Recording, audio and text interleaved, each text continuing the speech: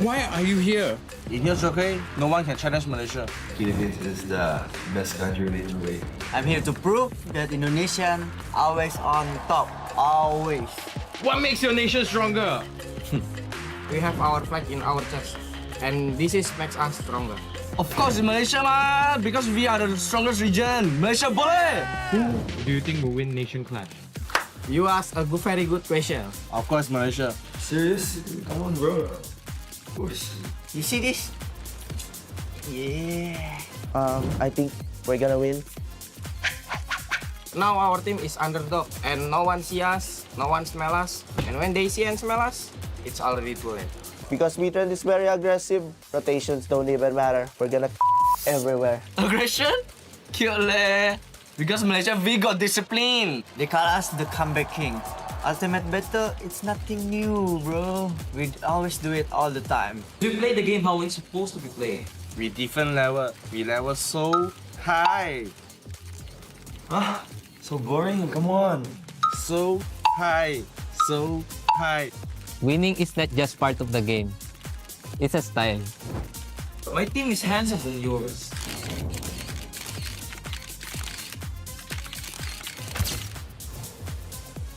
Indonesian smile is the best, bro.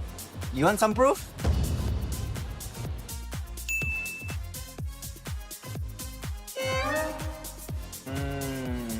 You see this? Why is everyone talking about the game? No one's talking about the food. You can't call yourself the greatest nation without the greatest food. Huh? You really ask me that question, ma? Of course, Indonesia food is the best, lah. Huh? Our Malaysian food is better because we got nasi lemak, roti canai. Come on, bro. Nasi lemak. Got one word for you. Flavor. You bring the spice. Again. Chai kway teow, rojak. Indonesian food, the best, bro. We have Indomie. All the food is very good. Indonesian rendang is the best, bro. Have you even tried sinigang adobo? It's S tier, bro. Adobo? Nice man. Filipino food is the best! Maggie me! Our Malaysia is better!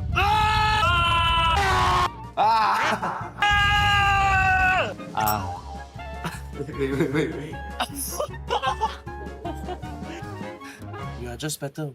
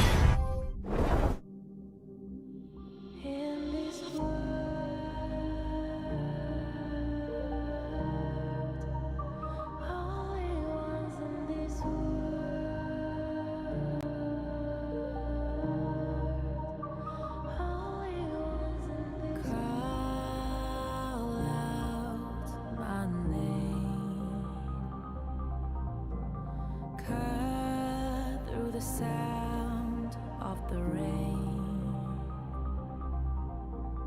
No matter how I feed the flame,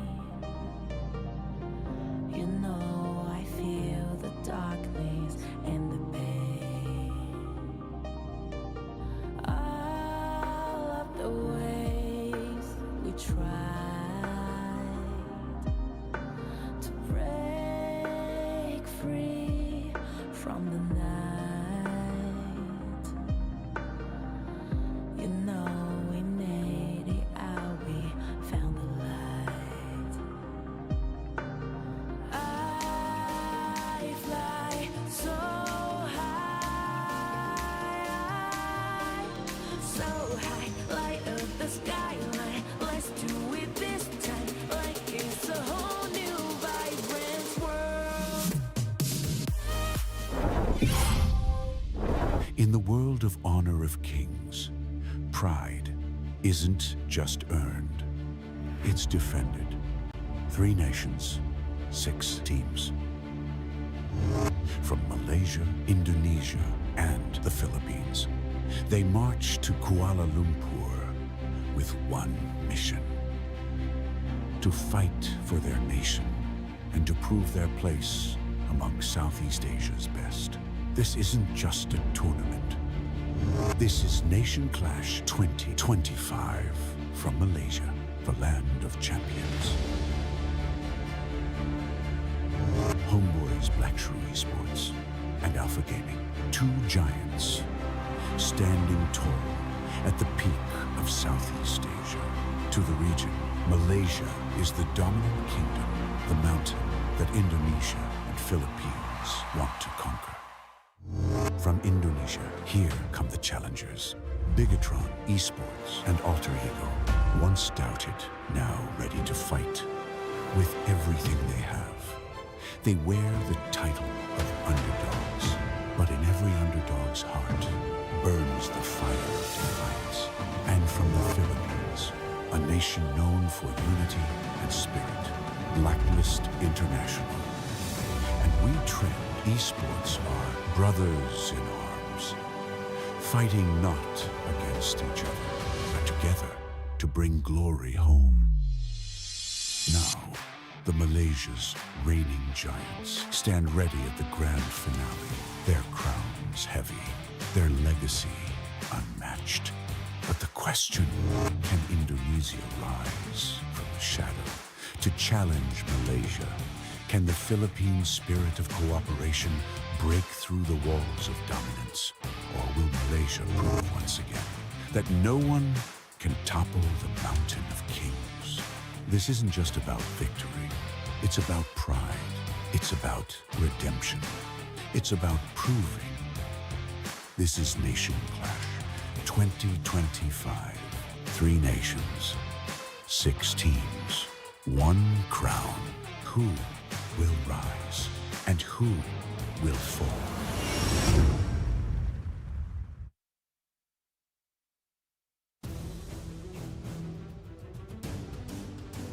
The battlefield opens once more, and every clash decides the march to the throne. The air is heavier, tension is higher, because victory now shapes the fate of an entire nation. Welcome to the semifinals of the Honor of Kings Nation Clash. Welcome everybody, I'm your host, Amara Aquino, and I gotta tell you, today is gonna be a wild one. It marks the turning point of this tournament. For the first time ever, 2 teams from the same nation unite as allies, taking turns on a best-of-7 series. Interesting, isn't it? It's gonna be a battle of nations, battle of strategies, and a battle of wits. They must stay sharp, ready to adapt, because a single mistake can turn the tides. Philippines versus Indonesia. One will rise to the grand finals, and the other will be eliminated. Get ready, because the Clash of Nations starts now.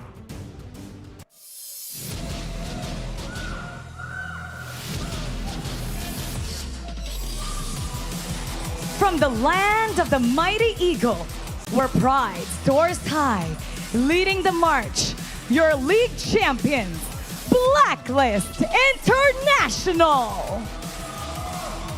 And joining them, their regional allies, ready to carry their nation's hope into the next series. We Trend!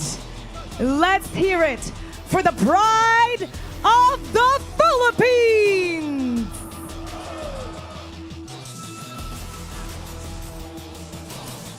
And standing across of them, their rivals from the land of Garuda, a nation of passion and pride.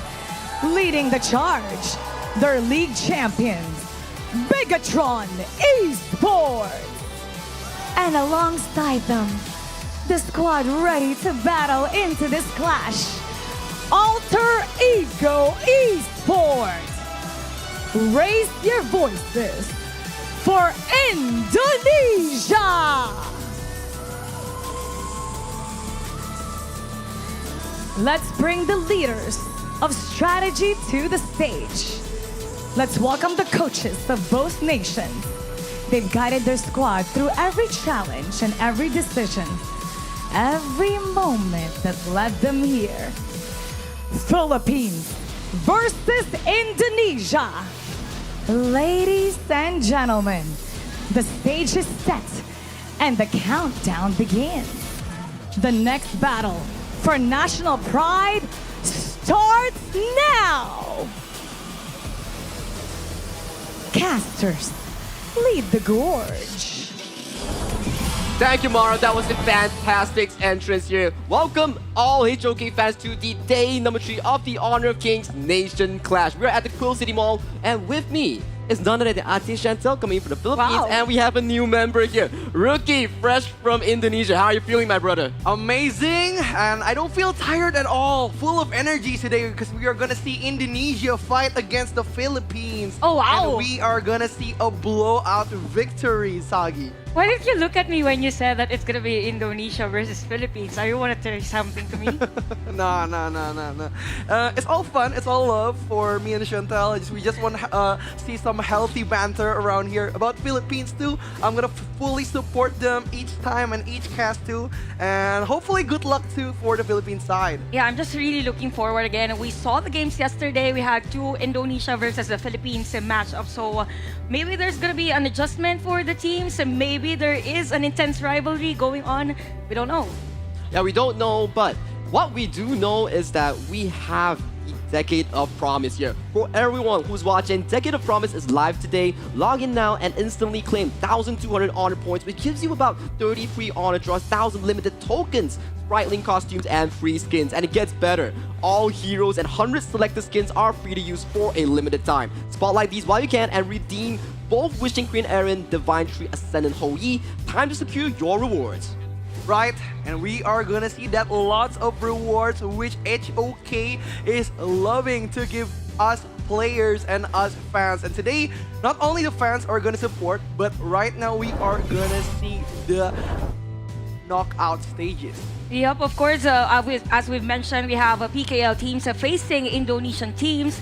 So it's going to be Blacklist International Weekend for Philippines, and we have Alter Ego and Bigatron by Vitality to represent the IKL. So Rookie, yesterday you were at the Indonesian broadcast. You saw how Alter Ego bring back 3 consecutive games against WeTrend Esports. How did you feel when you were on that? I felt amazing casting in Indonesian, watching their spirit, watching their fight against WeTrend, and they are gonna prove that they are worthy to be in this nation clash. And this is the upcoming bracket, right, Chantal? We're talking about semi-finals between the likes of PKL and IKL, both from the respective regions coming in from Chantal and also Rookie. But grand finals, we, the Malaysian representatives, are waiting for either of you to come over. And you know what? This is where things will get complicated because this is a different type of a knockout stage. We've mentioned about the normal setup in terms of how you will play, but for these teams, they need to strategize who's gonna play for the first game, the second game, because if I'm not mistaken, you can't play 2 consecutively on this knockout stage. So is it gonna be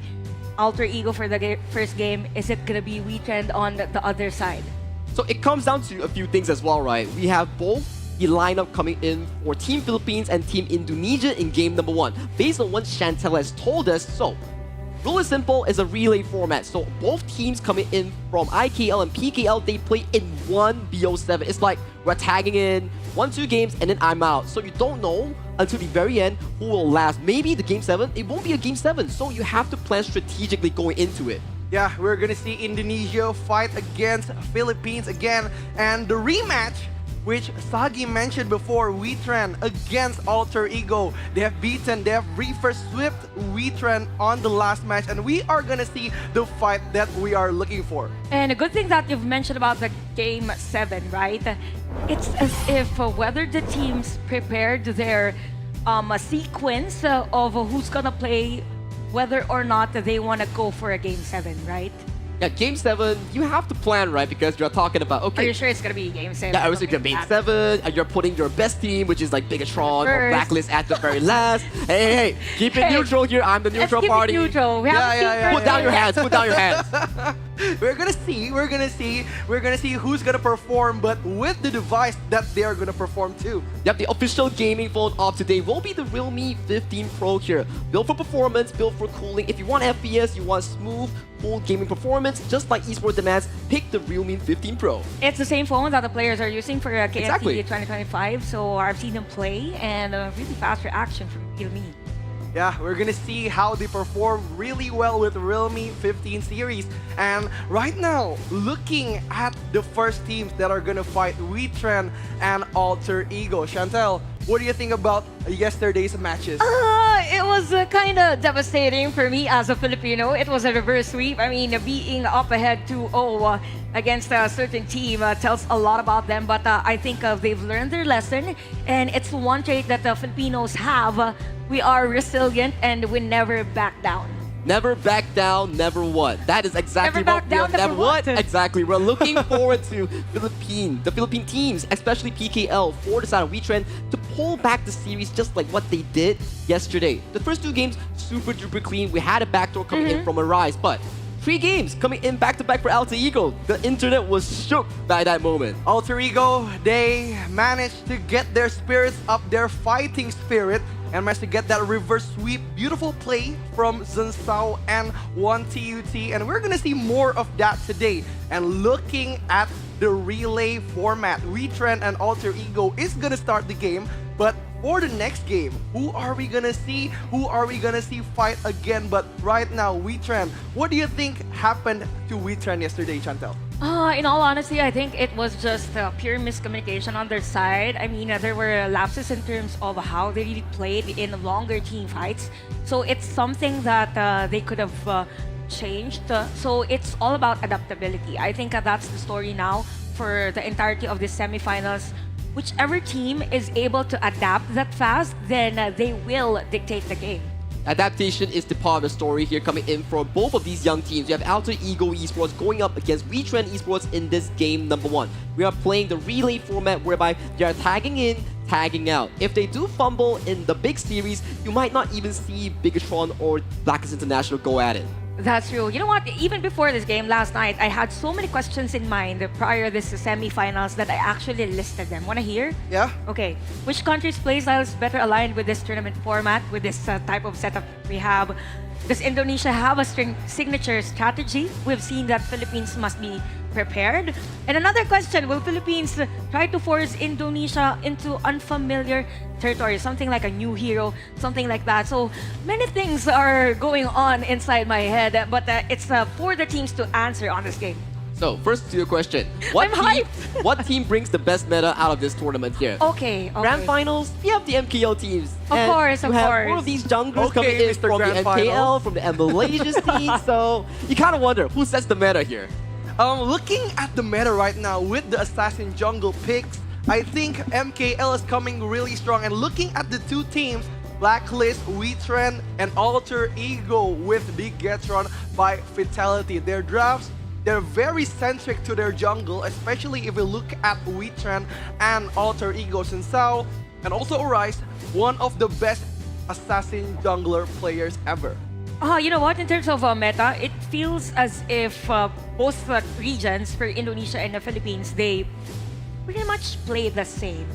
I mean, they punish with the heirs of the other team, and at the same time, as he mentioned, he is revolving around the jungle assassin hero, so probably we'll see the same. That's why we've mentioned about adaptability, but it depends on the draft. It depends on the draft as we do head on into game number 1 of this best of 7. It is not team versus team. It is region versus region as we head on. IKL go up against PKL. Yeah, we're gonna see the draft, the respect ban to that Jing and Luna for Arise, and this is what we like to see. Each region is gonna respect their both respectful heroes, and with Pei in mind, is it gonna be handed to the alter ego side, Chantel? Probably an opportunity for them, but I don't think for a weekend it is normally given. But I think, yeah, given that it is open on this game, probably we'll see Pei as the first pick, and you'll have a Q1 and another hero being taken here for weekend, so they get the better to Pei. Very good call out. Yuan. Very good call on the Yuhuan here. Very good flex towards the mid and also the roam part. If in the first phase, Yuhuan and Dolia is not locked in, it forces WeTrend to really ban out that pick.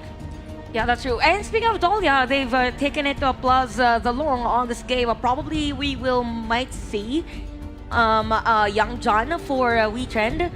Probably if it's still open, since it's a good combo. I'm not saying that it automatically when you have Yang John you'll have Dolia. It's just that it's a good combo. Yeah, this is gonna be good deny pick for Alter Ego too if they want to pick out Yang Qian here. And with the Yu Huan Yang Qian combo, they could do a lot of damage, but Concert Yu for that physical damage resistance and Yang Qian for that deny pick. I just think for the Concert Yu, I'm not sure if it's an early pick for it. It is a worrying factor as well because Concert Yu, yes, logically speaking, you can block out all the burst damage coming in from Alone or that potential assassin pick coming in from Arise, but you will get outranged by mages like the Ladies and like the Nua in this type of example. True, and looking at the 1TUT, he never picked Concert U2 on the regular fall season, but right now to counter out that Concert U Gun and Mo with that magical burst damage, this is gonna do a lot of damage to Alter Ego's draft, Chantal. Good thing actually for the side of WeTrend that they've taken a Gun and Mo. It's one of the heroes that they used yesterday against them. It was a factor wherein WeTrend was able to kind of dictate the tempo or like the positioning of the game because of the range that this hero has. And this Gun and Mo that you mentioned coming in from yesterday, it is a draft that WeTrend likes to be playing around. They play the Gun and Mo, they play the Dolia, they give the majority of these refreshes towards that mid lane carry here. So that will put a lot of focus on towards Zhen Shao and also 1TUT on these double carries. Yep, we're gonna see a lot of options from WeTrend, and right now Alter Ego needs to make a choice. That the line ban is a good choice for Alter Ego. That backline potential for a line is gonna be dangerous for that Concert U and Yuhuan. Unending Sorrow is gonna be targetable by that lane, but looking at the WeTrend's draft, Gun and Mo and Long is gonna make a lot of options. They're gonna have to choose to target one of these heroes. Definitely, definitely. And given the fact that you have long-range heroes on the side of WeTrend, I'm thinking that probably for Arise, it's gonna be a hero that is more on the utility side, or maybe Anagudo, possibly, could be a good option for them. I'm just not sure if it's a good first jungle hero for them, but yeah, it's still a good option. For the side of WeTrend, I think they could really revisit back to that Lowborn tank that Arise had a lot of success with against the likes of APG that we talk about here. So it's still an added option here because if you are looking to the final pick here, you might want to be counteracting Yang Jin in that flex department. It could go Clash, it could go jungle. Yep, it's gonna be dangerous, but I think for Alter Ego, that rarely happens because 1TUT and I'm gonna say Sun Shao is gonna be dangerous, and that Flowborn tank pick called by Chantel and Sagi is a dangerous combo to deny that Yang Chen's mobility. And looking at the draft that we have for WeTrend and even for Alter Ego, it's as if they're balancing the heroes that is been picked. Not much of the power picks, reminding everyone that the global picks and bans will transcend onto the next games. It's not per team. So the heroes that will be used by WeTrend won't be used by Blacklist anymore. That's the tag team format we're talking about. Relay makes sure that you have to plan around two things. One, your team members. Two, your partners in crime in this best of 7 here. If you do pick out all these heroes and put your team into a situation whereby there's not enough heroes that they really know how to play, that could be a very big issue here. But back to the draft here, Rookie. Yeah, we have Charlotte and Shi here locked in for AE. This is very interesting for Alter Ego. Sure, is gonna cut out that mobility of that gun and Mo and Flowboard. And looking back to the past matches where we see Newbie pressuring out a lot of that gun and Mo from Aaron, so he's gonna be worrying about the positioning of the couple blitz. And WeTrend, they don't have a clash lane. One clash lane to close out this fight. This is gonna be a good front line. I'm surprised that it was the Charlotte taken instead of the Byron for the side of Alter Ego. It's more on the power pick side of things. But I really like the hero composition for both teams. You have a balance between crowd control and also for the late game. It's just that for WeTrend, as much as possible, they want to stop this concert queue as early as possible. That job will come into the play where Aaron on this Ganemo will look to outrange that concert Yu and Yangjin in these fights. But ladies and gentlemen, we are going into game number 1 between PKL and IKL. Here, Chantel, Rookie, you will be ready to go towards the gorge. We're gonna look at the strong draft from Alter Ego when they are gonna face out WeTrend. WeTrend has a really good early game potential with that gun and Mo, and that mid game to late game control with the long and Flowboard. With that frontline Byron is gonna be impactful to the long-term team fight. Alter Ego needs that fast-paced gameplay. Definitely in terms of positioning, that is one thing. I mean, we've talked about the teams having the edge in terms of the early game. You've mentioned about that on WeTrend's hero composition. Now for Alter Ego, one strength that I've seen from yesterday's game is that they're this type of team that regardless how huge the lead is, for the other one, their tendency or they have tendencies to somehow limit that. So I think for Alter Ego, as long as they're able to stretch the game, then they can. Now for WeTrend, it's all about taking control. They've lost control when they lost game number 3 yesterday and don't want to make it again. And this will be game number 1. People of Quill City Mall, let's get at it as we have Alter Ego Esports representing IKL going up against WeTrend Esports from the PKL.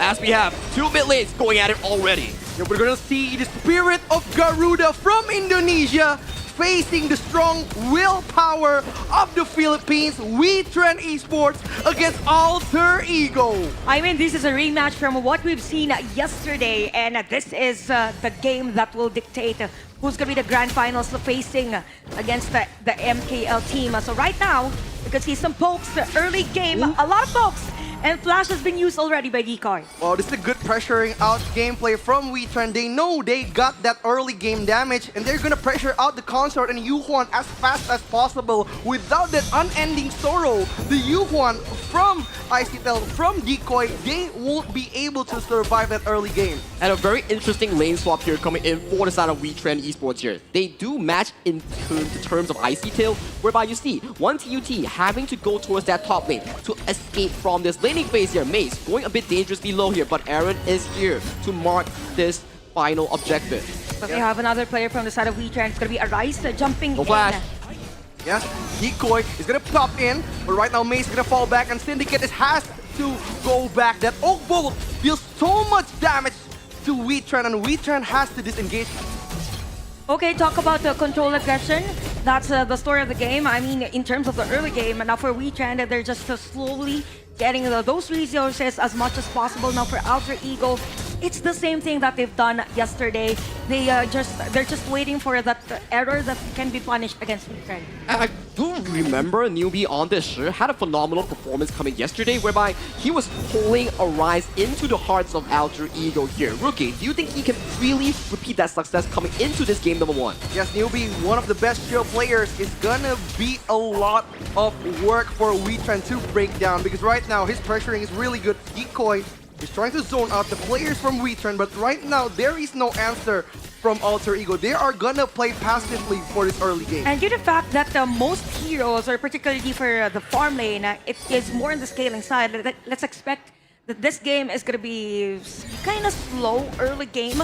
Probably they're waiting for those items and even the resources. Probably the first team fight will be during that Overlord or maybe the Tyrant game. I have to totally agree with you. We see much more of a smooth early gameplay here coming in for both teams as Silken Print does pull out Syndicate here, but it's still a Byron under the tower. This is a good pressure from Alter Ego, but that couple blitz is gonna be a problem. And right now, Freshly Force connects to Decoy, and Decoy jukes it out. Maze got to disengage, and right now, Alter Ego answers all the problems that Weetran is giving them, Chantel. As much as possible prior an objective, you want the other team to use those resources, but good thing for Alter Ego prior the take, the skill will be cooled down. So for Weetran, as long as they're able to be aggressive against Alter Ego, then they can position themselves prior that objective. The positioning coming into that objective that Chantal mentioned will be key here, as 20 seconds on the clock will be that first Tyrant spawn into that bottom river here. As you can see, more pressure here coming in from Alter Ego's newbie and 1TUT. They are looking to really mitigate Darfin on that lone. They're gonna do the setup for Alter Ego. They're gonna win that setup because if they got the mapping, if they secure the river, Alter Ego is gonna secure that Tyrant really easily. But right now, Weetran is not gonna give it really that easily, Chantal. Okay, they're positioning themselves. They know that the other team is there. We have a dive for Tao, but a lot of folks coming in. Tao is gonna poke in, but right now there's no fall off. And right now, Icy Tail is gonna come in front and Arise all in, and that Freshly Force connects to Icy Tail. They're gonna fall back. They're gonna not continue that team fight.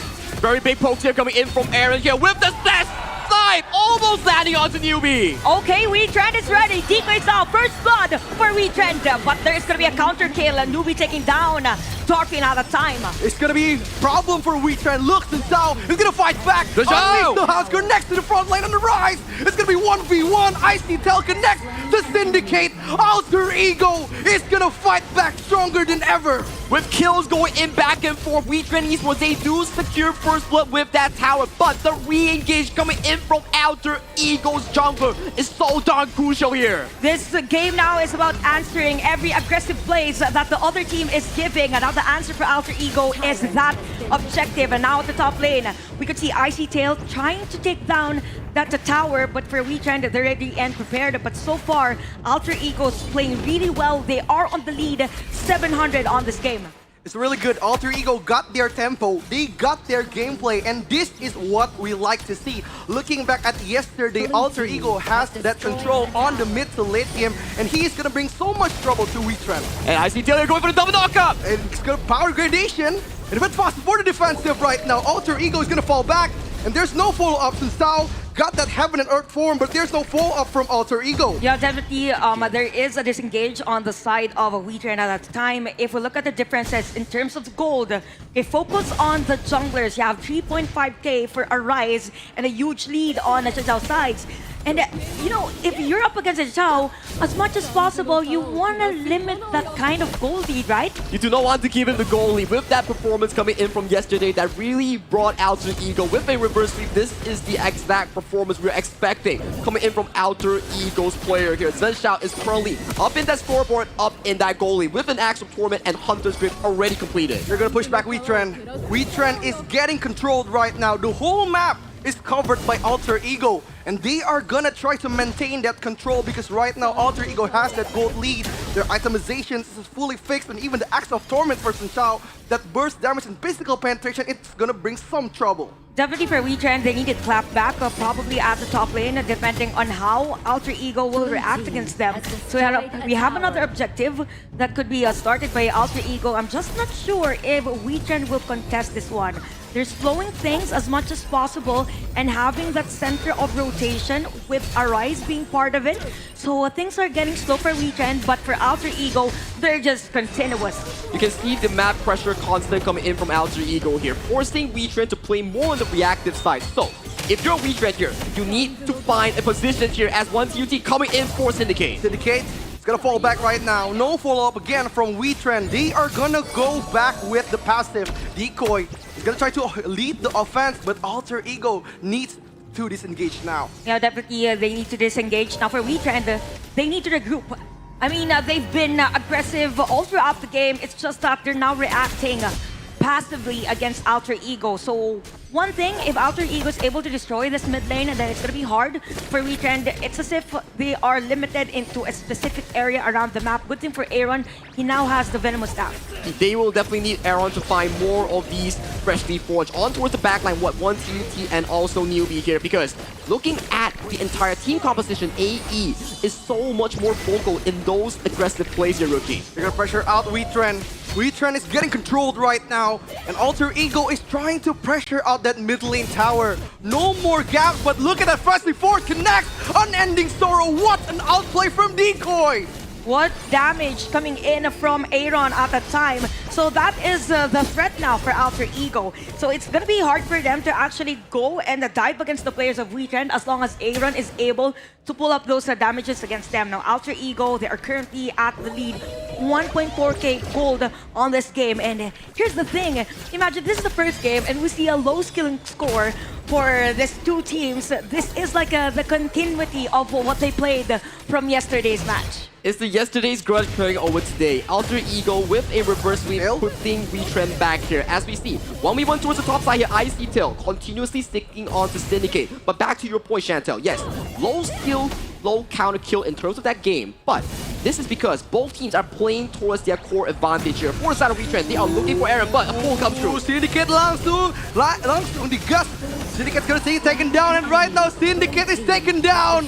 What an outplay from Icy Tail. The pressure is on, and Sun Xiao is not gonna release it, and the freshly forced is reset from WeTrend. You can see more of these aggressive plays come towards Alter Ego here, forcing even more plays on towards Aaron, as Aaron has to force a flash. Icy Tail is gonna connect again to the backline. Unending Sorrow for the safety. Decoy is gonna disengage, and right now the pressure is on. WeTrend needs to defend. Alter Ego is playing systematically on this game. After a kill, they go for an objective. As to wait for WeTrend, they're a bit struggling. We've mentioned about them regrouping on this game, but I think for Alter Ego, they're not giving them the chance. You have them in the lane, you have the kill at the top lane that went straight for another tower. You can see the pressure starting to ramp up coming for Alter Ego. They're playing towards their strength here. Every catch that Newbie and Icy Tail finds, you will be sure to have a follow-up here with the 10th minute mark. Shadow Tyrant has been spawned on towards the gorge here. Both teams will look to find the focus on this objective because whoever gets this will get that damage. But for right now, River going in control of IKL's representative. Alter Ego is trying to control that river.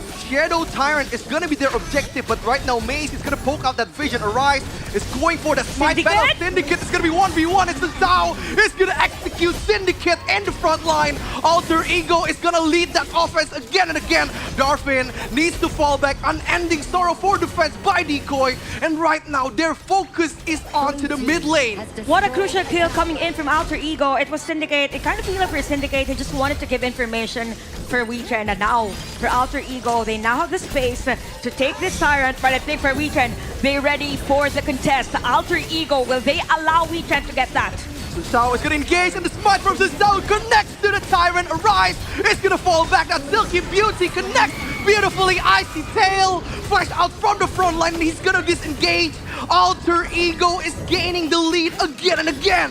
Reliable Spite War being won over by Sunshine. He gets the objective. He gets the counter kill on towards Arise. One member here coming in from Alter Ego. We really need to point out is Newbie on that shit. He's been making repeated plays across the gorge, pulling in Arise, pulling in Syndicate, forcing the fight to be in favor for the IKL representatives. Masterful play coming in for Alter Ego at the time, and I kind of feel like for a WeTrend, it's about time for them to kind of take that risk.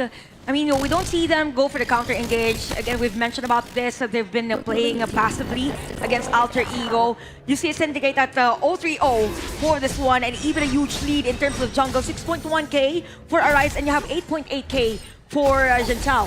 And it's a worrying factor as well coming in if you are on the side of WeTrend esports, because the composition we're looking at for the side of Alter Ego, they are just farming so well here as we see. Arise forcing away the Unending Sorrow. Decoy providing the vision for the side of his team. More of these freshly forged are starting to hit towards the targets here, with more Succubus Cloak being purchased for the side of AE. Alter Ego is trying to poke that vision. They want that team fight. They want that confrontation. And they're gonna push back WeTrend again. But Aaron is landing everything. That couple blitz is bringing so much trouble to Alter Ego. Okay, the winning condition for Alter Ego is if ever they're able to stop those damages from Aaron and continue this goal that they have, goalie that they have, then they can. Now for Weekend, again, it's the same thing. As long as Aaron is able to land those free hits and have Darfin also position himself during a team fight, then they can go for a comeback. So this is going to be a huge thing. Whoever secures this objective will dictate or will be the winner of this game. The control over this Shadow Vanguard speaks a lot of volume here. Just like what Chantel mentioned, if you do secure this, you control the map for the next 90 seconds. Yeah, Rookie, I need your opinion on this. I see Tail. First series yesterday wasn't the best, but coming into this day number 3, he's been on fire here. Icy Tail has been a menace to WeTrans defend, and I love how he managed to position himself to destroy the formation. But right now, Arise is gonna be poked out back, and Suntao is gonna unleash the Hound onto Arise, and what a heal from Aaron! He takes one Overlord for WeTran, and WeTran is doing it. They're gonna fight back, they're gonna bite back, and Alter Ego needs to fall back. But right now, Aaron! Again and again, the man with the plan, Aaron! Aaron is so clutch in these plays, stealing away the Overlord, sniping down multiple members here. Sunshine, Icy Tail, Decoy could only run away. Aaron is on fire. It all started with the crucial steal on the Overlord, and it feels like for Alter Ego, they were so focused on stopping Arise to have that smite steal, and they didn't even consider that there was a long-range hero with a gun in Mo. So WeTran right now playing on the strengths of their hero composition. This is a comeback that we've been saying. They have that kit in terms of the damage late game and actually mid-game to late game. So this is what's happening right now. For WeTran, they're grouping up, but at the same time for Alter Ego, they need to stop this gun in Mo. Suntao is going to try to poke out the vision for Alter Ego. What WeTran is going to disengage. That Shadow Tyrant is looking very favorable to them. And right now, Alter Ego is trying to create the chances that they want. But Darfin is not going to let that happen. That map control is dangerously scary from WeTran. A heroic play coming in for the hands of Aaron here, bringing the game back to the PKL side. Right now, it is back to a 50-50. Whatever early game that we had coming in from Zunstao and Newbie has been mitigated by the PKL mid laner. Now, if we look at the resources, you don't have flash for both A. Syndicate. Oh, Syndicate! It's gonna connect. Syndicate's taken down, and right now the Tyrant is gone. But one TUT becoming the hero for Alter Ego. Unending Sorrow connects to the backline, and Rise is gonna connect again and again. What a play from one TUT. But right now the couple bit is gonna bring up so much trouble. Arise is gonna fall back, and the Infinite Fastest is going to be so good for Syndicate, and they are gonna fall. Alter Ego needs to go back because this is not their game. Aaron once again with those press reports, finding his marker, finding his target here, even though Syndicate was to fall in that first few team fight. But in the final few moments, Aaron comes up clutch, getting the Tyrant, getting back-to-back 2 kills. 2-for-2 trade for our teams, and again, we try and secure that objective. Aaron currently at 2-0-3 in this gun and Mo. Now, Alter Ego, you have a player that could actually dive and find this gun and Mo, but if we look at the formation of WeTran for every team fight, there's this push and pull as much as possible that they want to back away, but at the same time, does those free hits, it's something that is very effective for them. Now, Alter Ego, they need to group up as much as possible. They need to penetrate that formation. Icy Tail will be a very key player here coming in for Alter Ego. He can go towards the backline and find the assassination on towards Aaron. That could just spell the biggest of the news here coming in for the side of AE. However, with the performance so far coming in from WeTran's mid lane Aaron here on this God MO, it has been immaculate. Yes, Aaron has been a dangerous hero for WeTran, but right now Icy Tail is gonna force it 1v1. No objectives for Alter Ego right now. WeTran is gonna play passively too, because right now they can only fight, but Aaron, couple blitz with that Presley Ford connects to nothing, and Alter Ego needs to disengage again. By the way, both mages now have the Splendor, so that should be taken off by both of our teams.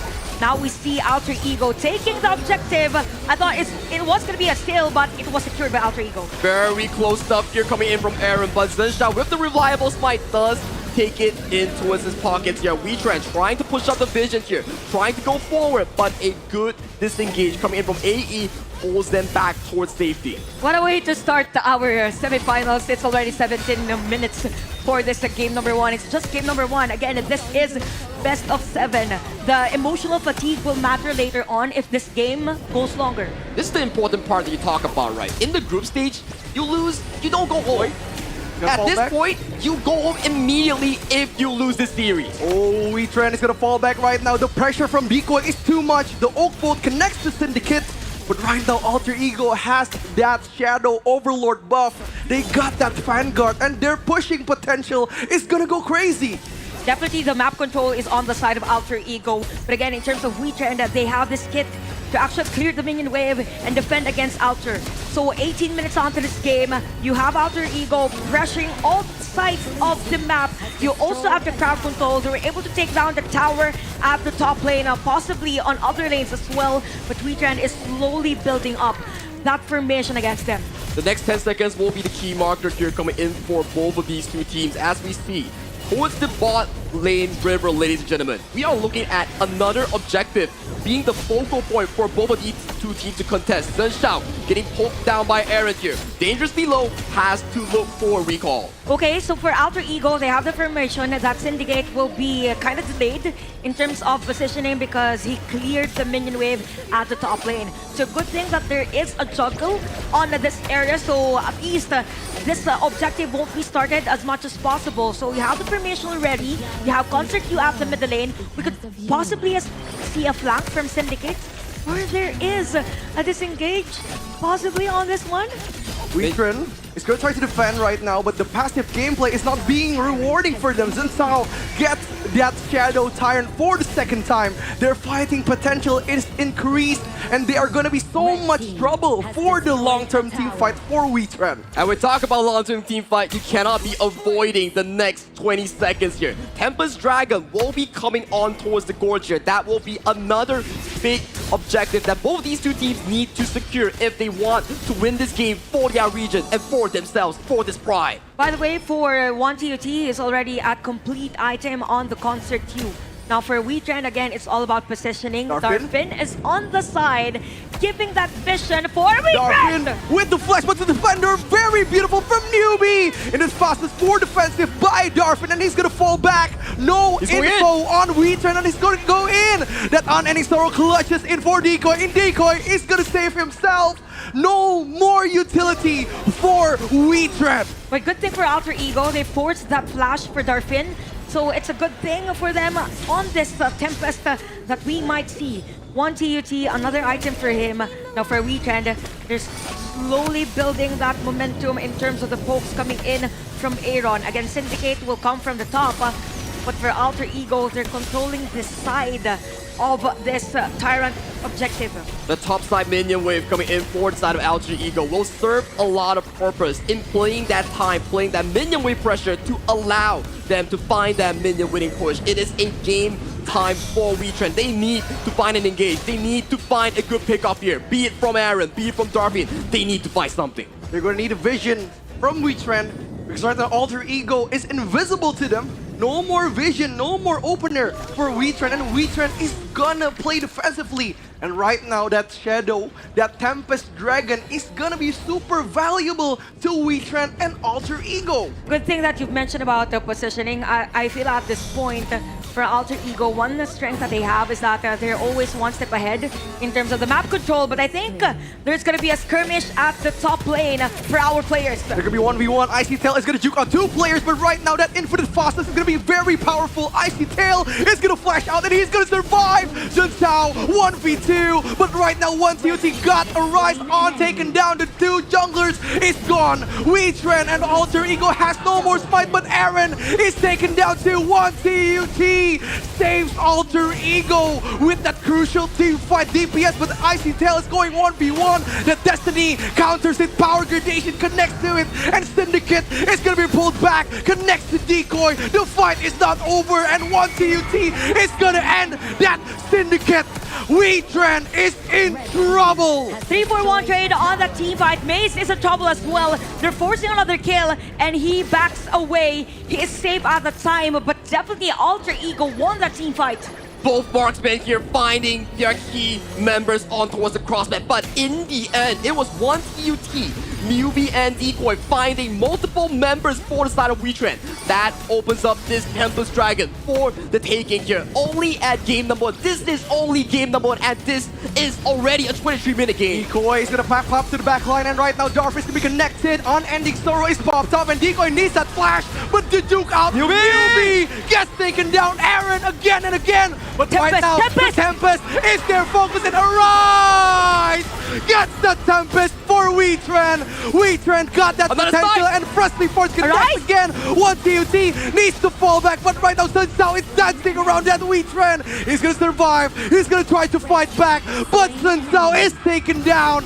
Alter Ego is in a pickle right now. 10 minutes ago, we had Aaron saving the game for the side of WeTren. Now we have it once again with the critical snipe coming in from Aaron. This might just be WeTren's game. Definitely, this might be WeTren's game. You have 2 players left to defend the base of Alter Ego. Will this be able to defend that one out? WeTren pressuring them as much as possible. You have Arise coming in. 1TUT is down. It's gonna be trouble for Alter Ego. They have to defend, but right now that Silky Beauty connects with Darfin. The minions is not coming, and that Infinite Frost is very beautiful. Alter Ego is gonna lose game 1. What a magnificent comeback coming in for the PKL representatives. WeTren Esports, you gotta give the MVP towards Aaron on that magnificent Ganemo. Yeah, definitely massive control coming in from Aaron. And it feels as if for WeTren, they waited for that moment. They gave space for Aaron as much as possible. It's all about positioning now. We saw the play, or diversion play, at the top lane. You have 2 players on the side of WeTren. Went for Dentao. There was a great answer, for Alter Ego. It's just that at that moment, you have good positioning on the WeTren side. Wow, Aaron has been Breathe. has been such a troublesome hero into that Indonesian side. Alter Ego has no counter for Aaron. Look, he's having a magnificent game that we talk about here. Multiple snipes here, and that game-winning save. If he were not to get that Overlord, I gotta say, it was looking really good for Alter Ego. And normally, it's really hard to position yourself on long games if you are a Ganon Mo. And speaking of a Ganon Mo, 4-5 for Aaron with a Splendor Tome of Wisdom. Just imagine the damage that he has on that very long game. But we have to commend also Maze at game 108 on this Doya. In terms of positioning and the usage of the skills, it was on point for every team fight that we're so focused on the damage dealers, but for WeTren, it was a collective team effort. Wow, that Aaron and Mace combo is so annoying for that Alter Ego side, because there's nobody who could pick out that Mace without being able to face Darfin and Aaron. For Alter Ego, they really needed Icy Tail, Sunshine, and Decoy to find those backline markers here. But in the end, man, just like you guys mentioned, Aaron had a phenomenal game, 260,000 damage on just a single hero. I think if we have the statistics for KNC, he has the biggest damage dealt in a single game, because yesterday it was 100,000 if I'm not mistaken, but you having 260.8k damage in a single game, that says a lot about how you placed yourself or how you positioned yourself during the team fight, because at that point it was so hard for the other team even if you have the Charlotte. This is a very difficult match for Alter Ego. They have to make a decision. They want to target Aaron, but they forgot that Darfin is on that side too. So, 2 choices has been made and 1 sacrifice has to happen for Alter Ego. You can see the gold graph here, It's Rookie my and emotion, Chantel. by the way. It's our emotions, the crowd's heartbeat. emotions. It's our heartbeat. They were thinking like, okay, Alter Ego looking super duper good. Newbie, Zenshao, fantastic early game. Towards the mid game though, that's where Aaron starts to pop up. stealing the Overlord, sniping multiple members coming in from AE, and in the final few moments, it was Aaron once again sealing the deal for the side of PKL's Game 1. We'll probably see that on the highlights. I make sure I am confident that it's gonna be Aaron as the MVP. Agreed. Not unless there are other heroes. So our MVP for that game, the one that stood out all throughout game number 1 is none other than the Ganemo Aaron. 425 KDA. Just imagine, gentlemen. 49.4% damage dealt out of 100%. Thank you for rubbing it in my face. Oh, sorry, Chantel. sorry. Thank you very much. I could see clearly that 49.4% damage dealt is a crazy amount of damage. And again, I would state my point. Nobody is stopping Aaron at all in that match. He was untouchable and unkillable.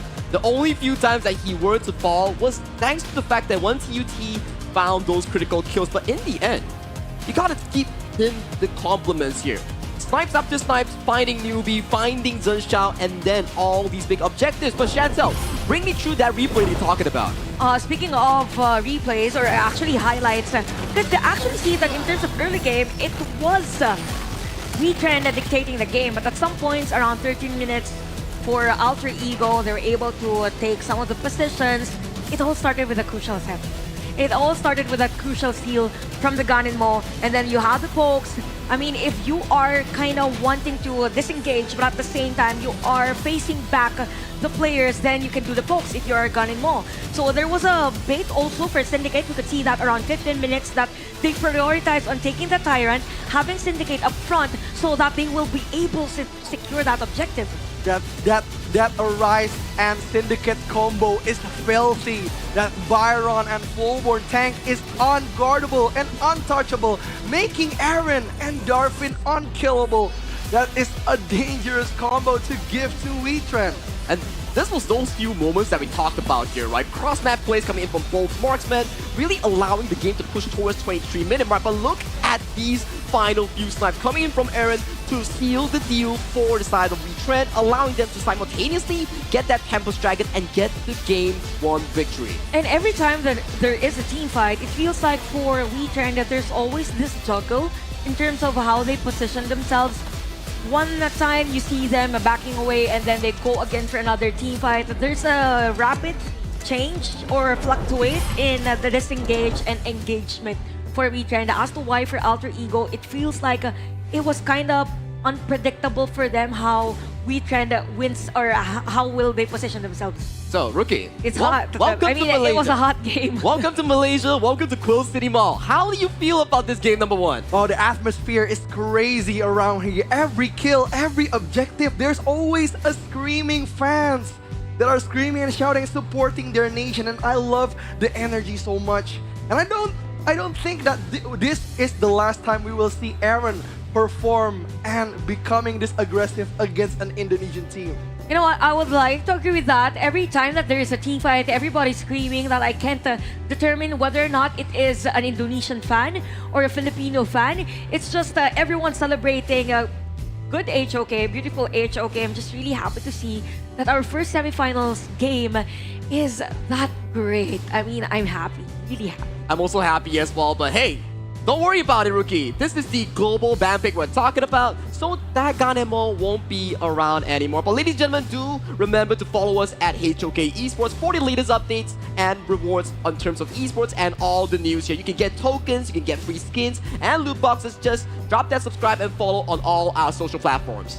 I'll probably need this because I'm still trying to rank up, so this will be beneficial for me. True, it's gonna be very beneficial with that token bonus and that everything box. It's gonna bring out so many skins. I've gotten so many countless skins from that one legendary everything box. Have you, Chantel? Yep, I got plenty already, but for those watching, you could have plenty of rewards if you come join us at Quill City Mall. We're kind of jam-packed today, but it's better if you experience everything live and come join us. Exactly, we're at Kuala Lumpur, Malaysia, where Quill City Mall resides here. So do drop by, get those lucky draws in, get those goodies in, and then You don't know. You may get the new Realme 15 Pro. You may get all these good stuffs here if you do stay until the end of the event.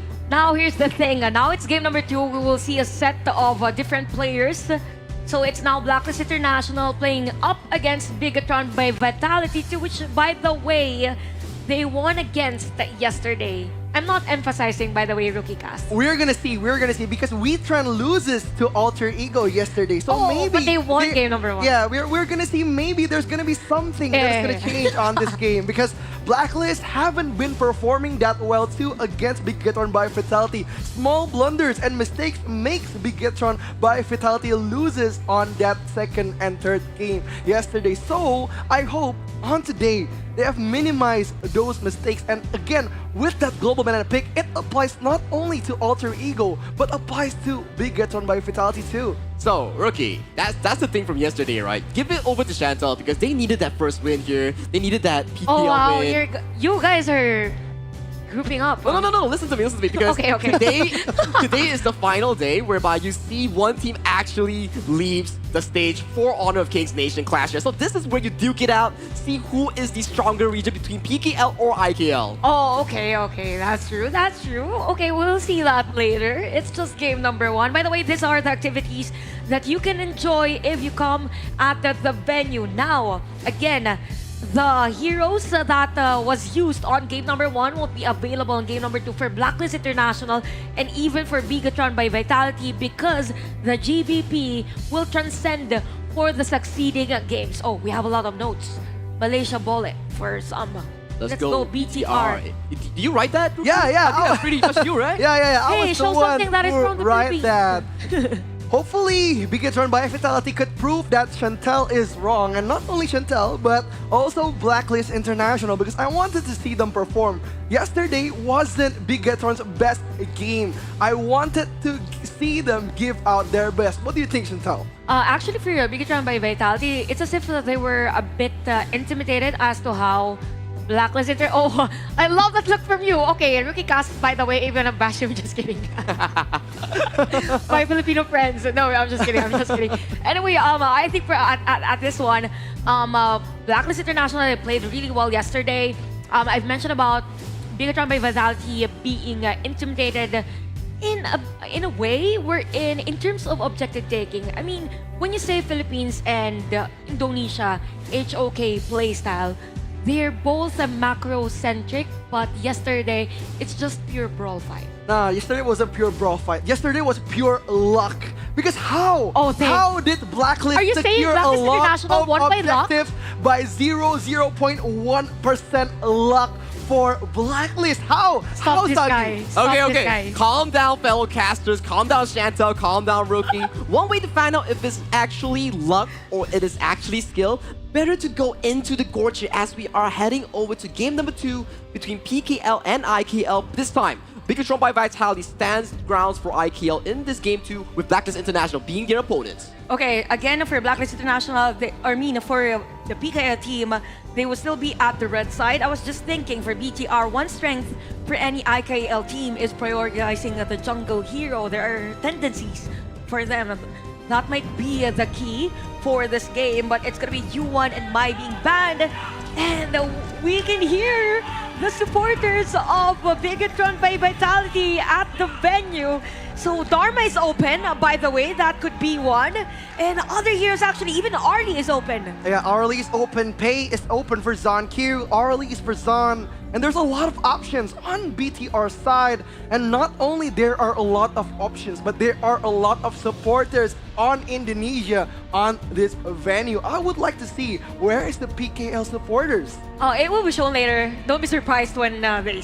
There they are, Hey, Chantal. guys, you are at the camera. Somebody's playing. Somebody's still playing. That's how we grind. That's how we do ranking. Don't forget the grind because that's where it gets you somewhere. From the Open Series all the way to PKL, IKL, MKL, and then to the KNC here. But the first pick here coming in as the Dharma here for the side of Bigatron does prove a lot of factors here because you want to be setting up kills on towards Just G, on towards Dragon, on these carry picks. Yep, this is a good pick for Blacklist International. Jushi has a really good win rate on his pay, and with that D-Renji pick, it's gonna bring us so much trouble. And Dharma is not gonna be able to catch Renji that easily, but that long and Yixing combo, that trapping and insta-kill is gonna be dangerous for Jushi.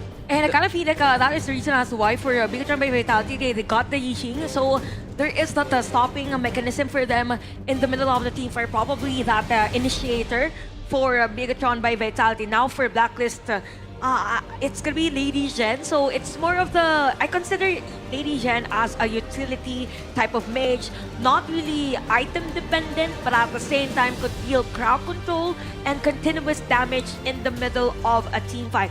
So for Blacklist International, they're playing around their comfort heroes again, having Joshi play this Pei and having a Durenji for Golden Kite. And they're repeating the same process from yesterday, whereby they're banning away all these junglers from the hands of Zankyu in that jungle. But fortunate draft here coming in from BTR. What I'm liking to see, Dharma and Yixing here, they are forcing fights everywhere. Something that they did not work doing yesterday. I think at this point for Bigatron by Vitality, one takeaway that I had from yesterday's performance is that the Yixing play or the Yixing was used passively. It's as if it was being used for them as a defensive one. So at this point, you want to be as offensive as possible, have the boards to be the initiator or the start of the team fight. Now for Blacklist International, good thing that they have high firepower. They could focus fire in the middle of the team fight. And I wanted to take note, actually, for Bigatron and Blacklist International, they both want to punish errors from both teams. Yep, this is gonna be dangerous draft for Joshi too. That insta-kill and trap combo from that long and Dharma Yixing is gonna be dangerous for Blacklist International. But to tuck away that Zhangfei, that deny pick for that Zhangfei and Yixing combo is very smart from the Blacklist side. I'm telling you guys, the Bigatron lineup and the Blacklist lineup represents their own region here. It is their specialty here for BTR. They want to play between Dharma, Yixing combination, set up the success coming in from both Zan and Zankyu. For Blacklist, it is playing back to their basics here, with Pei on the hands of Jushi and Zhangfei on the hands of Chaz, playing that control game we talk about. Definitely, as much as possible, you want to build that momentum by playing your comfort heroes, or probably just have the usual systematic play that you have. And I really like this Zhangfei pick for Blacklist International. At least there is one specific hero that could totally dive or even counter the crowd control from Bigatron by Vitality. But talk about sustain. Talk about sustain for Bigatron by Vitality. You have the secure and at the same time a hero that is functioning both as an aggressive one and defensive. You have a Gudo. But Bigatron by Vitality is actually really smart on the banning side. Zhuangzi is a close out on Bigatron. They don't want that Purify. That butterfly effect is gonna cancel out so many combinations heroes from the Bigatron side. And Blacklist, they need that front-to-back hero. Sunta is gonna counter out so many backline heroes almost on that Agudo. You learned from your mistakes yesterday, whereby they drafted Dharma and Zhangfei in that phase number 1, which led to that counter pick coming in from Chaz on that butterfly that we're talking about, right? But these are the crowds, these are the fans here supporting for both of these nations of PKL and IKL here with game number 2 here. Who are you giving the edge to towards the draft here? Be equal on this. I'm gonna go on Bigatron's side. They have that sustainability, they have that trapping momentum, and Joshi is not gonna roam freely with that Dharma and Yixing combo. And let's go, Grill City Mall. Let's bring it to game number 2 between Bigatron from Indonesia and Blacklist International from Philippines. Okay, this is a new set of players for those who've just rewatched our live stream. So we could see a lot of folks coming in at the top lane. I mean, Chami1 is the PKL Finals MVP, by the way. So let's expect that he will be as aggressive as possible because you don't want a Dharma having the time of his life as early as this game. He's a very good playmaker that we talk about. All these plays, we talk about him as the Wonder Boy here coming in from the Philippines. Bottom side, a bit of a trade here coming in from both Ormson and Chaz. Yep, it's gonna be good pressure. Ormson and Zahn is gonna try to push back as soon as possible. That mobility powers folks out on Chaz, and Chaz is not gonna get the space that he wanted. And you know what? The one discovery or one observation that I have for these teams that played yesterday, they are playing really safe. I mean, in terms of early game, they're not as aggressive as they were before.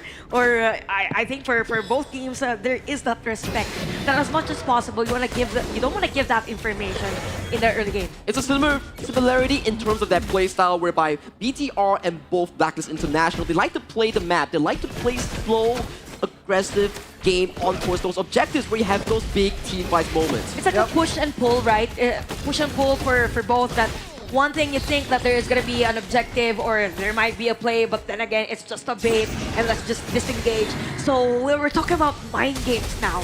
Whoever has that stability to take all the pressure wins this game. And again, pressure out the Tammy1 aggressivity that Chantel talked about, that FMVP badge on his chest is gonna bring out so much offensive on Blacklist. But don't forget, Bigatron, they have their favorite player, Yono Zankyu on that jungle here. If you want a miracle, it comes from him. Yes, it's gonna be the main leader, the main attacking formation for Big Gatorn by Fatality. And right now, Ormston is going to try to zone out most of that map control. And speaking of Sakir, Ormston is one of the best Sakir player with the highest win rate in IKL right now. Now that you've mentioned about Zankyu, it feels like for Blacklist International, if they're not able to stop the jungling pattern as early as now, they might have a hard time mid to late game. First connects to the front line, and now the Ocean of Tears connects to Ormston, and Ormston gets taken down. That the world is my board connects to two people, but no backup from Big Gatorn by Fatality. That is a beautiful crowd control chain here coming in for the side of Blacklist International. A Bridal Outburst into the knockup coming in from Dragon, removing any potential comeback of a play coming in from Ormston. Well placed by Blacklist International. They knew that the players of Bigatron and Vitality won't be prepared for that aggressive play. So we could see a reaction still on Bigatron by Vitality side. But the good thing again, we've mentioned about Zankyu. There were a lot of moments on their previous games.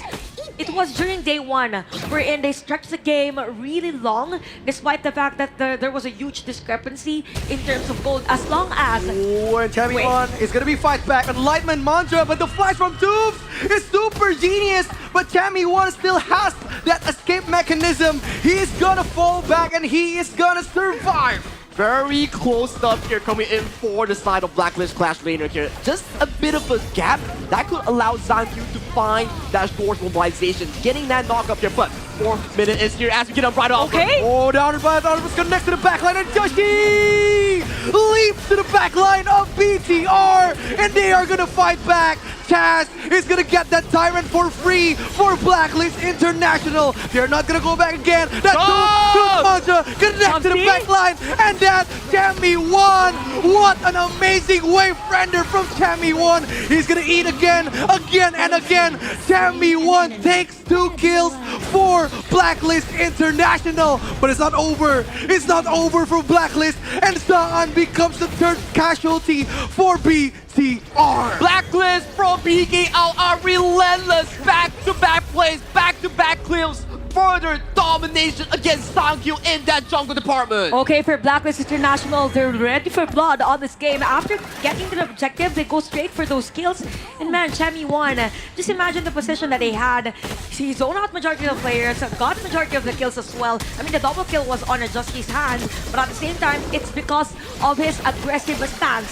So for BTR by Vitality, we've mentioned about regrouping. This is time that they should do that. Chaz has been very consistent on that Zang phase so far, finding those key engages, especially onto members like Zankyu here. But look at the position here coming in for both the Center and also Justy. Oh, Justy is gonna land on the front of Zankyu, and he's gonna wave render that, and Zankyu is gonna push us back. The Ocean of Tears connects against the Zankyu, and right now the full minute pros and the world is fiber connects and zones out the players from BTR. Taz, what an amazing outburst, and again, 3 players from Big Gatorn by Fatality is taken down. Total control here coming in from Backlist International. They are just putting BTR in such a discomfort right now. I'm telling you, Chantel, you are at such a good mood. I'm happy, of course. The 3.4k gold, actually 4k for Blacklist International, even taking down this tower at the middle lane. Now, if we look at the heroes, there's a huge lead in terms of gold. For the junglers, 5.7k, that is 2k gold lead for Just Chi as compared to Zangyu. And this is where things will get kind of bit hard for Zangyu because this is Nagudo and it's not normally easy for you to kind of limit the gold lead. When you talk about limiting Zangyu, it is not an easy focus here coming in for the side of any team coming in from PKI, IKL, MKL. But right now, look at what Blacklist International is doing. Every single member making Zangyu's life hard on that Agudo hero game. It's gonna be a late game gameplay for BTR. They need that farming potential. They need that gold gain. They can't force out that much of a team fight with Blacklist with that gold gap. And right now, Zanq and Zan need all the gold funneling that they can get. By the way, biggest shoutouts to Holler because he's not a fan of the Sunset. But we could see it right now on this game. But yeah, going back, Blacklist International still on the lead. 5k on this game. You have pressure marching in on all sides of the map. We could see that teleport. I mean, Blacklist International, they're ready anytime whenever there is going to be a counter go against Bigatron. It's a Shammy effect we're talking about here, Chantel, where he has been that big focus here. But props to Chaz and Just Chi. Back towards the pick and bans, we talk about these two players. They are the leading focus here coming in from the PKL squad, and right now, it is evident because every single buff from Zangyu's jungle, every single objective is just going over to Blacklist. To be fair, the winning condition for BTR is the laying of skills. We've mentioned about the Dharma and even the boards from the Yijing as they are able to pull that off, then they could probably do a comeback against the Blacklist. So it could be, it doesn't necessarily mean that you have the board against 2-3 players. It could be one as long as they slowly build that momentum against Blacklist. Yes, I love the fact that Blacklist is gonna control the map even more. That jungle domination never stops. And right now with the Tyrant, the second Tyrant, to up that fighting potential for Blacklist International. They are not gonna fall back. They're gonna push forward and pressure out the red robots. It is only 8 minutes here, ladies and gentlemen. It is already a 7,000 goal lead in favor of Blacklist International. This is absurd performance we're talking about. Yeah, definitely. And even on the items, there's a huge discrepancy for a majority of the players. So for BTR, if they're able to stretch this game probably around 12 minutes or even 15, then they can go for a potential comeback. Now, Blacklist International, it's nice that they're continuing the pressure and not giving that space for BTR. Yes, they need to kill Joshi.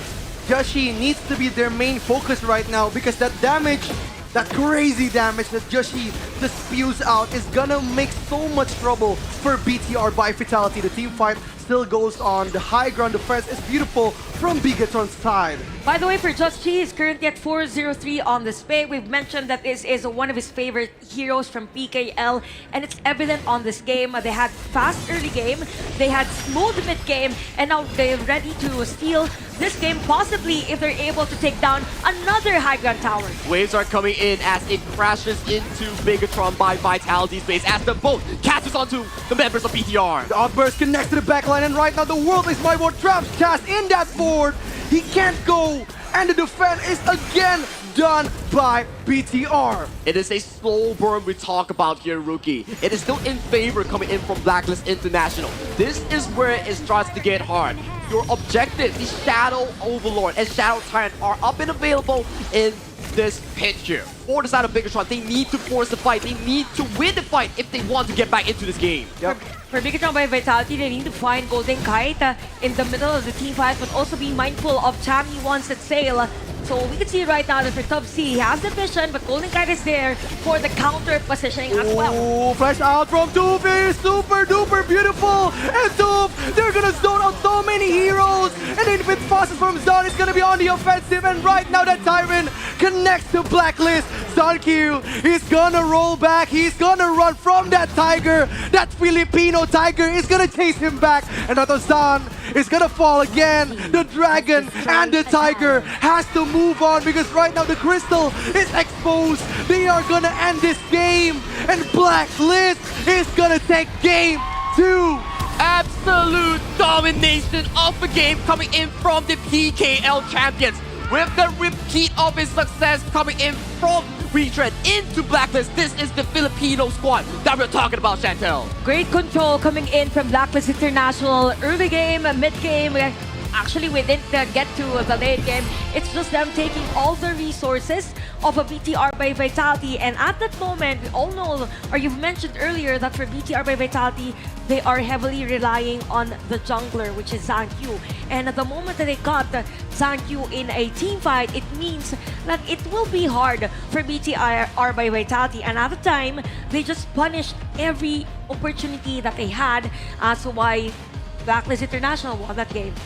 You have made a super good point whereby we keep talking about BTR revolving around Zankyu's early game tempo to set that pace, to set that success factor, but in the end, Blacklist with Chaz, with Just-G doing such a good job shutting down Zankyu in every single objective from start to finish.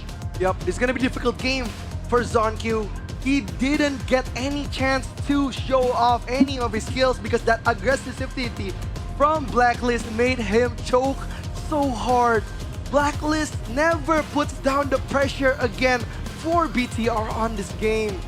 And it was a very fast game here, ladies and gentlemen. We are looking at low goal count here, but only Just-G 6-0 entry with 11,000 gold. As you can see, towards the damage department, it is not all big numbers here because it is only an 11-minute game number 2. Yeah, definitely, but we could see that there is the efficiency in terms of the mid lane with Dragon Zero. We mentioned about it being a utility function on this game now, number 2, and it feels like as if for Blacklist International, you mentioned about the slow burn, right? Saki earlier, it is literally a slow burn for a Blacklist. They just limited the resources, took majority or took that control over the map, and then just dived in for every team fight. Consider this, 82% for Chaz and even for Just-G on that 11-minute game. They were just all over the place, and when I say all over the place, Just-G being part of the jungle camp of Zankyu. The jungle roam synergy coming in from Chaz and Just-G. Let's check out the goal graph on what exactly happened here. Barely an 11-minute game, 10 minutes 57 seconds is the exact time right here. Already 9,000 goalie against none other than Bigatron by Vitality here. Bigatron, they need to up their tempo. They need to find their gameplay because this is not the Bigatron that I know. Their gameplay is so passive and they are so reactive to any of the push that Blacklist gives. They need to find something to fight Blacklist on the next game. It is a worrying factor as well because this is a game whereby it's a relay format here. All right. You're losing game after game, but what if later you have Blacklist International going up against the next opponents here? But MVP, the Wonder Boy, that anchor in the jungle here, rewarded to none other than Blacklist Just-G, absolutely outclassing Zankyu in this game too. Definitely outclassing everyone. 603 KDA on display, 25% damage dealt in the majority of the players of Bigatron by Vitality. And one strength that we have for Filipino teams is that there is this specific jungling pattern that if he is given that space, he will take the other resource of the other jungler, and that was the story of a Just-G's rotation all throughout the game. And at that moment that he has the items, and then he went in for the team fight. And it feels like for Blacklist International, even for Weekend, as we've seen in play on game number 1, they are slowly shifting into a macro-oriented team, but at the same time has the controlled aggression. Wow, this Blacklist team is different from yesterday. They played really nicely on their formation, their rotation, their macro and micro management is super, super amazing. I love that how that Sagi mentioned that jungle and roamer synergy made the team very amazing because Chaz, outburst after outburst makes a miracle for Blacklist. And again, if you want a jungle to be found as early as possible, you don't want those first bloods. And that was the start of as to where Blacklist International was on the lead on that game. First blood, it was three players from Blacklist that dived on that area, and at that moment, around 4 minutes, you had that double kill, triple kill if I'm not mistaken, for Just-G, and they just went straight against the players of a BTR by Vitality, and we also have to commend those set sails from Chami 1. And we all know that if you have Essence on your lineup, it means that you want to go for those aggressive plays early game. All the plays coming in from Blacklist International was just pure confidence and pure coordination here, coming in from the PKL champs here. But Rookie, it's okay, it's alright. We've seen BTR go into a 0-2 start It's here. okay. It's alright. No. We're still I'm friends. chill. We're still friends. Remember the 2-0 lead that you had yesterday. Remember it being gone in an instant. So Indonesia It depends still on the have next that game. fighting chance. Yeah, of course you still have. The arrangement for the next win will be super duper important here, coming in from both of these squads here, because either we see PKL pushing a series point against IKL, or will IKL come back and bite strong with a 1-2 finish here. But we will be going into a short break, about 5 minutes. Take a short breather because those games were just really crazy. We'll see you after this break.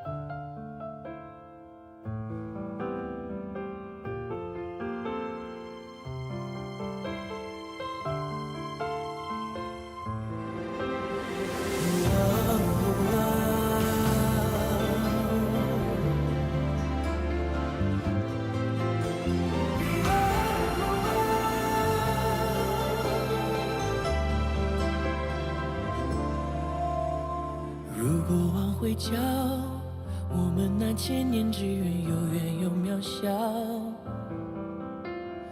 我要进回忆，为最初那口气骄傲。说分明时光，就总剩一条与风而上很好。可能我知道，你蹲在另一秒。路被光环绕，怎么能忘了希望？亲吻过心跳，问以后有没有我的续命草？我敢把想念抛上九霄，因为我真想要过上帝要，但是我没讨饶。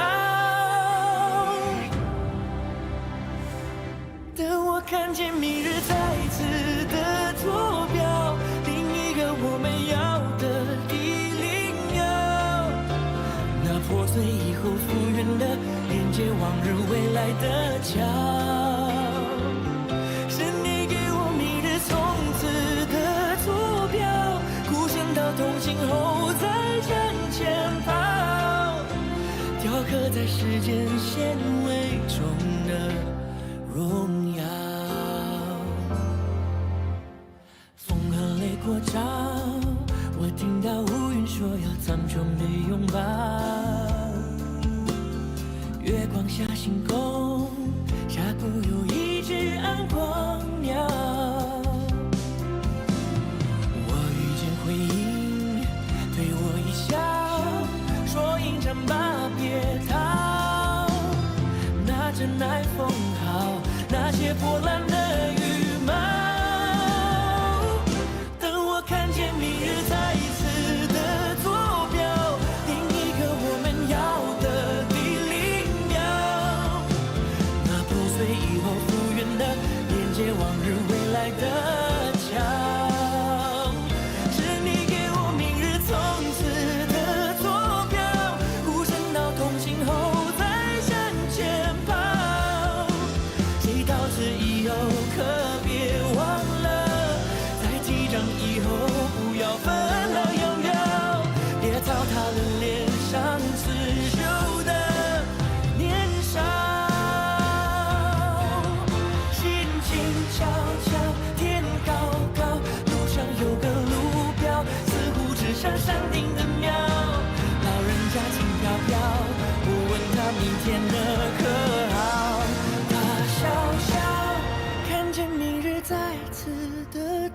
标，一个我们要的第0秒。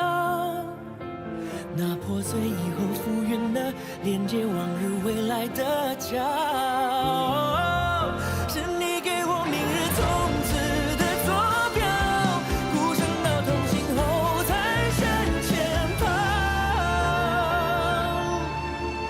谁到此以后可别忘了，在机场以后不要分道扬镳，最开始的启程到最后找到。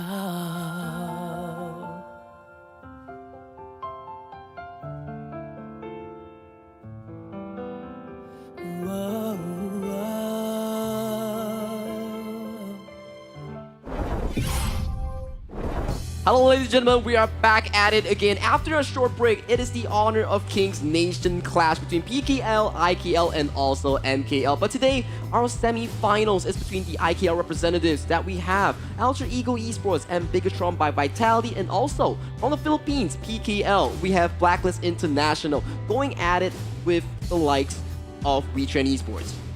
Yes, we are gonna look at how they're gonna perform, but before that, we are gonna remind you guys on voting, because right now HOK is on the 2 of the Esports Game of the Year and the Mobile Esports Game of the Year. So don't forget to vote us on esportsawards.com/vote. Yeah, so this cuties will be happy. Can I take this home? Nah, I don't think Okay. you can. But definitely drop those awards, drop those votes, and potentially if we do win, we will get more rewards in-game, just like how usually Honor of Kings do treat us here. But, Rookie, you're 0-2 now. You're from IKL. How do you feel? No. Remember the comeback. Remember the spirit of Indonesia. They're not gonna fall this easily. And on the next game, we're gonna see Blacklist is gonna go against BTR again. A rematch for this semifinals. Hopefully, with a better draft, a better mentality, and a better gameplay, they would get a lot more spacing and even 1 point off of Blacklist. By the way, Rookie, I really love that you're looking at me whenever you're saying that. I mean, we're the representation of both the PKL and Exactly, IKL right? on our desk. Right. So thank you so much. I feel the rivalry between us too. Just kidding. But anyway, going back to this game, I kind of feel like for Indonesia, they're not playing the Indonesian way. You know what I mean? Because for Indonesian teams, they're known to be having those fast rotations, high-tempo junglers, even have them snowballing from early kills. It's just that they're just proactive around the map. They're not really doing the way they do things. I think they will definitely have to put more focus into picks prioritizing Zankyu in that jungle. He is the main star and engine that we talk about as a jungle player. If you get yourself going just like what Just G did on that pay, that could really much set the tempo you need for the side of Indonesia and IKL and most importantly Blacklist. Yeah, I love what Blacklist did with their draft. They centered and focused their draft around Just G and how he could play aggressively, and that's what they get. They get a good early game, a mid-game control, and even a smooth late game to destroy the dominance of Bigatron by Vitality. I think this is what BTR by Vitality needs to do. They need to get that draft around Zankyu. They need to build up the team fight with Zankyu. And if they get that winning potential, potentially 1 point is gonna go to the Indonesian side. And to add to your point, I think the keys to victory for Indonesia has 3 points. One is keep early aggression and deny objectives early. Because for most of the games, we had the game number 1 and game number 2, it was always Philippines winning those objectives, the Tyrant and even the Shadow the Overlords. Now, second would be pressure the junglers of Filipinos. We've been talking a lot about the Zankyu and even Just G matchup. But if they're not able to put pressure on Just G's side, then Zankyu will have a hard time because it is Blacklist International doing that thing against them.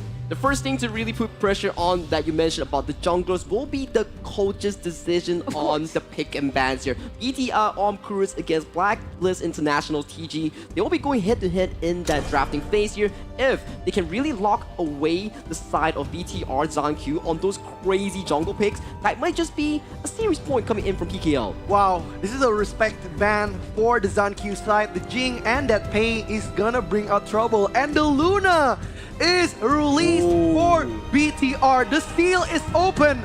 And Big Gets Run by Vitality got their hero power. Oh, so this is the first step of a BTR by Vitality trying to decode Blacklist International. For Blacklist International, they can secure a hero for Chami1, who played really well on that game number 2, or take another jungle hero, because for Blacklist, they've banned out the Pei and the Jing. By the way, it was the expected answer from a BTR. Since you've banned out jungle heroes, then you would expect that the next 2 bans for Blacklist will be leaning towards the jungle heroes. Exactly, so learning from their mistake from game number 2, if you really want to be prioritizing your main player here, BTR gives the priority over to that Luna first pick. However, you're putting yourself into a dangerous spot because there are still so many potential counters for that Luna if you do that first pick.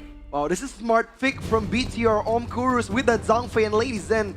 The Lady Zen is gonna zone out so much of that aggressive gameplay from that Aogran and Dharma, and that Zhangfei is gonna follow up, and this is what we talk about.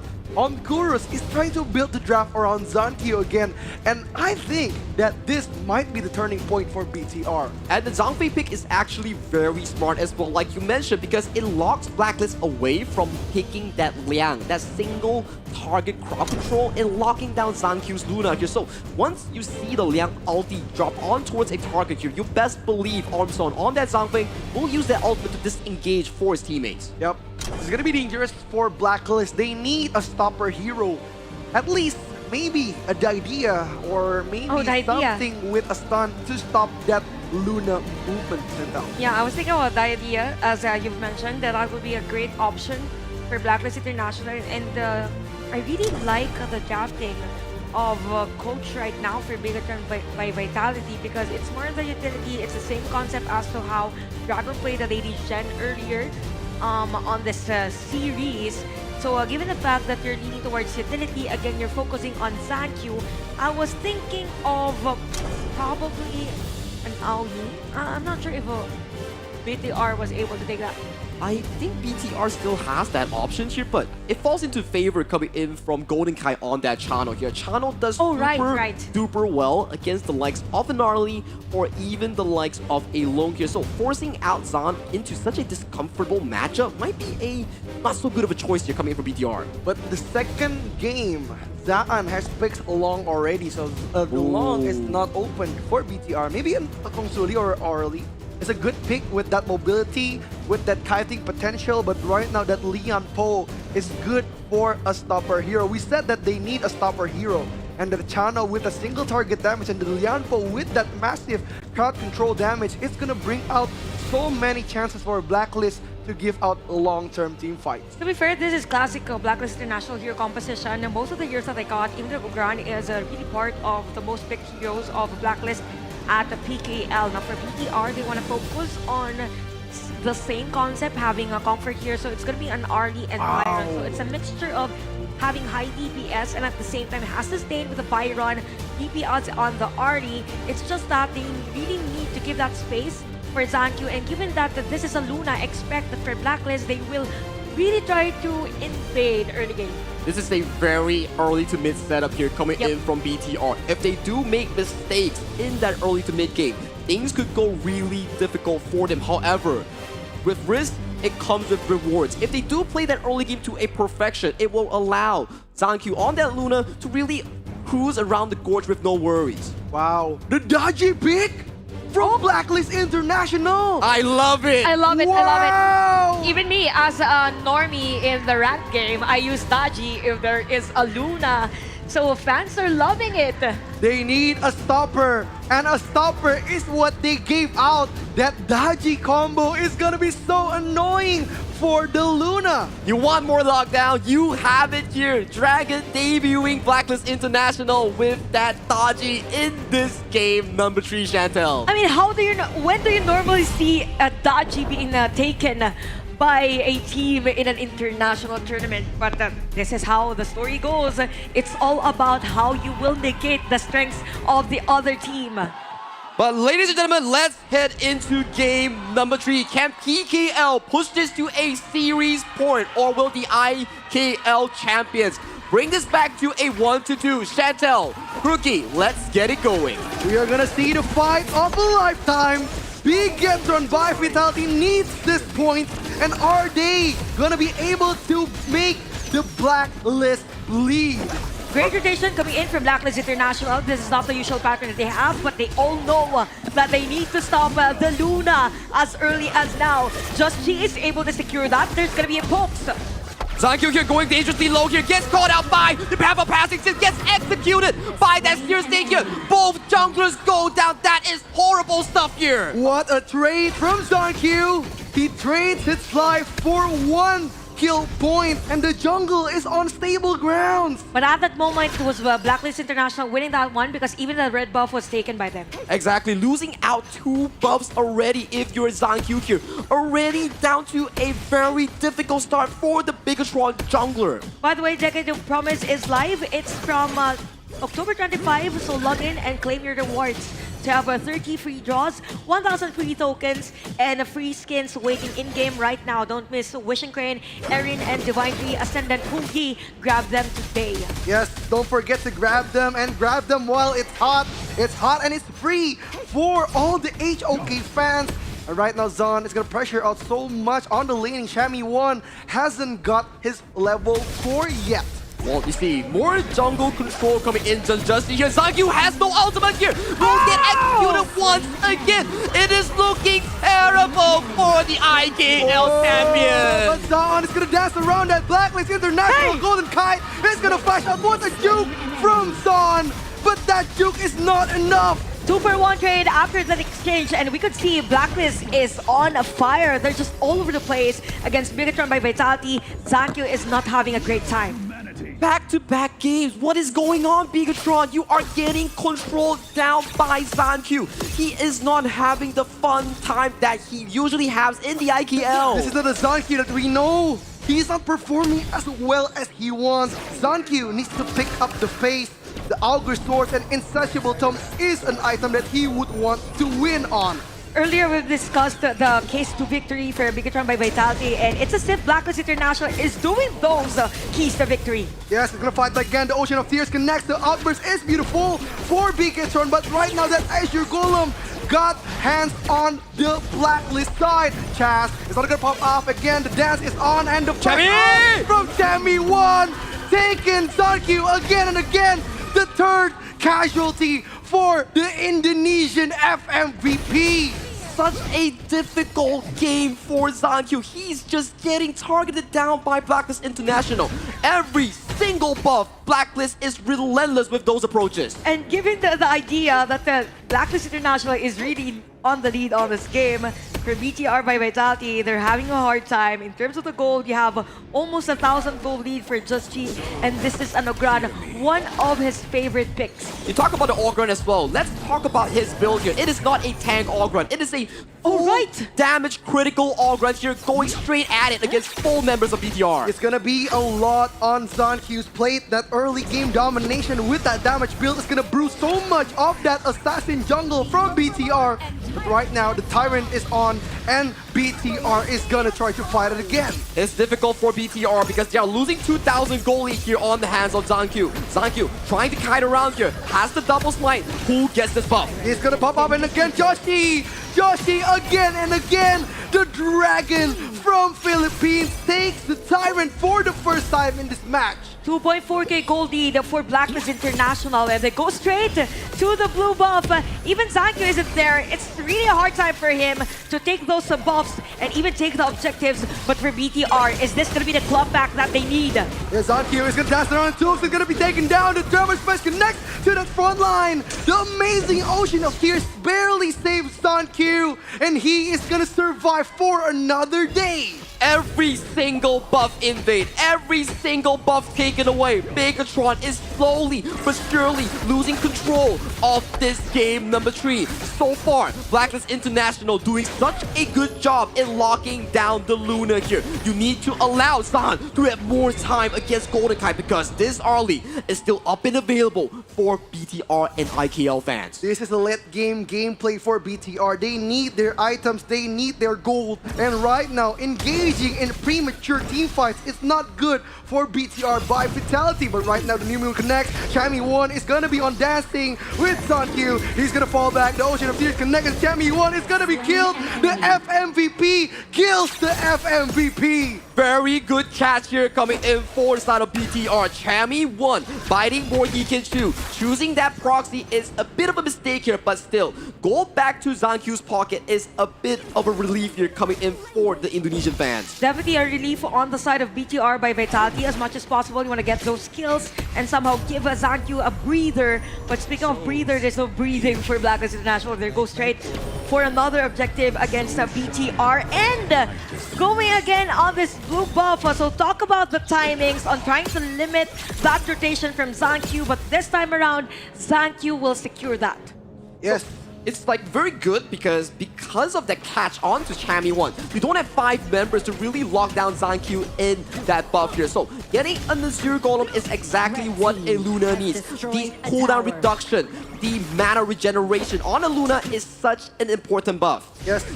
It's gonna bring out so much potential on that Luna, but right now, the pressure's on Blacklist. It's gonna try to build up a fight again. Ormsden is gonna call back again, and Zan just gonna juke out the fight. No more engagement, and right now, look at Dragon. That damage is insane. Actually, even for Zankyu, he's having a hard time to find those spots wherein he can have a trade in terms of the buff because even Justy was just right there if ever he wants to get that red buff. So 3.6k, 3 to 6 in terms of hero kills. You have 2.6k gold lead for Blacklist International. You have the Shadow Reaper already for Justy, and he means, or we could see that he is really going for those damages on this Ogran. He's working towards that Blood Weeper as we talk about for this Ogran here. It makes a lot of sense. If you go full tank on an Ogran, Zankyu is just gonna be dancing on that battlefield. But if Zankyu makes one single mistake, gets caught by one single dodgy combination, that could spell doom for the Luna. Yep. Dodgy could strike a pose for Zankyu, and Zankyu is gonna be taken down. But right now, Ormson's gonna dash again. He's gonna fall back, and Ormson, what an initiation! And Zan is gonna fight back, and Zankyu gets taken down. Double kill for the Indonesian marksman. Oh wow! Cammy making miracle out of nothing, and right now, Big Getron by Vitality gets taken down 1 by 1. What a great truth mantra coming in from Chammy1 to go for the counter-attack against the BTR by Vitality. And again, they limit the resources of a BTR, and Blacklist International is just literally all over the place with those backups and all those damages plus the counter throws. It's a repeat of what we've seen so far in game number 2. Where Chas might be caught out here. Nice Ocean of Tears coming in for Neil, almost catching to Chammy1. Look at Chammy1. Very good respawn time coming in for the side of Zan. He's always ready just in case there is going to be a potential kill for the team. He did it earlier. He might have done it a while ago. It may be slow, but the red robots is slowly turning on their engine again. And right now, the Tyrant is going to be exposed and open for BTR. No contest, Justy is just grazing it, and the smite is perfect. The Tyrant is perfect. Big Getron by Vitality, slowly taking in the game. Exactly the tempo you want coming in from Bigatron. It is no other fact that Zankyu is the main star, but when Zankyu is not having a good game, that's where Zan comes in. The early specialty on the Bigatron marksman is starting to prove dividends with that priority. Good thing for Zankyu, he's having to build that momentum, and he is able to on this game number 3. Now Blacklist International, they are still on the lead. A lot of pressure coming in at the middle lane. If they're able to take this down, then it will be hard for Zankyu to get those jungle and to position himself. And speaking of positioning, I love the positioning of Blacklist. It's as if they're having a great time on trying to flank against a BTR by Vitality, and BTR, they're just being pushed back. It's gonna go for the outburst, and right now connects to the backline. Dragon is gonna duke out, and right now the Azure Golem connects to Zankyu again. It's gonna be a perfect defense. No more invasion from Blacklist. It's gonna be free, but right now he's gonna dash again. Tammy1 is gonna be his partner, and Chaz is gonna strike a pose.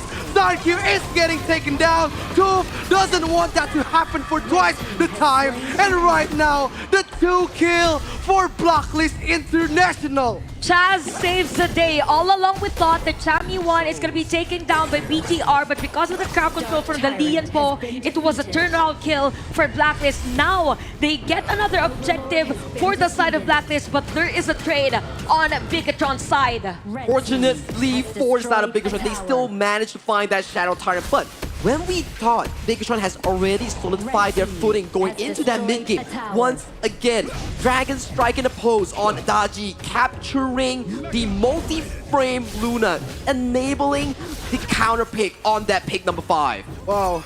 This will be such an amazing game for Dragon if he manages to get Zarq again and again. Zarq and Zaan needs to play together. They need that Maple Dance. And Zarq is gonna check the bush. Chaz is gonna dash again. Ormson still has that outburst. Dusty, half HP without joining team fight, but then Tammy1! Amazing initiation! But right now, Zaan is not gonna let it go for free. He's gonna fight back again. Ormson gets taken down, and right now, Bigatron by Vitality needs to fall back because this is not their game. 5v3 on the front side here with Vanguards marching into the base of the Indonesian team as Justy gets a 1v1 kill against Zaan. Things are looking in such a terrible position for Bigatron. 3 players down outside of Bigatron by Vitality. I mean, the Vanguards are here marching in.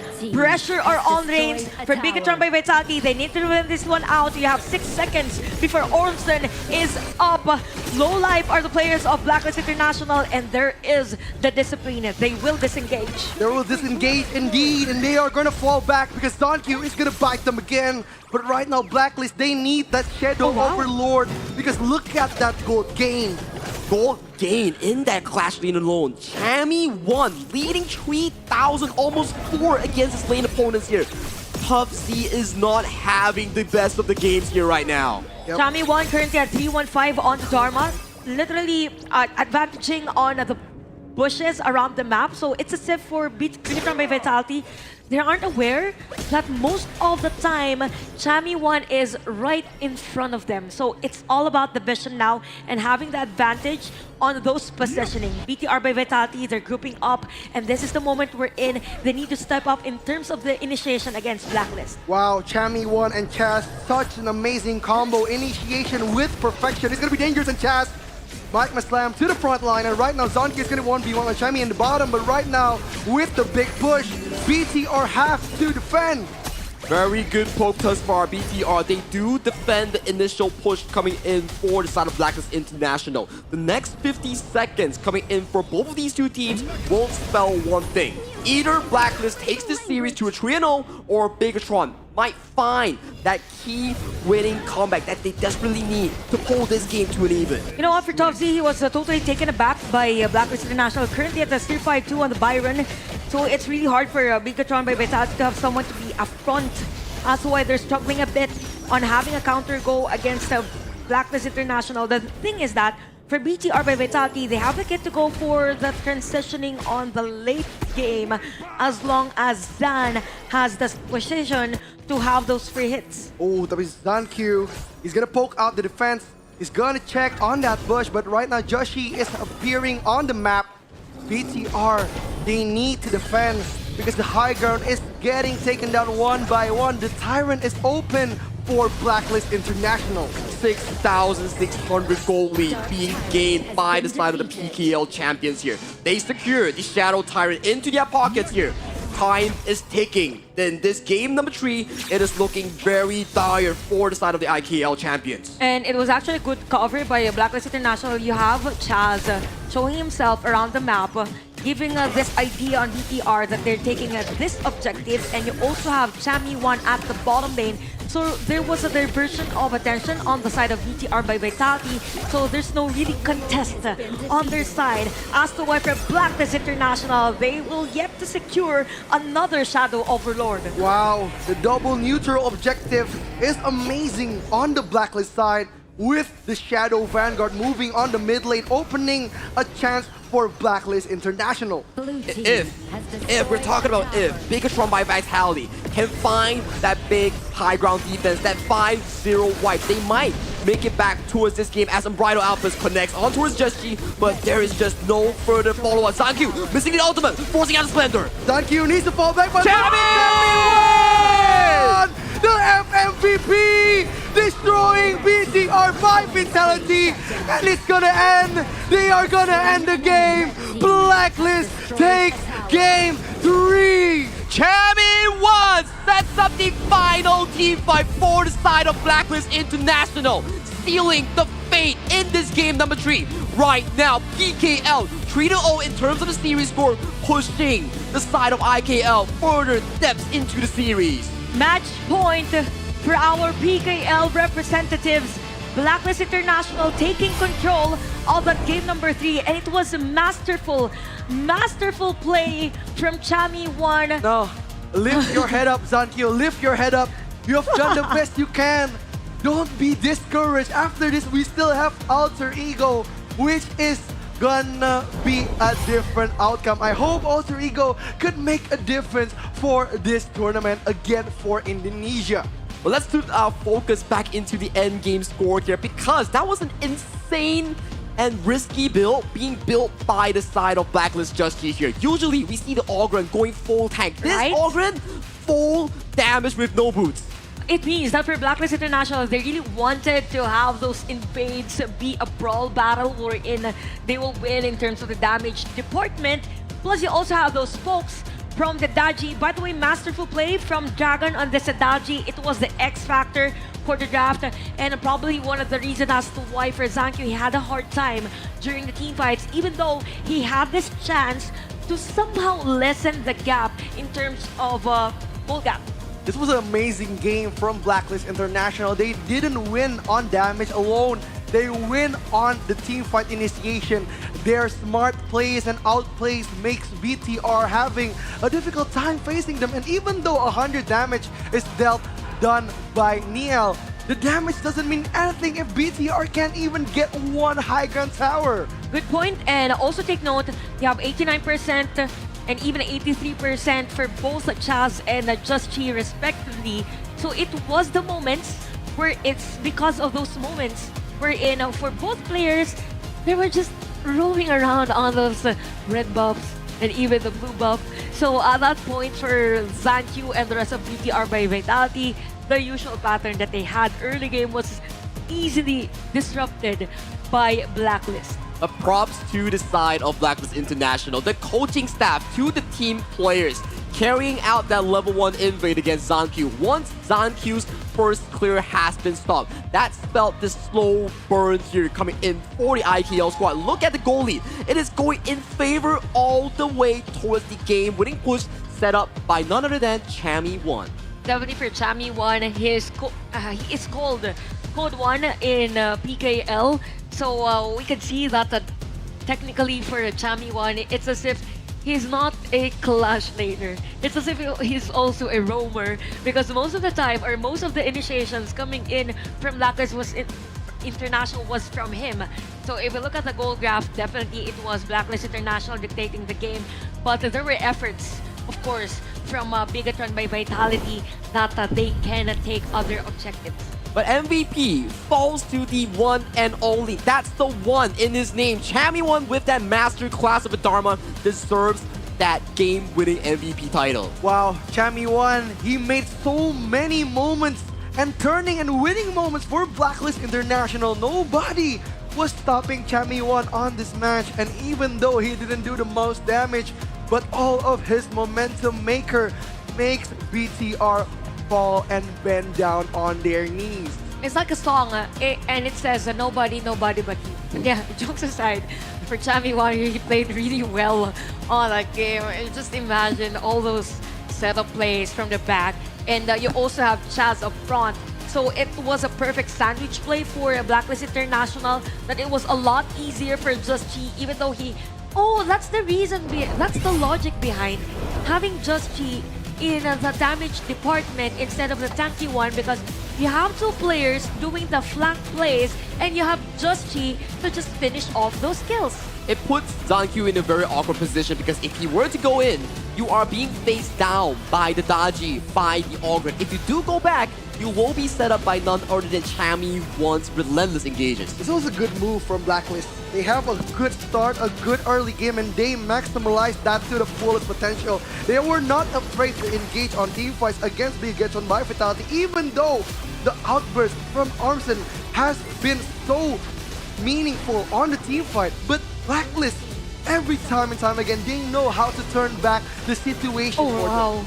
Wow. You saw that play. I mean, that was not just the first time that Chami One did that. And there were moments, by the way, we have to commend Chaz at this moment because I thought at that time it was Chami One to be taken down by BTR, by Vitality. But because of, again, the fast reaction from Blacklist International for every threat that BTR by Vitality gives, then BTR by Vitality, there's no really assurance that every time they go for an initiation, there's gonna be a kill. And all those kills went to this final moment. Look at Chami baiting out Zankyu Splendor and going for the 3-man knockup to seal the game, going in for PKL right now. Chantel, are you happy? You're treated all in terms of Wait, a let me series fix score. let me fix my bean first. Wow. You want to grab that flag over there? Wow. Let me have our flag. Wow. No. It's okay. It's okay. A river sweep still can happen for the Indonesian fans. No need to worry. HOK is a 5v5 game. Anything can happen, and we can count on all the teams that are playing to becoming their best on this match. I want to see Alter Ego perform after this. I want to see them prove BTR that they could carry the nation on their back too. Now, to put a bit of a comfort for the IKL fans and for the Indonesian fans, yesterday we saw Alter Ego go back-to-back reverse sweep against WeTrend Esports. But now, this is the exact matchup we're talking about. Blacklist International and also Bigatron by Vitality, they cannot play back-to-back 3 games. It's only 2 games. So right now, you're back to Alter Ego versus WeTrend Esports. We've seen what AE could do, so don't worry about it. Yep. We are gonna see something amazing from Alter Ego. I hope. Because I wanted Indonesia to at least get 1 point against the PKL teams. What do you think, Chantel? This is best of 7. Everyone is like a hype around the venue. So I hope we get to see more games. Probably 7 games, or we don't know, but it depends. It depends. It's already 3-0 for the Philippines. But yeah, it will be nice if we can go to 7 full games. But ladies and gentlemen, let's go for a 15-minute break. Let's go get some rest before we catch the potential finale of this best of 7.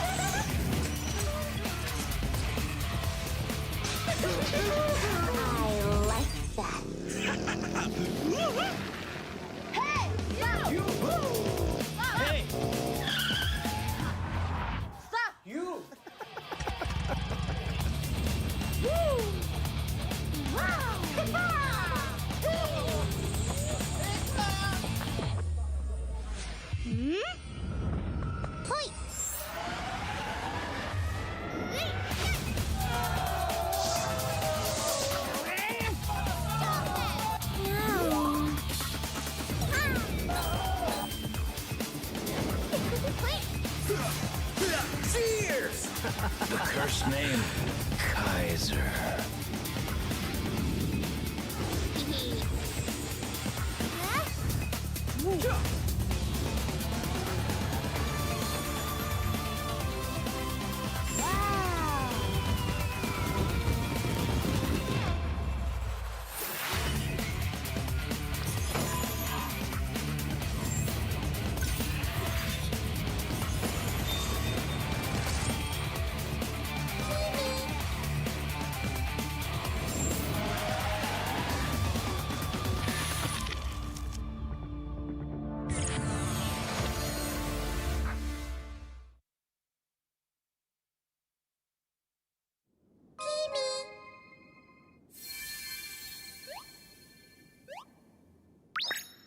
Hello. I'm a spriteling. This world is so strange. Happy people are colorful. So beautiful.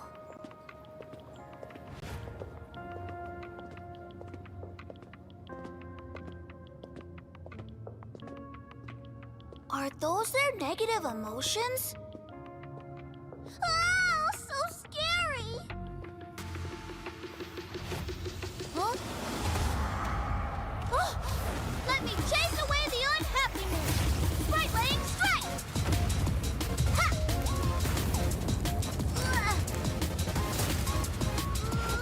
Hey!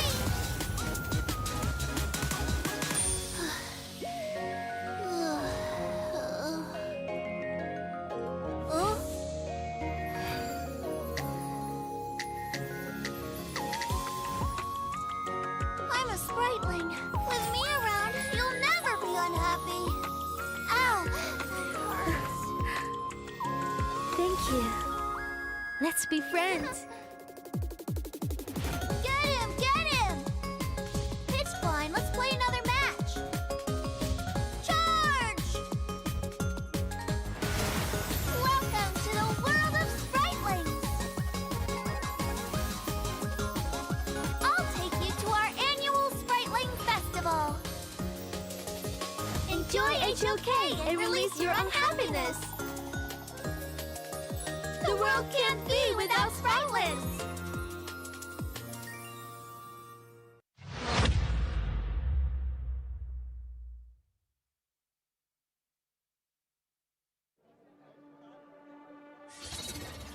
Dongwon, won't you come out to greet an old friend? All this noise. How unruly.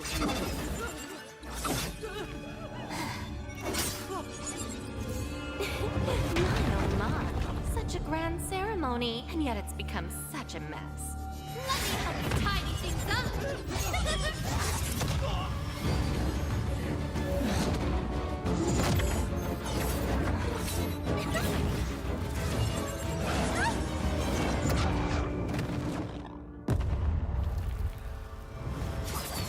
It's almost time.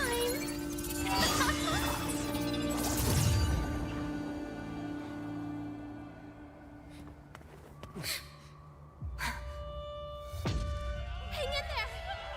We'll protect everyone. Someone will come to help us. Who will come to help us? No. How interesting. Very interesting.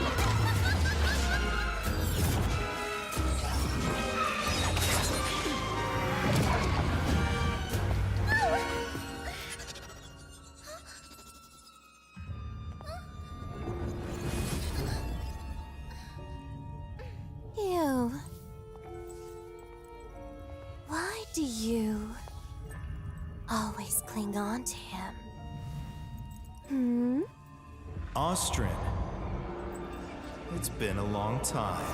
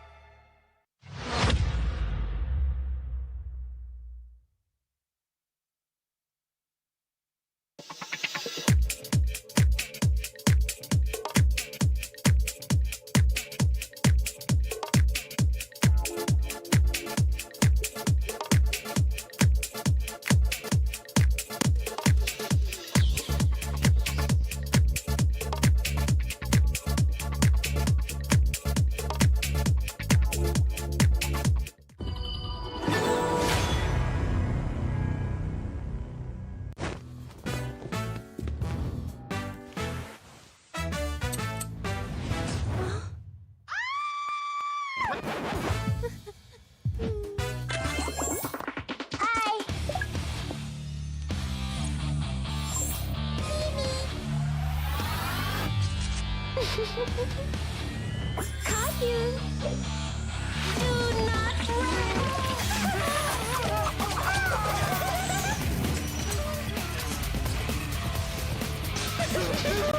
I like that. Hey! You! Stop! Hey! Stop! You!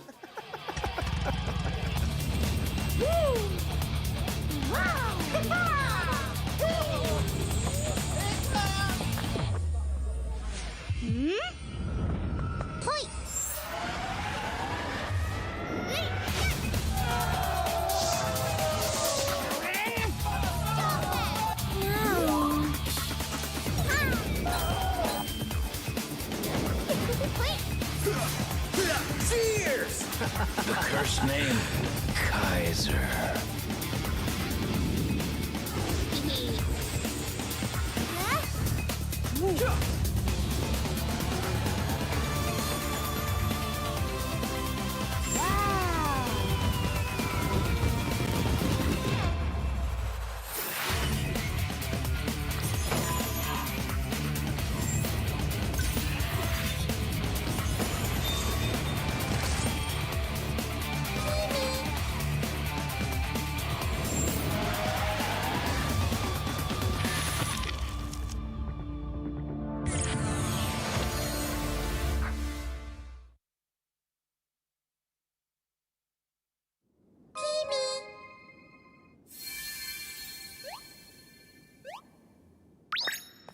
Hello.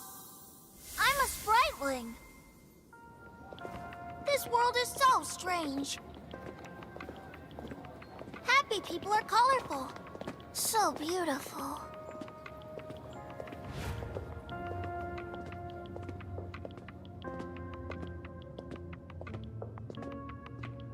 Are those their negative emotions?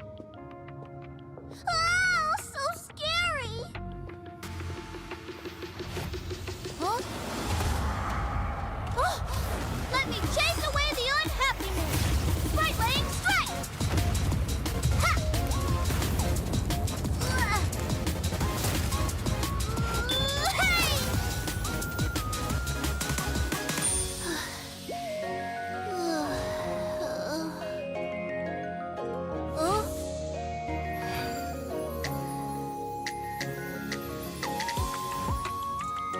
I'm a spriteling. With me around, you'll never be unhappy. Ow, that hurts. Thank you. Let's be friends. Get him, get him! It's fine, let's play another match. Charge! Welcome to the world of spritelings. I'll take you to our annual Spriteling Festival. Enjoy HOK and release your unhappiness. The world can't be without spritelings.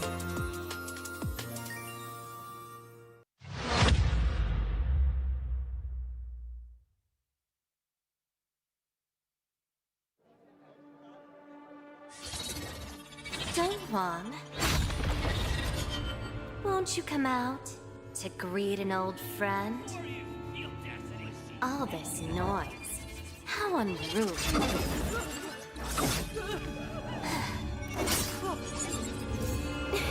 My, oh my. Such a grand ceremony, and yet it's become such a mess. Let me help you tidy things up.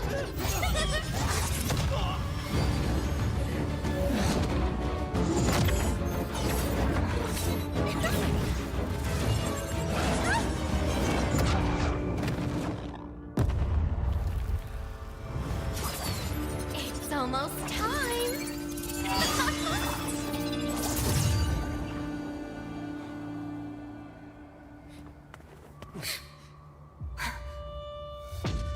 Hang in there. We'll protect everyone. Someone will come to help us. Who will come to help us? No.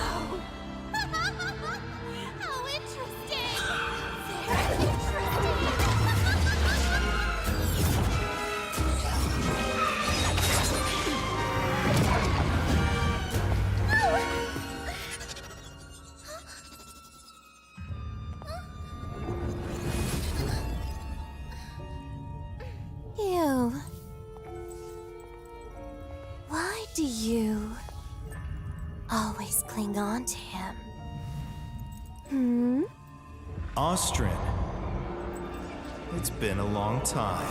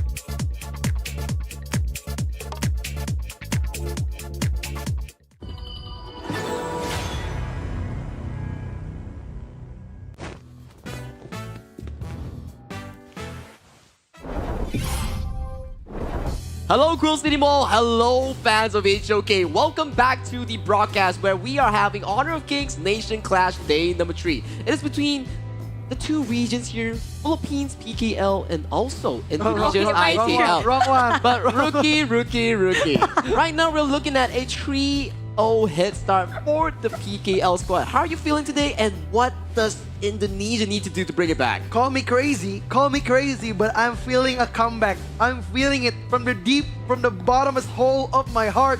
Alter Ego is gonna bring the comeback for Indonesia. Why are you laughing? No. I'm just remembering that we are already at 3-0 at the best of 7 semi-finals against your nation. Remember, we still have the 2-0 reverse sweep yesterday. So WeTrend is a possible chance for Indonesia to come back. But let's take our focus on Decade of Promise as well. For everyone who's watching, Decade of Promise is live today. Log in now and instantly claim 1,200 honor points, which gives you about 30 honor point draws and 1,000 limited tokens that you can buy skins, buy those legend skins they're talking about, Sprite Link costume, and free skins as well. And it gets even better. All heroes and 100 selected skins are free to use for a limited time. Spotlight these while you can. Redeem the both Wishing Crane Aaron, Divine Tree Ascendant Ho Yi. Time to secure your rewards. Log into HOK. And you know what? In the Philippines, you also have activations in different parts of the Philippines for the Decade of Promise. So we have booths there, we have activities. Big shoutouts, by the way, to our Filipino viewers and to the watch parties that we have. Big shoutouts to our English talents. The Holler is around somewhere here. He was here. Hollers is using a Guigutsu Holler is Holland. Hollers using a Guigutsu alt. He's hiding somewhere, but we know he's here with us. All right, back to the big picture that we're talking about. You come from IKL. You've casted so many IKL games, the EKL that we talk about, right? What does it take for the Indonesian squad to bring it back this year? Spirit. They need spirit. They need their confidence. They need their tempo. And looking back at yesterday, we know that Alter Ego could do it with the fast tempo, with confidence on their step and trust on each other's gameplay. They have a chance to fight back against WeTrend. Can I just say that we also have that spirit? Yes. It depends on them.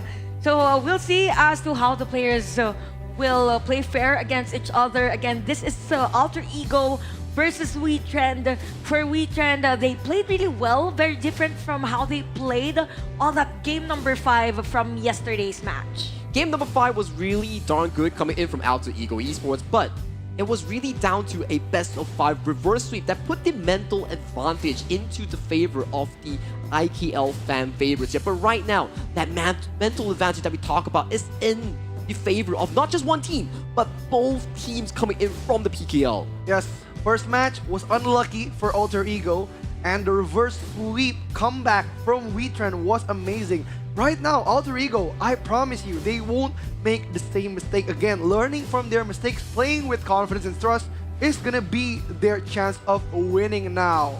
You can see the global ban picks here. It is shared between two teams. So both Alter Ego and also Bigatron by Vitality coming from IKL shares the same pool of heroes, similar to the side of Blacklist International and WeTrend from the PKL. They are sharing it as well. As we go into a best of 7 here, both teams coming in from both regions will be tested for their hero pools. Now, the thing is that for Alter Ego, most of the heroes that they normally get for their jungler has already been taken on the previous games. So it's one thing that they need to consider whether or not they want to go on those utility jungles and force another face off with an assassin jungle.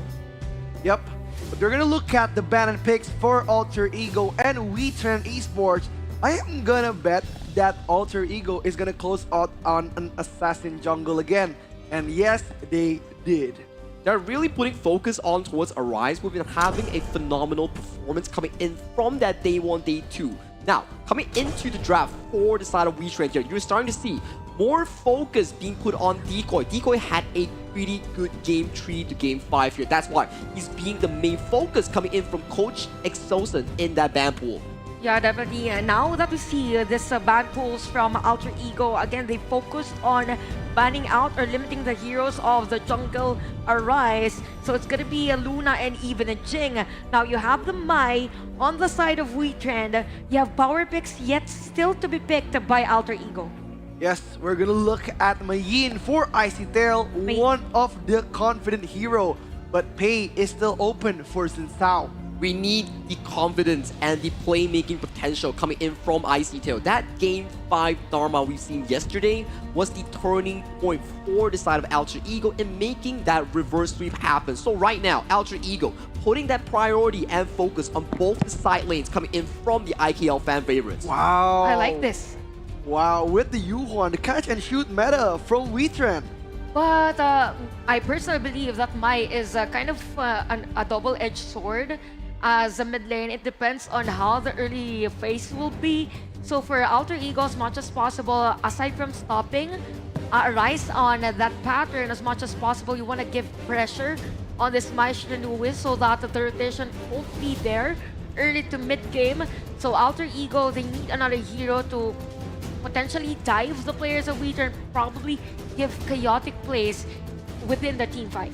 But fortunately enough, the banning phase coming in from WeTrend here, they're limiting a lot of these forced heroes that Chantel was talking about here. You have the Lian Po, you have the Liang, lock away from the hands of Decoy here. So going into the second phase here, you do have Ogren, you have a strong, solid mid to late game composition, but you need to be focusing on one thing. WeTrend likes to fight when they have that Mai Shiranui. Yes, they're gonna block out that Menki. They don't want that natural counter on Algren itself, and we know that the initiation on that Menki and combo with Yuhuan and Mai is gonna be super duper dangerous. And oh, the flexing from the WeTrend fans. Okay, a little flexing on that. I mean, it's 3-0 and it was a very dominating fashion from the Filipino representatives. But I really like the drafting here for WeTrend. It's the perfect balance between having someone to poke as does stay with the U1. It's just that for them, they revealed that early, but passable because these are power picks, the Mai and even the U1. Fatih I really like also with the sustain and the early phasing, considered also priority pick. And we have a Musashi ban.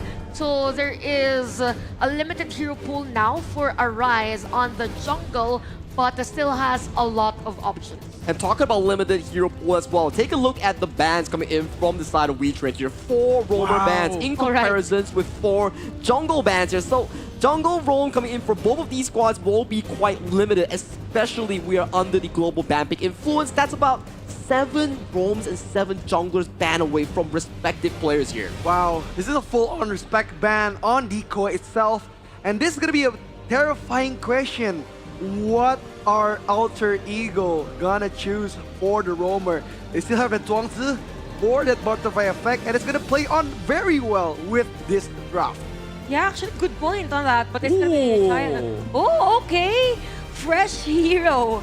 Okay, did you expect to see this hero? You're reacting, Rookie. Yeah, Why? yeah, this is good. This is good. This is good for Alter Ego. Are you sure, Rookie? They Are you have that. sure? They have that sustainable team Inhale. fight. They have that Exhale. long-term heal. They have that good boost with that movement speed on that channel and Algren combo. The Algren, if that Sun Sao wanted to make the build on damage, it would be a good choice for Alter Ego. Let me put a bit of a comfort for Rookie and the IKL fans. If this Giant and Channel composition gets to that late game, it will be much more of a comfort zone for Alter Ego. They need to survive. They need to play towards the advantage of the Channel here. But V-Trend Esports finalizing that draft with Darfin on that Shoyue and Arise on that Dune. This is a very good early to mid-game centric team composition with the late game being carried over by that Shoyue. However, on the side of Alter Ego here, you have much more backline access coming in from IC on that Mei. Yep. Definitely, that's true. And now that you see a Shoyo for the side of Weekend, it depends if those skills will land. So it's kind of skill dependent for most of the times on this game. Now for Alter Ego, it's as if they're telling us that they are to go as a team-centric type of hero composition, having the Giant on their sleeves. So they need a hero that could potentially burst, and it's going to be Garuda. So I really like this pick. I think at this point, it is more of them securing a hero that could actually clear the minion wave as fast as possible so that they can rotate, and it's not that dependent on other heroes because of the shields that it has. Wow, the Garuda closing the draft for Alter Ego. And Alter Ego being the last life for the Indonesian side, they wanted to use their national heroes on the draft pick. Also, the last time that Alter Ego used Garuda, it wasn't as effective, but it was against a Malaysian team. So probably they're more confident in using this against the Philippines because, again, they were able to defeat them yesterday. The fans of Honor of Kings, Quill City Mall. Let's go into game number 4 between We-Trend Esports from the Philippines and Alter Ego Esports from Indonesia. We are gonna see the last resort, the last fighting spirit from Indonesia, because this is gonna be the last life for Alter Ego. And if they lose on this match, it's over for Indonesia. Definitely, it's all about the early game now for Alter Ego. We need that bruise fight that they did yesterday. We need that confidence from them. But in terms of the range, you see that for Weekend, they have that edge on that. And for Alter Ego, as long as they get that resources and continuously get that or secure that, then they have that edge on the early game. Wow, Aaron, so aggressive. What the gameplay, and the Tsumbachi connects to the backline. He'll be gonna fall back on this time. Looking for a bit of a poke prod here is the side of We-Trend Esports here. Darfin, pretty consistent so far with those wild rounds here, almost finding one TUT in those exchanges here. But this early game will be taking our eyes on towards Aaron and also Newbie to set the tempo for their teammates in these early ganks. And you know what? This is very different dynamics for Aaron's hero, from having the passive type of mage now into an aggressive type with a Mai. So expect that for Weekend and also speeding up things. But Zhao is very effective on zoning out 3 players from Weekend at the middle lane. Wow, Zheng Xiao going in with the defense build. They don't want that extra offense because going against a Don, he is gonna have a difficult time with that amount of CC. And picking up the Giant's Grip for the jungle item is a smart pick from Alter Ego. You can start to see more of these approaches coming in for the side of Alter Ego. Stealing away camps away from Arise is exactly what you want to be doing. Put Zheng Xiao, put Newbie more into the game as we go closer towards that late game. That's where 1 TUT and Decoy start to be even stronger here, as you can see as well, putting so much pressure against Darfin in that farm lane. And also, there's a difference in terms of how teams rotate. For Alter Ego, they're focusing on the Darfin side, while for Weekend, it's more of the mirrored thing because they're focused on the Magin side, but there will be a projection at the bottom lane. Wow, Decoy is getting poked out on Aaron, but right now Decoy is gonna pop up that heal. He's gonna fall back. We-Trend is gonna press out a lot on the mapping of Alter Ego. And this is the typical situation, right? Things are a bit slow. This is because of the supports that we have for both teams. So they're just juggling in between all the spokes. Now for WeTrend, they are on the lead very minimal. So we could say that even though Alter Ego is able to secure some of the jungle camps, at least for WeTrend, there is an effort to kind of have that lead on other certain areas of the map. I think you make a fantastic point there, Chantel. It will really come down to the pressure points being generated by Zhenxiao and also Aaron for the side of both of these teams as we slowly but surely approach for that 40 seconds timer here. Once that Tyrant spawns, you best believe both of these squads will be fighting for that control. But Alter Ego's Zhenxiao stealing away yet another wild boar. Yep, they're gonna keep on that pressure. Their momentum is gonna be targeted to Arise. And right now, Darwin is getting pushed back with that scoring signal. 1 TUT, he wants to prove that he's gonna press out on the farm lane. Definitely an even ball game for both WeTrend and Alter Ego. I mean, in terms of the team fight, they might want to force those resources to be used prior to this objective, which will happen in 2 seconds, or actually by a second now. Stakes are high coming into this game number 4. This might potentially be the final game that Alter Ego will be playing in KNC. But Arise getting forced out, that Unruly Blade and that passive. This objective does go in favor for the side of IKL's Alter Ego. Alter Ego starting off really strong, bearing not only the Alter Ego banner, but the Indonesian flag on their crest. And right now, Icy Tail's gonna dance around. Syndicate gonna poke back again. Maze, the unending sorrow for the defensive right now. Decoy is gonna heal up.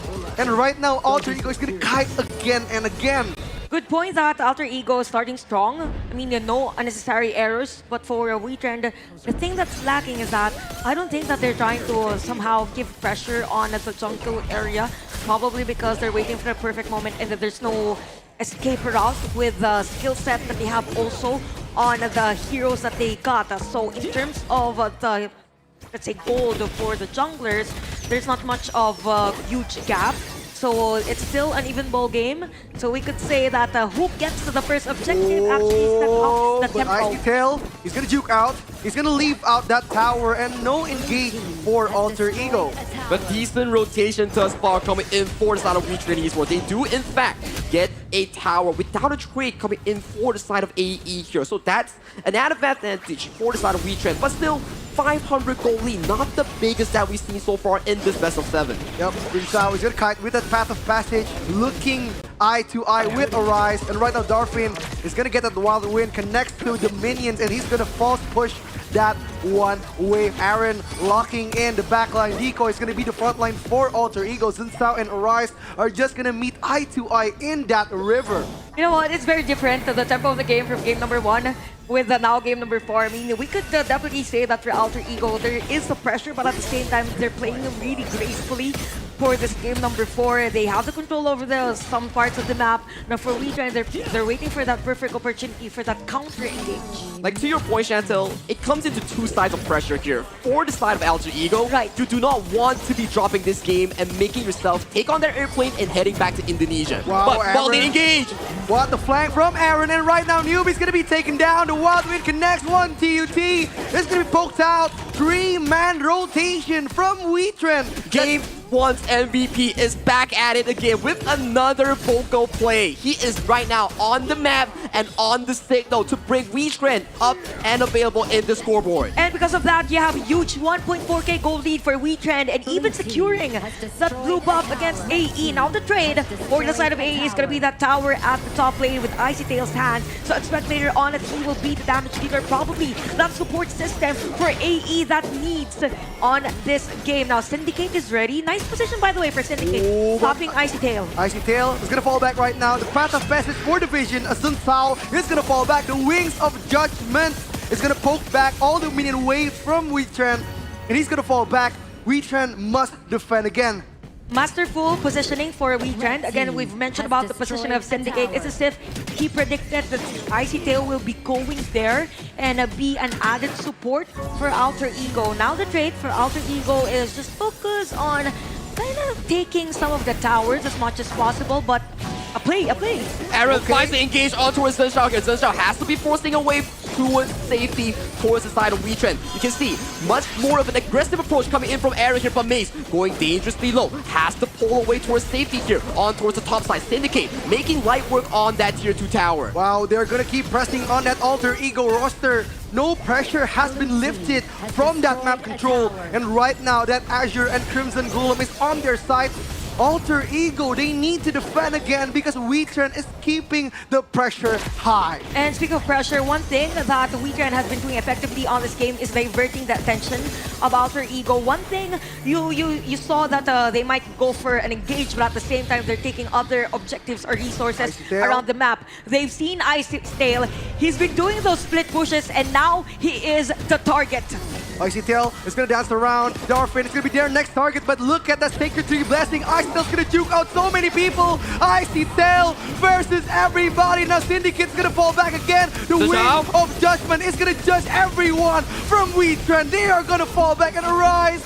They are gonna be fallen right now. Alter Ego is trying everything to push back WeTrend Esports.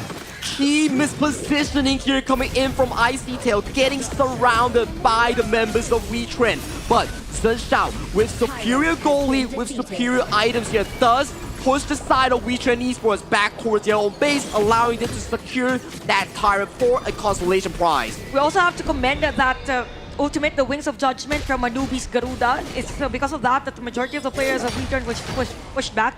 Aside from the fact that Tintao was very tanky during that skirmish, so WeTrend, yes, they are on the lead on this game, but for Alter Ego, they have the potential to win those team fights and skirmishes.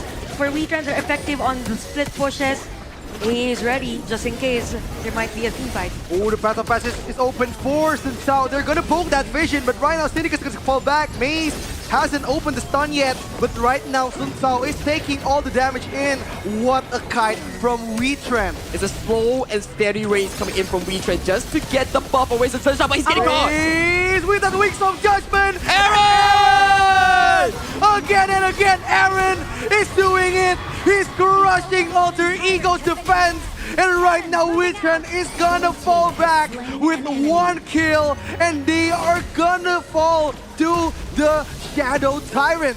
But the Taiyan effect is starting to show coming in for the side of Alter Ego. The heals coming in from Decoy is making sure that the members coming in from the IKL team is staying alive. Wings of Judgment poking WeTrend, making sure they back off away towards safety here. It is still a 50-50 even for both of these squads, but Syndicate going for the solo kill! Ooh, what's an outplay from Icy Tail, and Icy Tail still survives! Alter Ego managed to create 1 miracle again, but right now the Tyrant is open. It's open for sale. The Wings of Judgment connects, and the Smite is still saved by Arise. Arise is gonna take WeTrend on another level. 3-1 is the score. WeTrend dictating the tempo of the game. But again, in terms of longer team fights, Alter Ego has the edge. They have continuous damage for Noob's hero, but for WeTrend right now, they're covering all areas of Alter Ego's map. Even those damages coming in from Darfin and Icy Tail again. He's gonna handle all the damage. WeTrend keeps on punishing that Icy Tail. Aaron is just everywhere with this Maestro. He's been involved in every single play coming in from WeTrend Esports. And right now, with a 3,000 goal lead, the Filipino favorites are looking to push this even further, to push this into a 4-0 finish. Touchdown! Gets taken down, deleted from that map. And right now, WeTrend is gonna get that one-way push. Syndicate is gonna open the road for them because everything, all roads leads to Aaron. Aaron currently at 2-1-3 with those items. Actually, you have the Reverberation plus the Venomous Staff. Probably will go for the Wrath. So I think at this point, for Alter Ego, they need to stop at least a single player from WeTrend for every team fight that they do. And it's going to be Icy Tail. But I think for Syndicate, he's not giving Icy Tail that chance. Whoa, but Icy Tail connects to that backline, and that unending sword saves himself. Without that immune, Alter Ego will have a fighting chance again. This is a 4,000 goal lead right now for the side of WeTrend Esports. They have everything that they need to allow themselves and PKL to punch that tickets into the grand finals to meet MKL, the Malaysian squad, in that final confrontation. You know what, for Alter Ego, the winning condition right now is to give space for 1TOT. I mean, he has not been taken down even a single moment on this game. He has the items that he needs, but the damage is already there for Weekend. Just a free hit, so forced Chen Chao to back away. And we have another objective that is being started by Weekend on this one. I don't think that the AE will contest, or probably they go for UT trade. gets taken down right now. The damage dealer is gone. Chen Chao is gonna dance again. The Wings of Judgment connects to Syndicate, but Syndicate just laughs it off. Right now, Icy Tail is coming for revenge. What a flash from Alter Ego. Icy Tail coming to dance and coming to party, and Syndicate gets taken down. What a crucial crowd control. Alter Ego is trying to manage a comeback rise. Snipe! Maze, what a snipe. It's not enough to take down the Indonesian representative. They can still take down another tower, high ground tower, but you have two players from Alter Ego defending one that out. Very crucial defense coming up for side of Alter Ego here. Icy Tail did clutch up, did collect the kills simultaneously on towards Syndicate here, slowing down the push. This is what you need for Alter Ego. This is what you exactly want to be doing for the IKL team, because right now, 3-0, 7-3 in terms of scoreline. You need every single moment to come back into this game 4. Good thing for Alter Ego, they have the upper hand in terms of late game because of the sustain that they have on Decoy's hero. But good thing also for Weetren's side is that they're always one step ahead in terms of map control. It's because of the towers that they've already destroyed against AE. Darfin is super ahead in that gold curve here. 11.4 thousand, already completing 6 items on that shoulder here. He's gonna be hitting hard, and Zhenshao, look at his HP! Darfin trying to juke out Sintel, falling back. 1TOT needs to get back on his position. Tyrant's open for Retren. They're gonna fight it, they're gonna juke it. The fight still goes on. Sintel opening the path of passage, not only for the team fight, but for the glory of Indonesia. Slowly but surely, Alter Ego gets kited out, but towards the backside here, Syndicate looking for potential engage here, is kiting out Icy Tail. Icy Tail's gonna dance again. The Clash Lane versus Clash Lane. Syndicate gets taken down. One by one gets taken down by Alter Ego, and the Tyrant is open. The Shadow Tyrant for Weetren, but without Syndicate, they are not gonna get that momentum. It was a diversion play coming in from Weetren. I mean, for Syndicate, he knew that at the time he was to be taken down by Alter Ego. So for them, they just took an objective against AE. Now, AE, we could see now the potential or full potential of their hero composition. They can win longer team fights as long as ICT is able to pull off some of the kills as early as possible. Newbie and Decoy here, they are the two key members for the side of Alter Ego Esports. You start the fight with Newbie chunking down health bars coming in from Darfin and Arise, and then Decoy will start spamming those heals to keep your teammates up and alive. Icy Tail, you need to be focusing. You need to find that backline flank on Darfin, on Aaron. Anyone will do for Alter Ego. May I just remind everyone that game number 1, we had the Tempest Dragon, and we're now 16 minutes for Alter Ego and Weetren. They're ready for the front Icy fight. Tail, he's gonna dance around again. The Wings of Judgment is gonna be done. What an outplay from 1TOT! They're gonna blast that song. They're gonna dance around because the main damage dealer of Weetren gets taken down. 9 seconds till the Shadow Overlord, and this could be it for Alter Ego. The biggest kill they've found for the entire series here. This is series score on the line for the side of Alter Ego, and they have found Darfin. 18 seconds on the clock. That unlocks the potential of the Shadow Overlord for the side of Weetren. They're gonna fight again. That stun locks out on Chen Chao, and right now the any story is spoken up with Aaron. He's holding up one bush. He's finding that moment. Aaron! Defending, creating miracle out of nothing. Aaron does it again. Without that high ground, Alter Ego won't get that map pressure that they wanted. They wanted to kill a newbie at a time, and he was a perfect target for Aaron. As long as Weetren is able to pull that off the second time around, then they can have the chance to stop Alter Ego on this edge or this lead that they have. Decoy has another item for this game. Now for Weekends, they're positioning themselves onto the areas of Alter Ego they are pushing themselves on this. Alter Ego controlling the game with that Shadow Overlord. They are right now back into the driver's seat. They are pumping in hope for the Indonesian nation, for the IKL region here. This is their shot in pushing this series into a 5th game here. Right now we see a bit of a control coming in for side of Alter Ego. Bottom wave is being the focus here. Garuda is coming in the mid lane, making the chance for Alter Ego. They're gonna go back on the defensive. 2 minutes till the Tempest Dragon is gonna come. WeTrend needs this map control. They need a moment from Aaron. Okay, looking at the items we have, we're now reaching, or actually we've reached the game equilibrium. So the goal lead isn't that big of a moment or probably a lead on this. So for Alter Ego, as much as possible, they need to protect Newbie for every position that he has because we've seen the potential of Aaron finding him. Okay, so I think for Aaron, that is now the target on this game. So as long as they position themselves and stop Aaron on finding that target, then they can win another objective against WeTrend. WeTrend, as long as Darwin isn't up front, then they can go for those free hits. But look at Newbie just dealing damage against Arise. But Arise is a tanky hero. But look at the backline. There's going to be a lot of problem right now. The Titan's online. Syndicate's going to be dancing with Icy Tail. They're going to push it back. Arise has to fall back right now because the pressure is on. WeTrend is getting poked out. They have to fall back, and look at how far Darfin is gonna go. Flanking is not the answer for Darfin.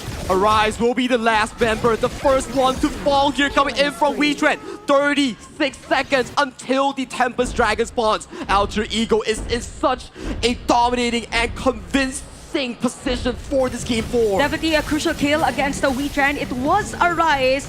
And we could see Alter Ego clearing all those minion waves. They could probably go for a high ground turret because they know that Arise isn't available. And even Icy Tail knows that Aaron is at the back. Ooh, but right now this is the game for Alter Ego. They're gonna fall back.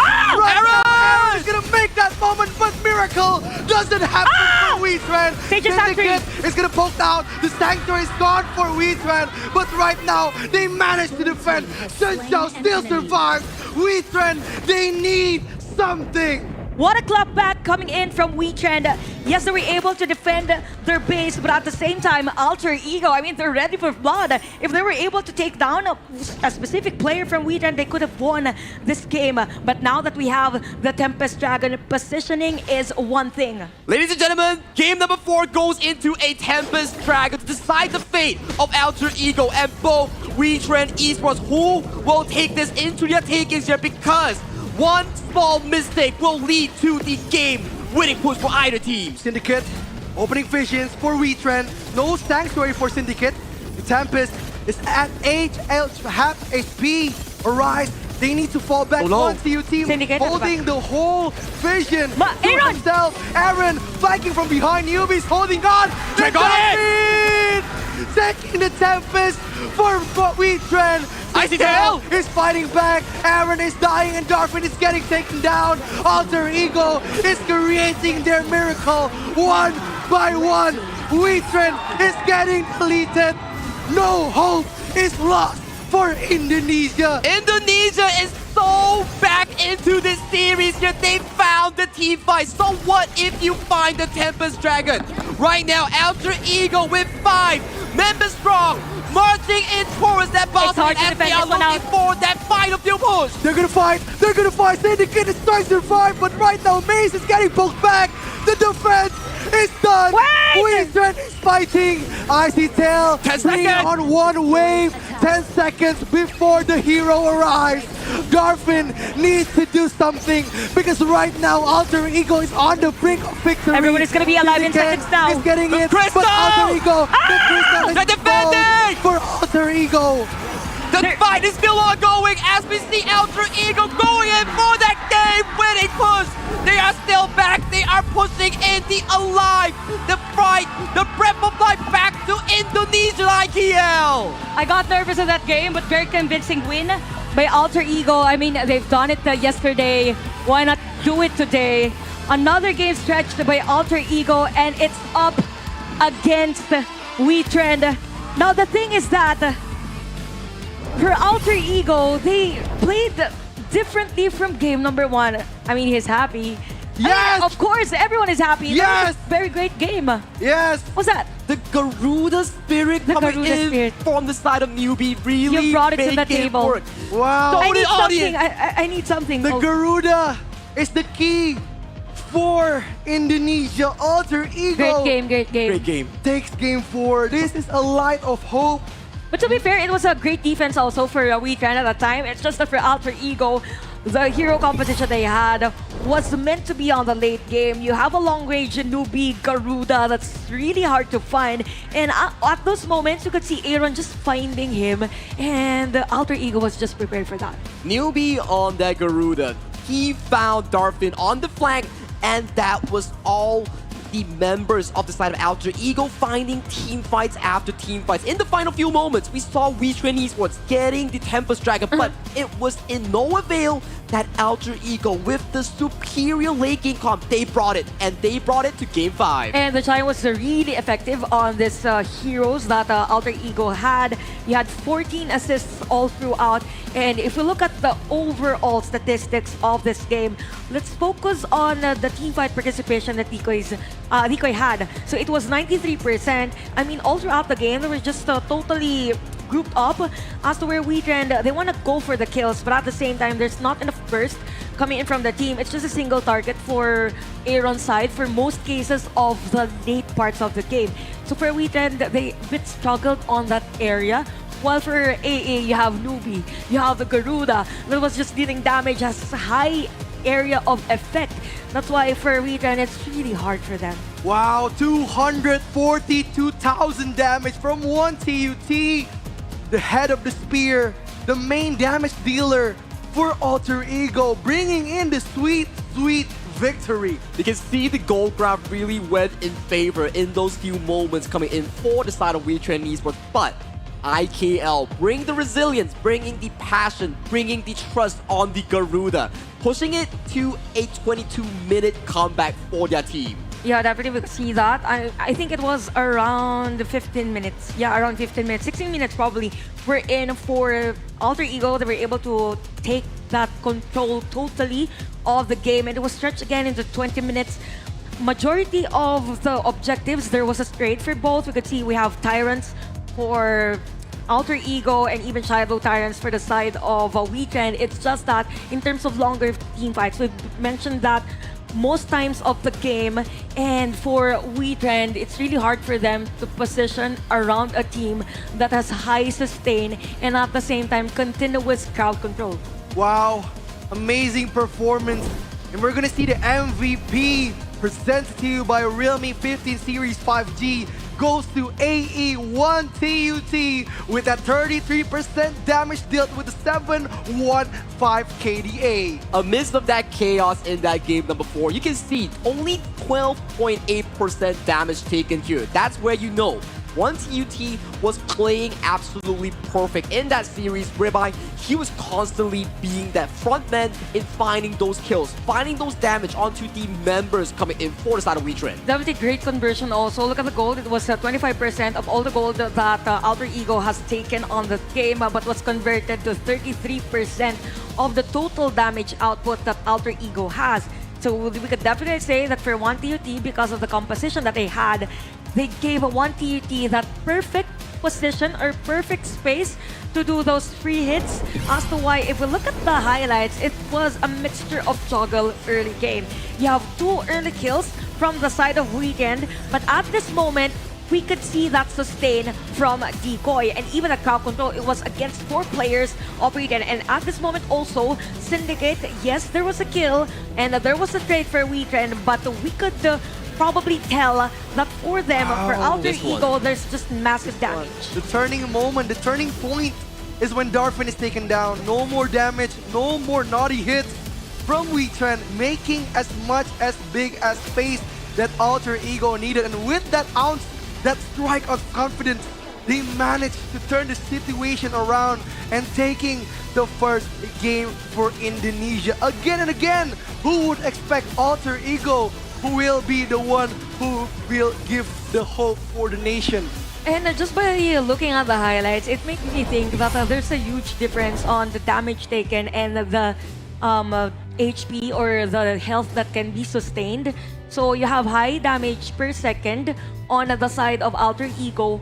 Also, the same for Weekend. It's just that the Giant has better sustain over damage compared to Weekend's hero composition. Okay. Okay, yes, to your point as well, I think in terms of itemization, there was a severe lack of healing reduction coming in for the WeTrend squad. You only have it on Aaron, but the Maestro Nui is a pretty difficult hero to apply that healing reduction on towards the enemy squad. Where you have Chano, where you have the likes of the Cheyenne, and also that Augur, just pumping those heals. Those were just crazy. I thought maybe if it was a burst hero instead of a Mai, it could have been a different story because you have like a prerequisite to how this Mai effective, and we've said that during the draft. So at least we get more games because this matchup is very exciting. But more games will come in our way as we head towards a 5-minute break. That was a Tempest Dragon. We need some breather, we need some drinks. We'll be able to catch you right after this 5-minute break.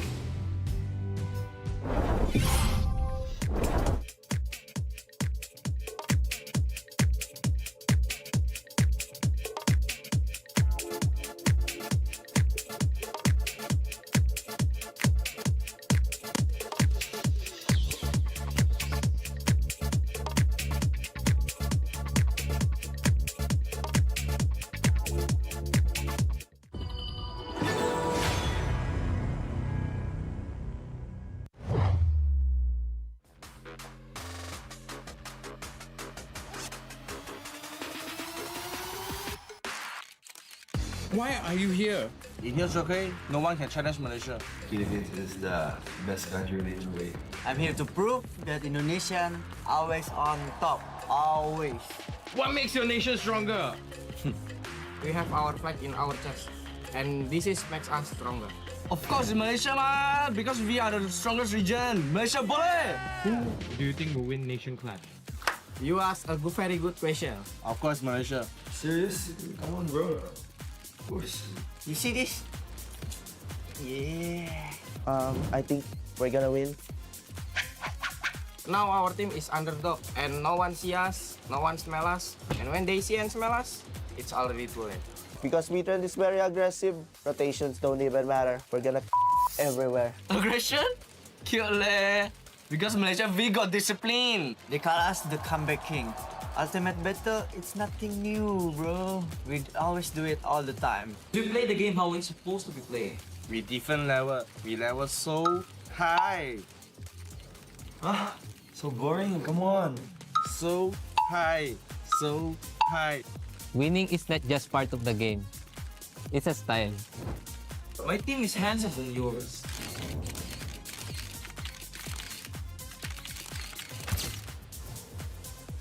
Indonesian smile is the best, bro. You want some proof?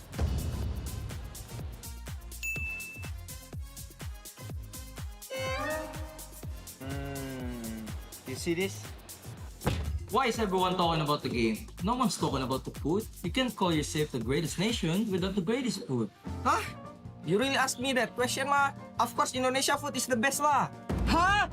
Our Malaysian food is better because we got nasi lemak, roti canai. Come on, bro. Nasi lemak. Got one word for you. Flavor. You bring the spice. Again. Char kway teow, rojak. Indonesian food, the best, bro. We have Indomie.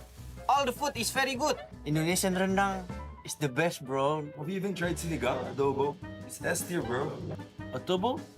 Nice, man. Filipino food is the best! Maggie me! Our Malaysia is better!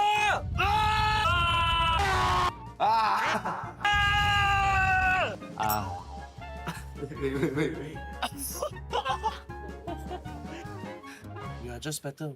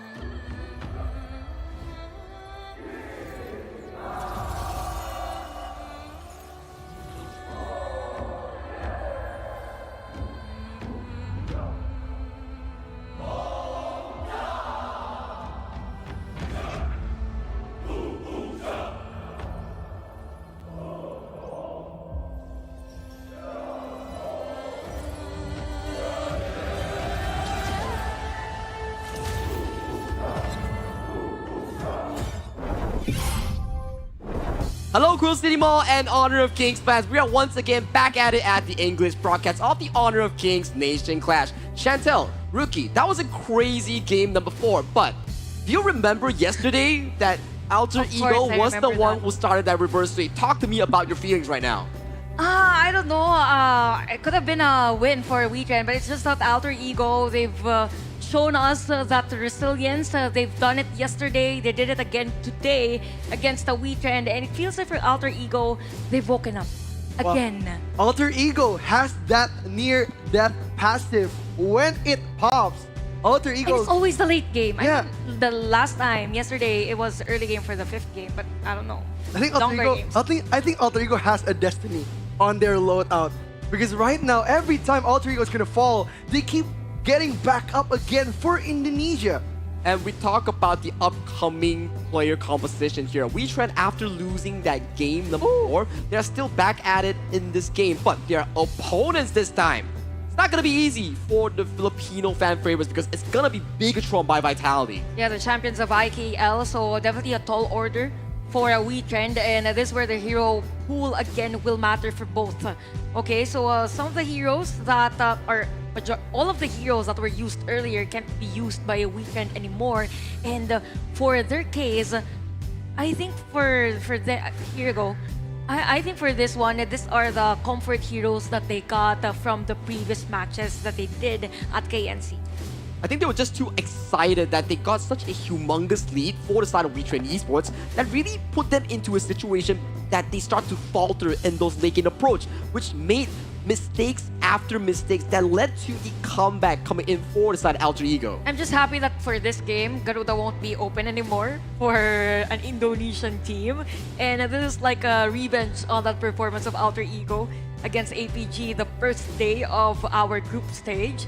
So right now, for game number 4, we will be expecting that there might be another ban on Arise's hero because it's really effective, and we've seen that game number 1 and even game number 3. I think priority coming in for Coach Exosin coming in from WeTrend is to really put a comfortable position coming in from Arise. If you want Arise to be going against ZanQ, that's going to be a big marker of challenge, especially after losing that game of a comeback. You won't have lots of pressure on your shoulders for the side of WeTrend. Yeah, here's the thing. You've mentioned about Flowborn Tank, and for Arise, it was able to use that game number 1. So you still have other options. You have the Lam and even Jing and Luna, but so far for the Indonesian teams, they've been consistently banning those heroes against any jungler from the Philippines. I think respect is key to gaining victory against the enemy teams, especially respecting the Arise's heroes, respecting Jushi's heroes. It goes a lot and it goes a long way. And we're gonna look at the draft where Alter Ego has managed to steal 1 point, and right now BTR by Vitality is gonna try to get another one.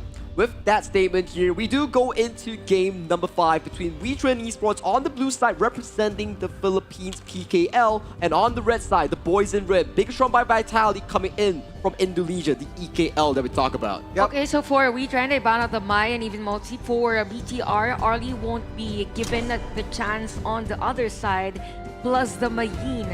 Although, okay, it was them who used the Mayin earlier. It was game number 3.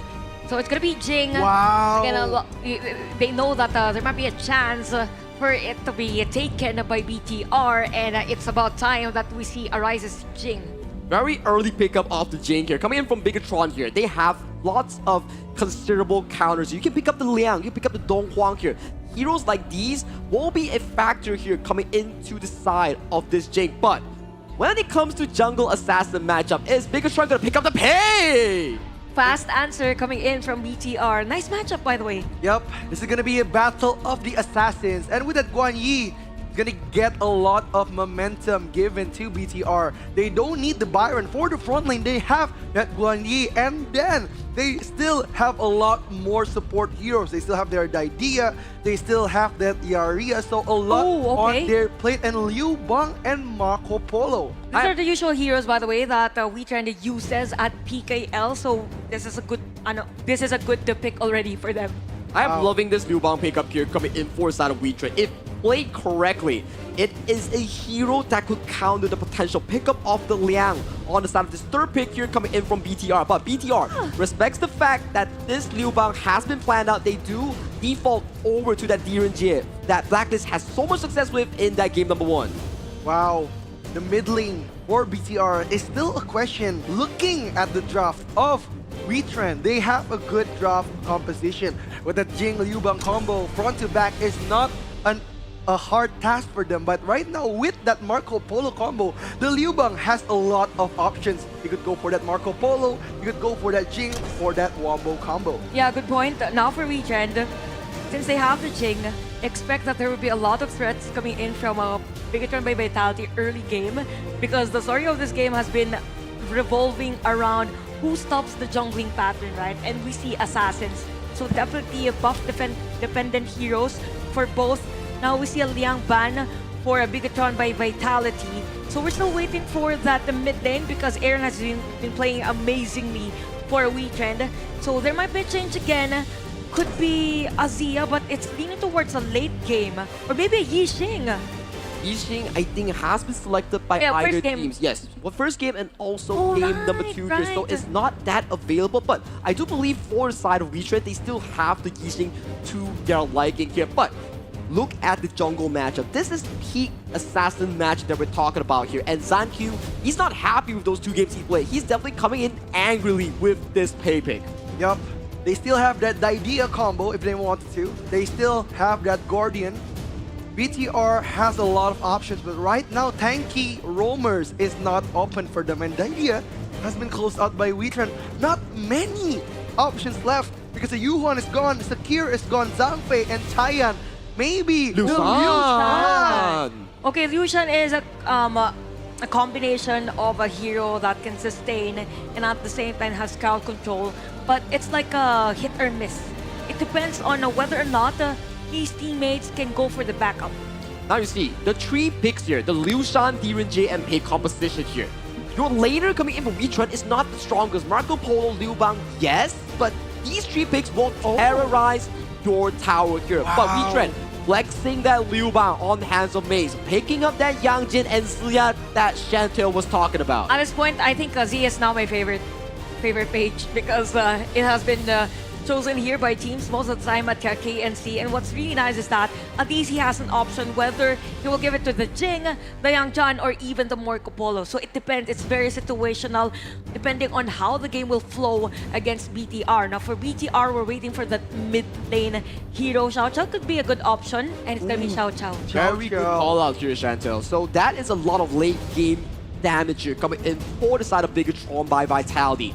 For WeTrend, that Jing Liu Bang composition will come in very importantly. If they can find the assassination on towards ZanQ, on towards Neil, these 2 big carries, that could really allow WeTrend to close out game 4. But the early game push, Liu Shan, Direnjie, Pei, it is so darn scary. Yep.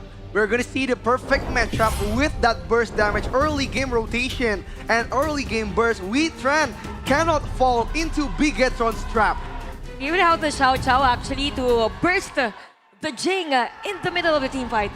And Quail City Mall, this is game number 5 of the best of 7 series. Blue side, we have WeTrend hailing from PKL, coming from Philippines. On the red side, boys in red, Bigatron carrying the flag of Indonesia. Let's get into it. Wow, the pressure is on. Arise is getting pressured fully by Ormston, and Ormston doesn't want to leave Arise alone. Maze trying to give the backup, but remember, for the Liu Bang, early damage is not his strongest feat. And we've mentioned about putting pressure on the jungle area, and Bigatron by Vitality is being effective on that deportment, so WeTrend, they're reacting on that. They have to back away. Arise's level 2 has the assistant coming in from his team.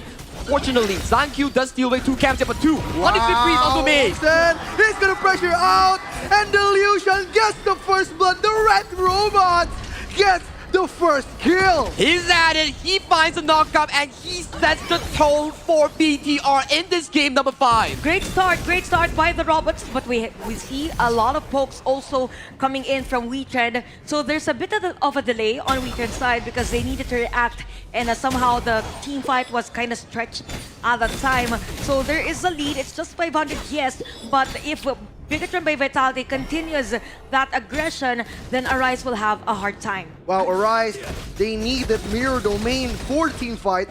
And looking at the mid lane, Neil, with the Xiao Xiao, he's gonna be a very delicious target for Arise. That is indeed truth and told here. Calmly speaking, this game is in favor of Bigatron. We look at the standings. Bigatron is the champions coming in from IKL for WeTrend. If they are able to win this game, they could really bring up the morale of PKL in this Nation Clash. That's true, and we also have to consider that for WeTrend, the hero is really on the scaling side. I mean, you have the sanctification, but it depends if Bigatron by Vitality will allow that level 15 see it to happen on this game. A lot of pressure at the bottom lane. But Zankyo's gonna leave with the Tiger form, the favorite barrage for defensive on the WeTrend. And right now their focus is not on the heroes, but on the objective side. The trio we talk about, Zan, Ormston, Zan Q, the trio tower pusher. Look at this tower. 2 minutes 40 seconds. It's already looking like it's going down in the next few waves. BTR by Vitality is really moving fast against the WeTrend and putting a lot of pressure on the Darfin's side. So for WeTrend, the good thing is that there is that sharing of gold for mid and the jungle, so they're speeding up things for Arise. Arise definitely needs to find those important assassinations here. Neil, Zankyu are the primary targets here coming in for WeTrend's Arise. Level 6 to level 6 in that jungle department. More pressure on towards Zankyu. Very well played by the duo coming in from Ormston and also Zan from Bigatron. Wow. When we go in Indonesia, Tagi, we call it PT Bongkar Tower. And what does that mean? Yeah, because this one meta focuses on the destroying of the towers of the enemy team. They're doing a very good job, exactly. They're putting so much pressure on towards Darfin and Maze here. But Honey Sweet Breeze catches Arise. The meteor kill connects to the backline, that Liu Bang, the combo, and Neil still survives. Beyond miracle, and Maze is gonna be taken down. Arise is gone too. The double for Bigatron by Vitality. It was looking like a good re-engage coming in for the side of WeTrend here, but the cavalry coming in from Zankyu and Ormston once again, finding 2 quick return kills, putting BTR strong 3-1. Definitely BTR won that skirmish, and at the same time we have to commend those kills coming in from Ormston. He knew that there was a threat from WeTrend and he went there and just stopped majority of the players, as to why BTR, they are on the lead and securing that Tyrant. Oh, but Ormston, he knows and he wants to take it. But right now, he's just opening the vision for Zankyu. And without the smite, I think Zankyu is going for that Overlord. He's gonna play safely right now, trying to target the Yangtze, but the Liu Bang's here with them. He's not gonna move to that offensive side early on this page. To be fair, we can consider that for BTR, they are moving again on areas wherein they know as to where WeTrend will go. So they're one step ahead against the WeTrend. Now for WeTrend, the only thing that they can do as early as this game is that somehow give space on the Marco Polo on Darfin. That's why we could see the Liu Bang rotate on this area. But the engage comes through bot side as Tubbs, getting himself into a comfortable position, pushing away Darfin here. That is still minion wave going in favor of BTR as the Clash Mate does successfully defend the bottom tower. Wow, BTR moving like a steady engine, backup after backup, and team fight so clean that WeTrend struggle to find 1 point of mistake. And Tubes, the leap in the front line, Universal Law connects to Maze. It's gonna be taken down. What an offense from BTR. Okay, 4-1 is our score, and this is what you said, Rookie. BTR is moving in a way that they're focused on taking down the turrets, as there is gonna be another skirmish at the top. Very clean game so far coming in from Bigatron. They are systematically removing all these towers here coming in from WeTrend's map. Yet to see any combination being carried out by Arise and Maze. And that Liu Bang on the Filipino roamer side is just going down so hard in this game 5. And it's gonna be hard for Arise because it's the blue buff that could be taken by BTR any time of the day. So 4-1 still for BTR. They're controlling the tempo of this game. We could probably say that around 8 minutes or maybe even 9 minutes of this game, we could see that damage from Aaron. But with the current situation of things, it will be hard for them to kind of stretch this more. I like it. I like it. I like how BTR play with the 4-1 formation, but right now Universal Law connects. Zankyu with that leaping tiger form. He's gonna disengage. He's gonna try to defend and disengage. He does. They need to find more lead here coming in for the side of Bigatron. For Darfin, Aaron, and Arise, they scale really well towards that late game department here. Zankyu and Ormston needs to deal more damage, more structural damage against WeTrend's map. By the way, smart itemization on Neil on this Splendor. So it's as if that whenever there is a threat from anyone on WeTrend, he uses the ultimate and at the same time uses the Splendor. But look at that Ormston, the initiation, so beautiful! It could make me cry! Ormston does it again! 1 point kill for Ormston, but right now the Fever Brothers connects to the backline. 2 BTR players are down. Arise coming in late. Splendor for the savior. Neil, he's gonna back down again. Almost everyone is down, but WeTrend still has a sliver of health. Very close engage between the two teams. It could go so ugly for the side of BTR if Neil or Zan were to fall. So far, it is still looking like a kill advantage in terms of BTR, but still, WeTrend managed to get 2 for 1 in that exchange. And even for WeTrend, at least the lead of BTR doesn't go like around 2,000, something like that. Take note, Aaron is at 201 on the Zia, continuously farming or continuously leveling up on this game. Bigatron by Vitality, as long as they're able to pull off those 100 sweet freezes from Neil, then they can go for the burst. And again, the positioning of Ormston is just on point that for WeTrend, it's hard for them to penetrate that formation. Exactly the case here. Ormston on this Lucian, without the flash, it's very difficult to find those big engages here. And right now, at the 8th minute mark, 1,000 gold lead in favor for the robots here as Arise does not find the smite, has to use the mirror domain to bail out of safety. Now here's the thing for WeTrend, they're trying to stretch the game by having the Liu Bang and as other players of the team to go for the split push. So they know that it's not advisable for them to go for the team fights, and we see that Universal Law. So there's the damage already for Aaron. So they're just grouping up for this game. Now BTR by Vitality, they're ready for another team fight. Look at the position again. They're finding Darfin or any player. He's gonna try to engage. This engage he does. Ormston is gonna fall back. And I was trying to say how durable Ormston was, because eating a lot of damage from WeTrend and barely getting half HP, it's such an amazing feat while using Lucian, a hero with minimal defense. He's a tanky boy that we talk about here. The roamer surprise pick coming in from Ormston as we see. Hubs riding the motorcycle here, wanting to find a potential engage for his team, but 9 minutes 30 seconds is on the clock. 30 seconds away from the shadow objectives on both top side and bot side river. Okay, Darfin's gonna be part of the team fight now for WeTrend. Now for BTR, I think they're focused on again clearing the minion wave at the bottom lane and probably dive in at the middle lane just in case they wanna go for an engage before this objective. 10 seconds before the objectives will spawn in our map, and still BTR is able to sustain or continuously have this lead against WeTrend.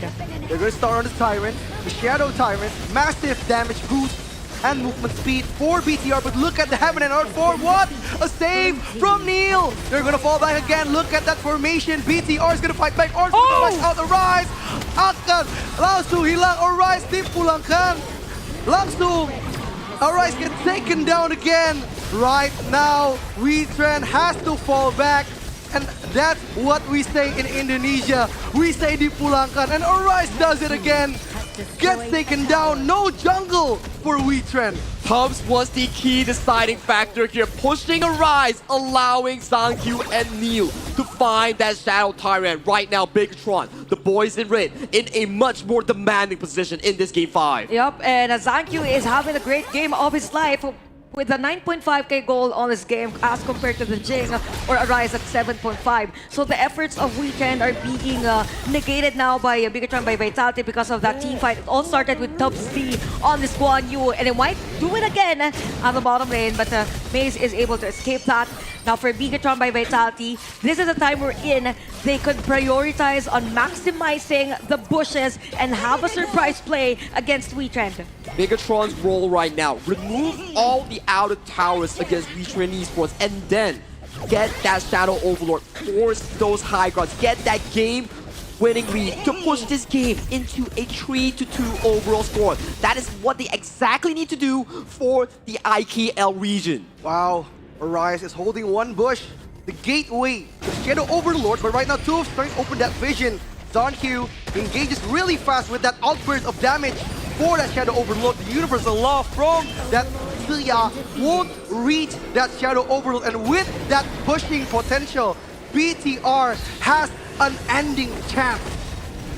That is yet another objective that BTR has taken against WeTrend. So for WeTrend, we haven't seen yet those amazing plays coming in from Darfin. It's because BTR is not giving them the chance. And aside from Zonq on the lead in terms of gold, we have other players as well just dealing damage and wreaking havoc against WeTrend.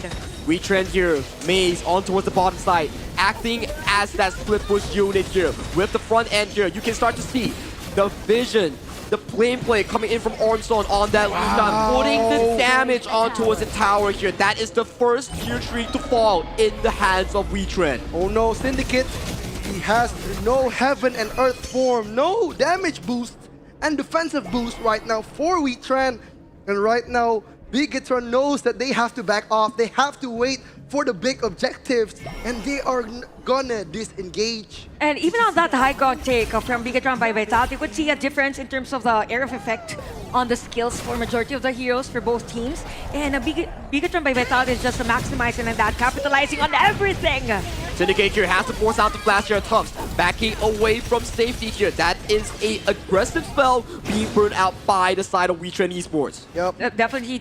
So as to why for Bigatron by Vitality, they want to go again for another aggressive play or probably more on the pokes, just to be sure that for WeTrend, they won't have the chance or standing ground to position themselves on the next objective. Okay, we could see that for Maze is very consistent on clearing the minion wave. Somebody has to catch him that if you are Bigatron by Vitality. I agree. The pressure that BTR is giving right now is choking WeTrend out, and the zoning is starting to go out on WeTrend. WeTrend is gonna have a difficult time to get on this timer. Oh! Crucial kill them coming in from Arise. He does get the steal. Team fight in favor still coming in. 4v4 up front with the top side being the additional wave here. Right now you can see Zonq marching straight directly towards that mid lane here with a direct 4v5 up front. This might just be the game-winning push. They're gonna try.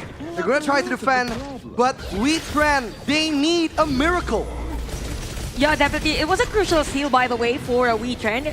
And a good thing for them is that the minion wave at the top lane is slowing, but look at the pressure coming in from Bigatron by Vitality. And the thing is that for WeTrend, they have the clear minion wave kit. You have the universal laws. You even have a Darfin. So this will be stretched probably into 2 more minutes. But Bigatron by Vitality, they're just covering all the areas of the map. Yeah, Bigatron isn't scared of Arise right now. Look at Neil. He has that splendor, he has that immunity. He won't be targeted easily. And with the combo of the stun from that Ormston himself, Arise needs to be careful for that initiation. As the game goes longer for the side of WeTrend Esports, they have the direction of Maze going on for those split pushes here. So if you keep losing these objectives like BTR, things could get very messy going for that late game. Yeah, definitely. And speaking of late game, now that Aaron is currently at level 17, it's now revealed that Darfin has taken the Sanctify, so expect a lot of damage. But Arise, 1v1 situation from Arise, and Arise have to fall back. Ormston connects to the backline. Aaron is taken down. Aaron needs to fall back. And look at that top. What a flank from top. Double knockback combo from BTR. And now, almost everyone from WeTrend is gone. One last push for BTR. 1v4 situation in favor of the robots. Bigatron hailing from IKL wants to push this game into a game number 6 as IKL's BTR gets the game-winning push. It's the same story from our matchup yesterday. Indonesia and Philippines giving us top quality HOK. Wow, the classic rival. The classic rival. And look at that Holler suddenly. Thanks, Holler. Is on the Indonesian team. I see you, Holler. I see you from here. Hi, Holler. Hi, Holler. I mean, Hi, on the broadcast before Rookie ever came over, it was Holler taking on the Indonesian pride here. So this game 5, it was clean, everything was smooth, personal. and it was personal coming from Bigatron. Zankyu didn't have the best of game 2 and game 3, but going into this series, He was on fire. He was literally all over the place. He does the split pushes. He also does the invading on the jungle, and everyone was just ready to support him. Wow, that Liu Shan pick was absolutely genius. The combo with Renji made Arise won't be able to move so freely, and that one knockup guaranteed the death of Arise. And we have to commend the Top C, by the way, on that game. Very efficient on the Guan Yu play.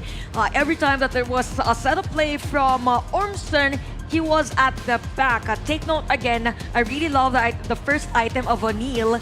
It was a Splendor. So it was as if a bait. If you're returned and you didn't notice that it was the first item, then they weren't prepared for that. But for most cases, because of the Honey Sweet Breeze at the middle lane, and even during that last skirmish, Bigatron by Vitality literally just swooshed in against Weetrend. Let's check out the post-game stats of what exactly happened in that game. Even though Aaron had like 9,000 damage in that department, but to no avail. It was Ormston and also Zankyu. These two duos setting up that early game tempo, allowing Cubs to find those key backline flags. And when you're at it, Neil and Zan was untouched the entirety of those team fights. And because of that, because they were touched during the team fights, you have 83% both in terms of team fight participation for both Neil and Zan. And you want them to deal damage against the players of Weekend. So it's just masterful HOK being shown by Bigatron by Vitality.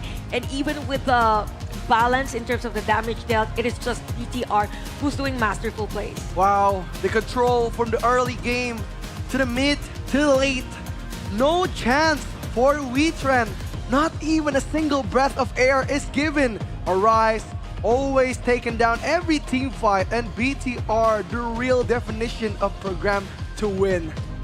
You can see the gold graph here from the side of BTR. This is the BTR we want to be seeing here. Slow, progressive game with calculated plays planned by Ormston and also Zankyu, bringing the game into a slow slope, diving down. In the end, IKL's #1 representative, they put it big and they put hearts to be in a calm fashion, especially for rookie cats. Are you still calm with it? One more match. One more match. One more match for the ultimate battle to be unlocked. If in case that we go ultimate battle, that would be my second time experiencing it. But anyway, we've seen the performances of the players. We've mentioned about this guy, our MVP, none other than Zankyu on that pay play. 513 KDA. Just look at that. You have 24% damage dealt plus your total gold 27%. Bearing the FMVP emblem on his chest. This was no easy task, and Zankyu did it flawlessly. He managed to turn around the situation, perfect control of that mapping and gameplay, making BTR's game as flawless as it could be. I mean, if you have Zankyu in your team, then you will be confident as long as you give him everything, like every support that he needs. And that's what Bigatron by Vitality did on that game number 4. They just boosted him to be as good as he was for this game. So majority of the games, it was a mixture of push and pull, but it was because of the first blood that Bigatron by Vitality had with Liu Shan, and it was because of that invade possibility for the team. Allowing Zankyu so much gold and resources, exactly what you want to be seeing as the IKL top tier team coming in from Indonesia. Yes. We have seen the spirit, we have seen the momentum, and right now, looking stronger than ever. Indonesia is fighting their chance. And look at how clean the team fight is. Neil being the damage dealer for BTR, making himself as hard as possible to be caught. And even Tubes making the impossible possible with that moment right there. And with the highlights alone, we could see great positioning, very aggressive play, like a slow burn push for Bigatron by Vitality, and no unnecessary errors. Yes, amazing gameplay. And remember, Chantel, one more Stop match. smiling, LB. One more match until the ultimate battle. Yeah, one more match. May I remind you, one more match. One more match. Next matchup will be featuring Blacklist International against Oh wait, Alter Alter Ego. Esports. So are What you can you say about confident that? in that? I'm confident. Okay, Alter he's one Ego. confident guy. The Alter Ego got the first point for Indonesia. And I'm sure Oh, that right, they right. are gonna close it on the last point for Indonesia. And you know what? They have this tendencies that once they get that win, like a single win, it's as if it's a different alter ego that we're seeing. So probably we'll see that on that next game. But yep, one more win for both. Actually, it applies for both of us. Yes. One more win for us to win this and go to the grand finals, and one more win for you to go for a game 7.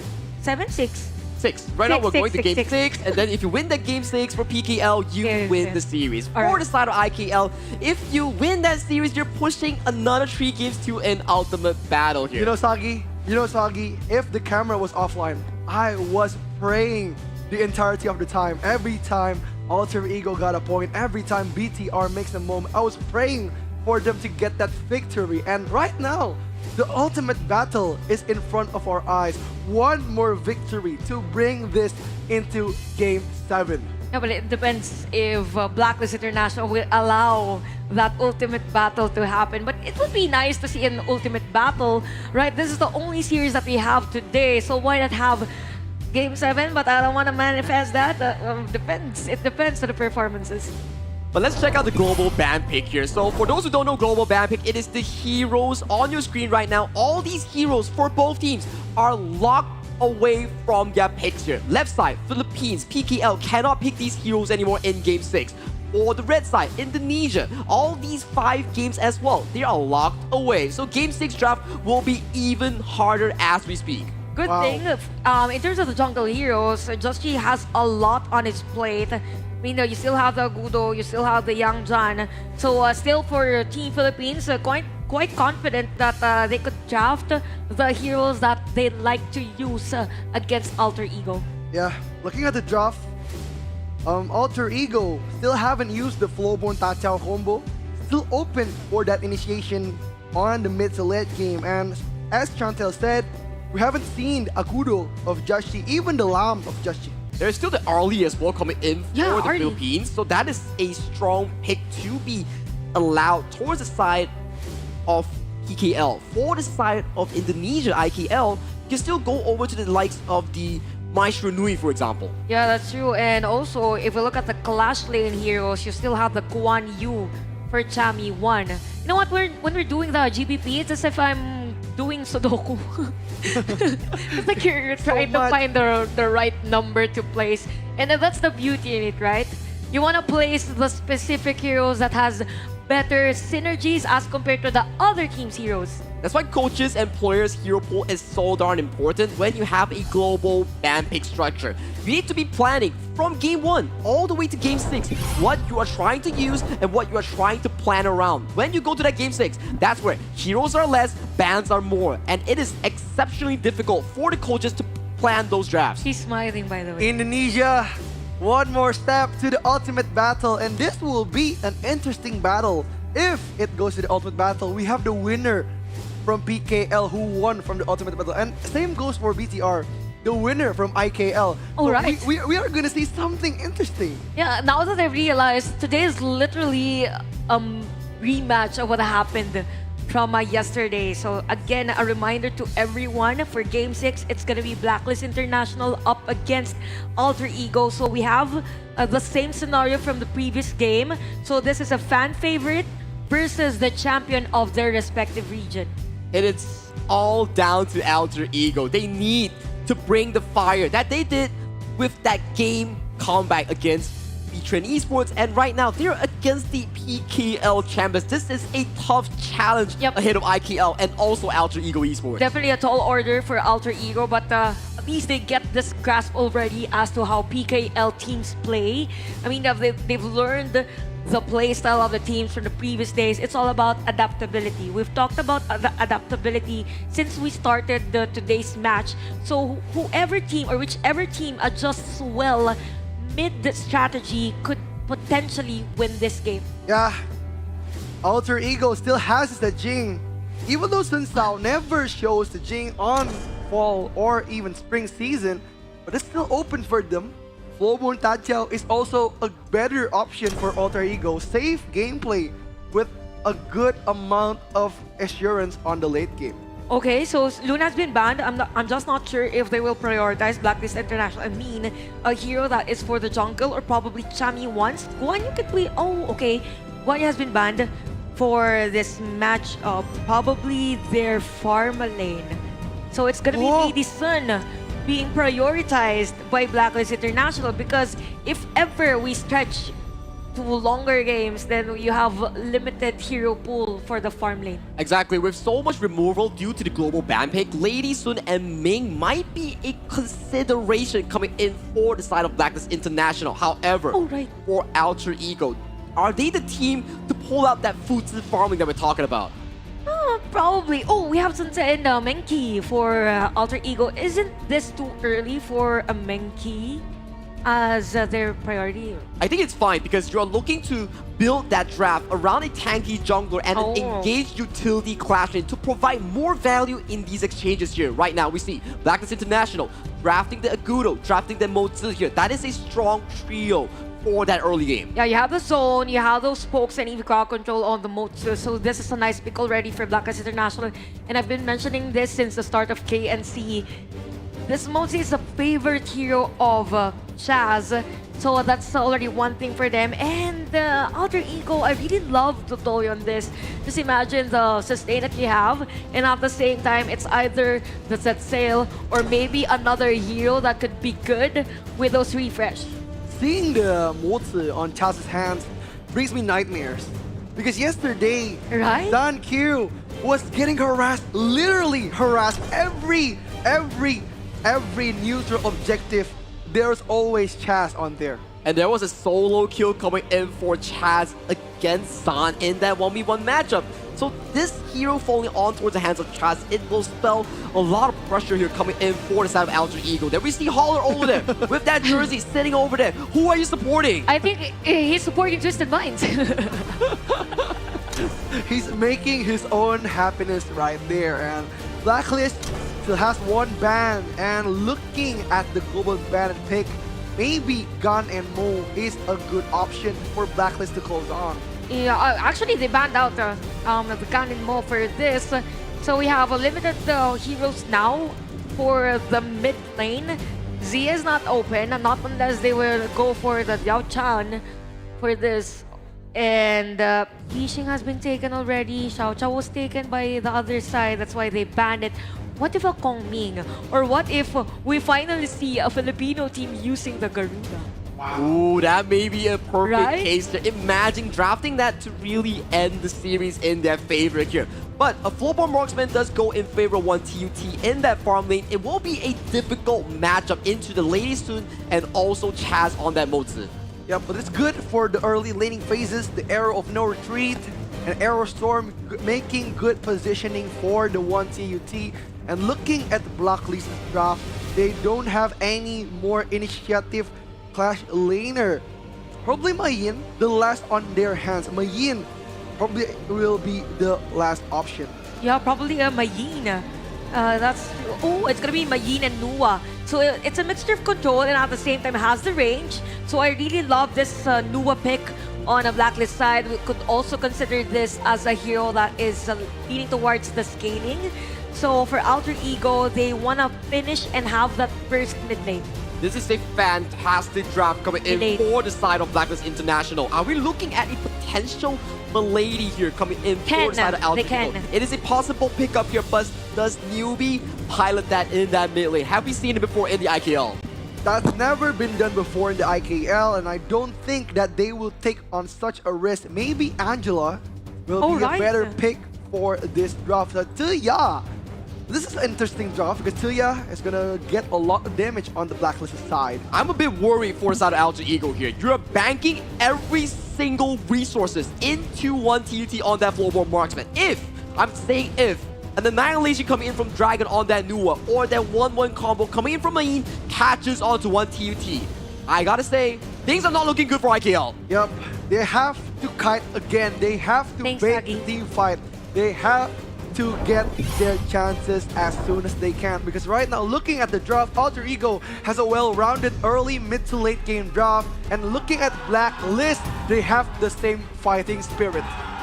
This will be game number 6 between PKL's Blacklist International going up against Alter Ego Esports coming in from the IKL. And just like you've mentioned, for both the teams, their hero compositions are a mixture of everything. You have for the early game, you have for the mid game, and the story of this rivalry between Philippines and Indonesia is about stopping the junglers.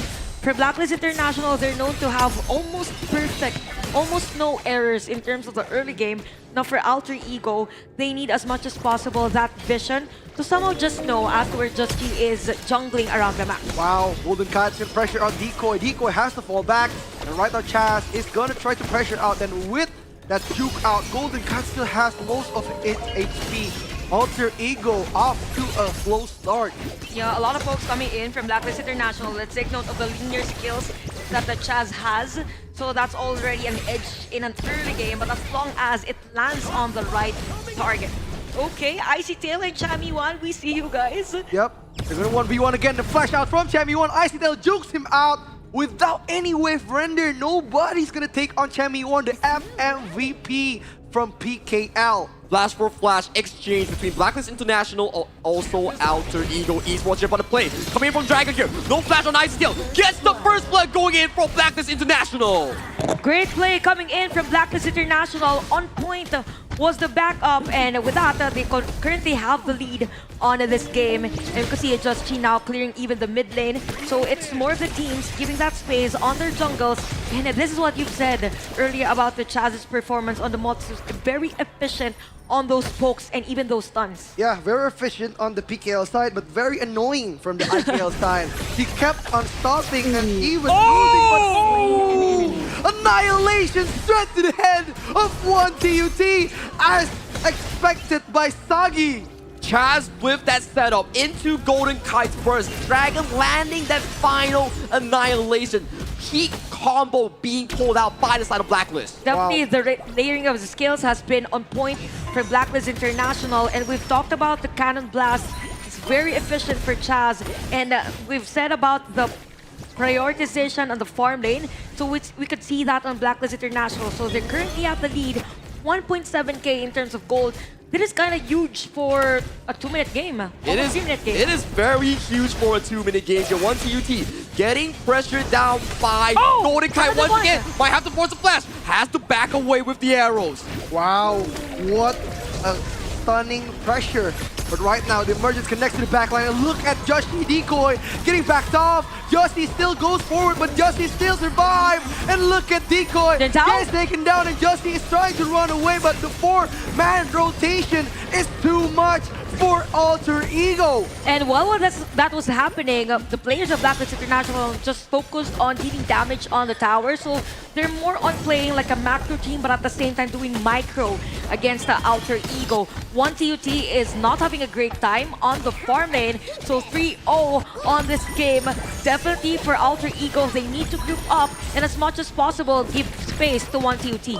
Blacklist fans, PKL fans, they are happy with their choices here because this game, number 6, is looking slowly but surely in favor of the Philippines region. Yeah, definitely a slow burn, and even a Chammy1 is putting Icy Tail at bay. Out of a juice, half HP.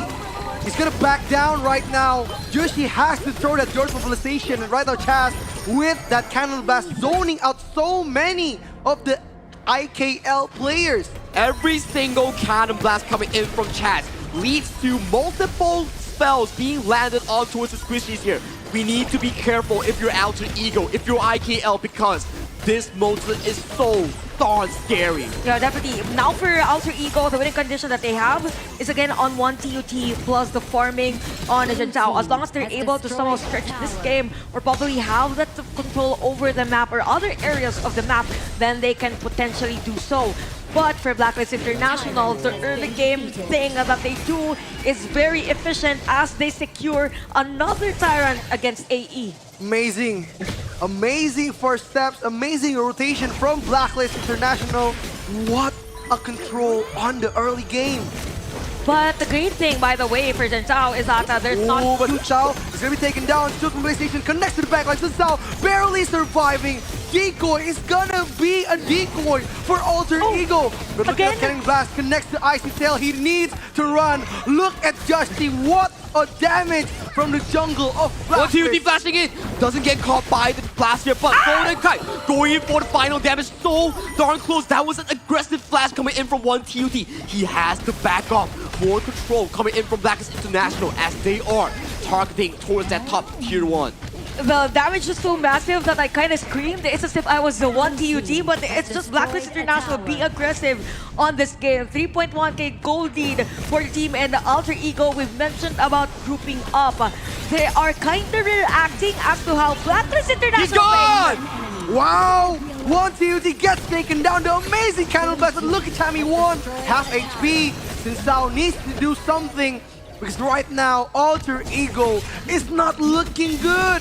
This crazy death ball coming in from the PKL champions. They are looking to be the hero and closing out this Game 6. They are trying to deny that Game 7 ultimate battle away from the IKL fans. Now for Chaz, he is always on point on those cannon blasts.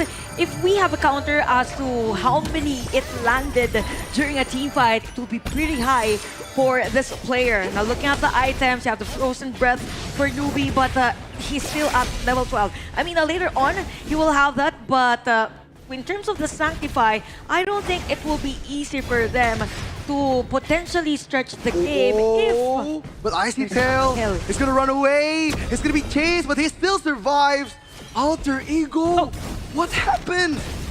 He's running, he's finding his mark, but all the engage coming in for the side of Blacklist International. They are hunting him, they are finding him, and there is just no escape route coming in for the Alter Ego Clashmate. I wasn't just so sure if Justin really knew that he was there or because of the spritlings. I think it's because of the towers. Icy Tail opened the vision with his body, and Spriteling also managed to reveal his position, and with the new revamp on the Agudo, his rotation potential is crazy, and right now Joshi is keeping on the pressure, trying to open the gate for Blacklist International. Towers are just falling one by one, just like the hopes of IKL fans. Things are looking super dire. Chammy 1 being poked away, but tier 2, yet another one falling into the favors of Blacklist International. Another slow burn coming in from Blacklist International, taking down another tower. We see the set sail. Is it gonna hit the players? The set sail connects to Joshi, but Joshi still survives with that annihilation. Icy Tail still jukes it out. Emergence connects, and Icy Tail is leaving out of the map. Chammy 1 dances with 1 TUT and Newbie. 3 players down from IKL. Filipino fans, you are in a treat because right now, your favorites, your champions, Blacklist International, with an 8-0 at the 8-minute mark, they are looking so darn strong, so darn consistent in getting this game number 6. You have 3 players down outside of Alter Ego. They can regroup, but in terms of damage, this is pretty high already. This is massive for Blacklist International. Imagine 6.6k gold lead in 8 minutes of the game. Majority of the areas of the map is in your control. So for AE, they need that single kill. That could be the spark. That could ignite that Indonesian pride to kind of stretch this series. Wow, they need a turning point, said Chantel. And I agree, 100%. Their winning condition right now is to take on either Demon Kite or taking on Joshi. Without Joshi, there will be no frontline initiator, or without Golden Kite, they don't need to worry about that big burst damage right now. And we can see that Tyrant being secured by Blacklist International. Even at the items.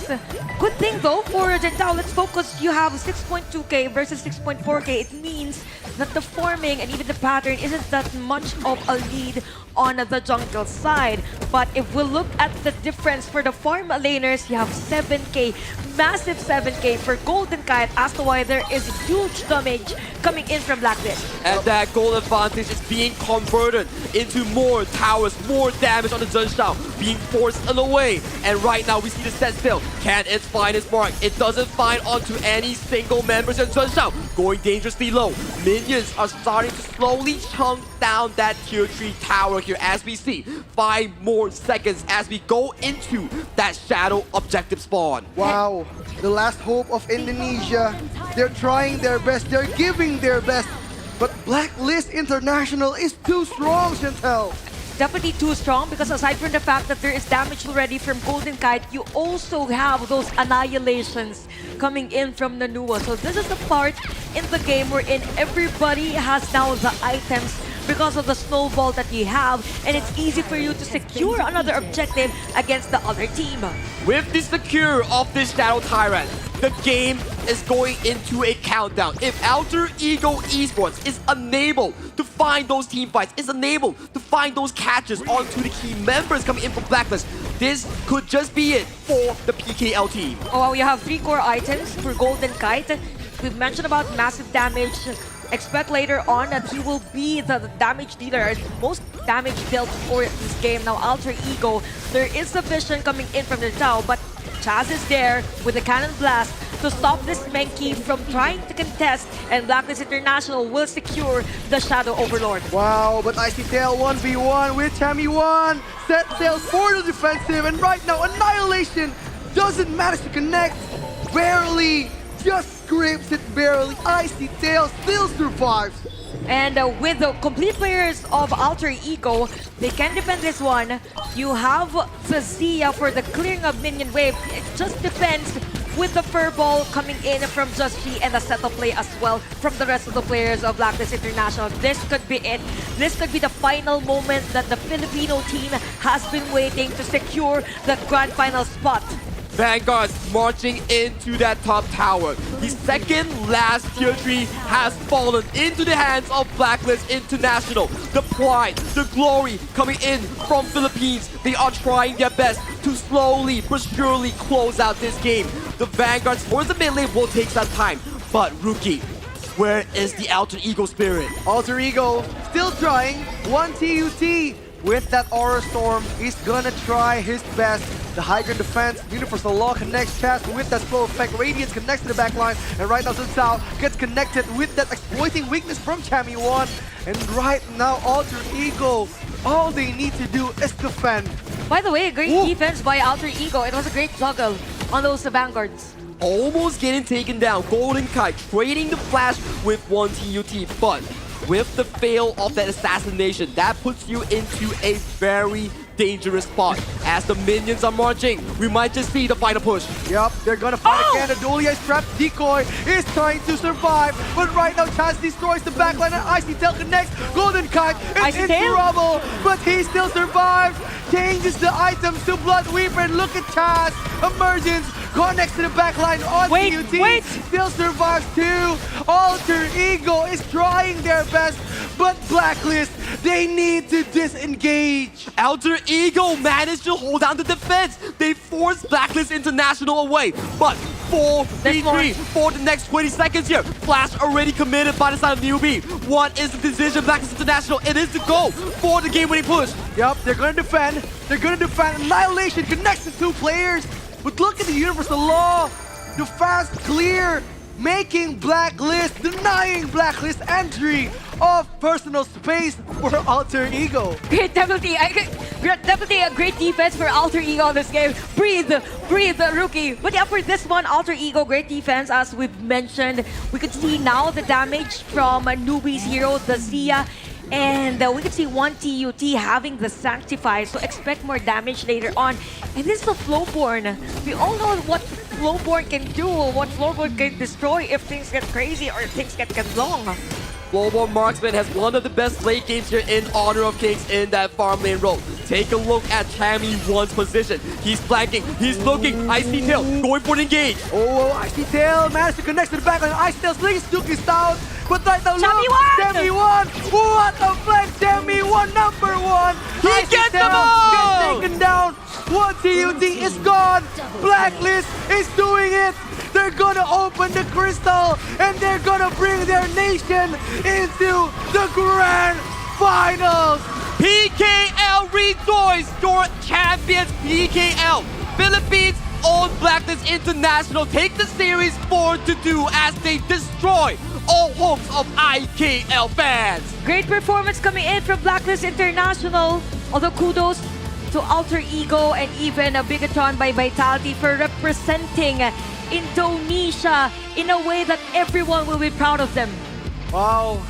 Well, mate, today we won't see an ultimate battle from PKL and IKL, but I'm proud.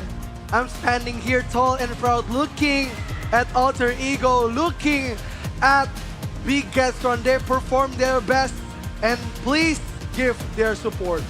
Yeah, definitely a great showing for our IKL teams in KNC 2025. And it's all about learning. We will see them, some of them at KIC, which will happen in a few weeks from now. Maybe that's the revenge story here, but today, the story, the main character falls onto two teams from PKL, from Philippines. It is none other than Blacklist International and also WeTrend Esports in a tag team BO7. They strive and they come out on top to defeat IKL's representatives. And definitely we could see that strategy coming in from the side of our PKL teams. Definitely Malaysian teams already have an idea as to how these teams will play. We will be ready. We are ready Of course, for PKL in the I grand forgot. finals. We have HBSC, we have APG. We will be ready for the PKL, but props to the Filipino teams. They did exceptionally well in pushing this series to a Game 6 and getting it into their bag. Definitely proud of the boys because there's a huge progress, fast progress actually from the previous international tournaments that we had. So we're slowly getting there to the same level as MKL. Hopefully. Wow. Hopefully. That is the end goal. Wow.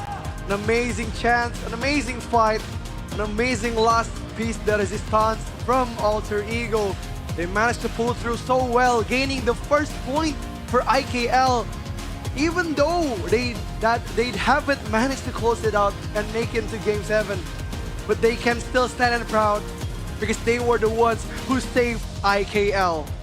Definitely, and we can see the resilience again of the teams, but definitely we want to hear about more of the team. So let's throw it to the stage together with Mara and her, hear from the players.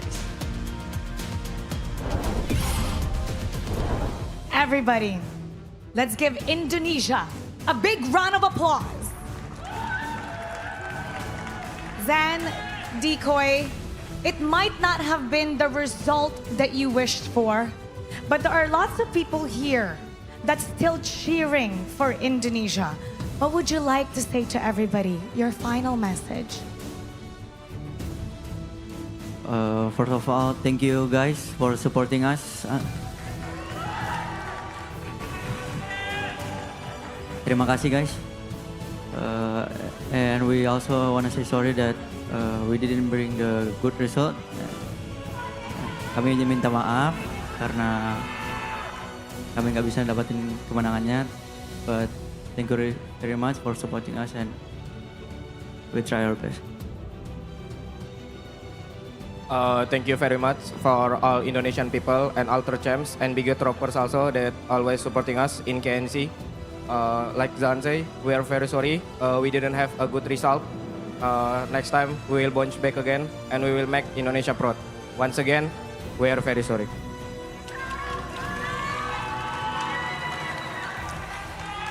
Even though Indonesia didn't get to move forward, there's a reason why your teams are here.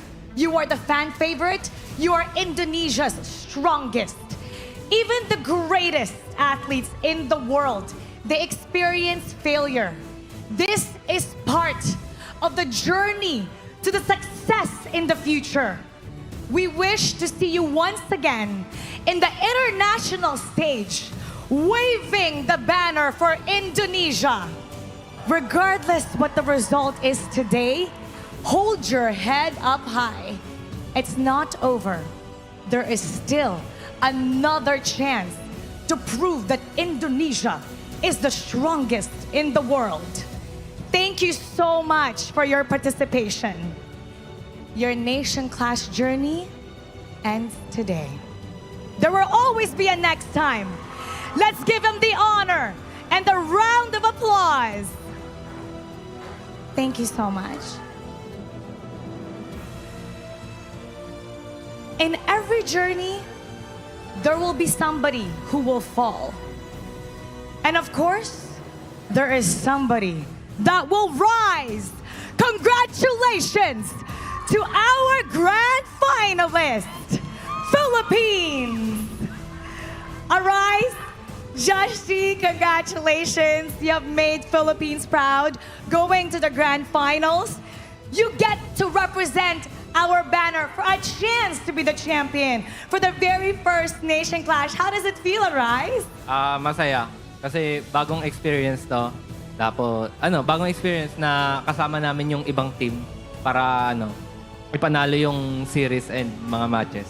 Masaya. He's really happy because it's a new experience to play with the other teams together. So he's very happy. But you know, Arise, we've done something very unique. The first time ever that we see in a best of 7, the teams take turns. And now you guys have done it for the first time today. How was that experience like? Ayun, madam. Ako? Masaya kasi mag-uusap kayo nung isang team na kung ano yung mga hero composition na gagamitin nyo para kailangan nyo magtipid ng mga hero na gagamitin nyo. Hindi kayo pwede mag-all-in sa game 1. Tapos, nag-usap din kung ano yung strength ng team para by that, magamit yung mga hero per team. Now, what happens? He says he's really happy, and it's very interesting because in games like this where they have to take turns, they have to really think about the hero composition and save the heroes for the teams who they find is the stronger for that hero. So they have to be very strategic and take turns and to be considerate with the composition.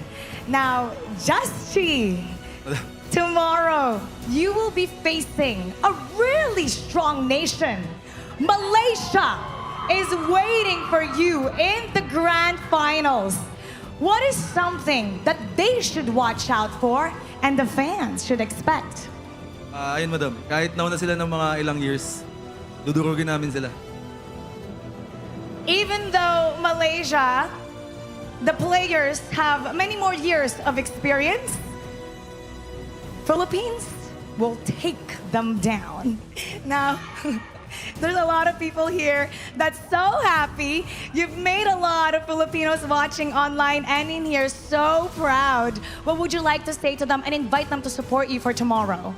Ayun guys, thank you sa pag-support. Lalo na yung mga pumunta dyan. And ayun, sa mga nanonood sa Pilipinas guys, sana supportahan nyo pa rin kami tomorrow. Tapos same time, di ba madam? Yes. 5 p.m. 5 p.m. din guys, bukas. Thank you to everybody who supported, especially those who came to the venue and people that are watching on the line. So they're inviting you to watch here again tomorrow, same time. Arise? Maraming salamat sa mga sumusuporta sa amin kahit na nag-struggle yung team. Sana ituloy-tuloy nyo pa rin yung pagsuporta sa amin. Basta sa mga fans, maraming salamat guys. Pati yung kanina nagsabi dito, thank you sa mga support. Arise is thanking everybody who's supporting them. Even though they struggled a little bit, he still thanks everybody for being behind their back. Thank you so much.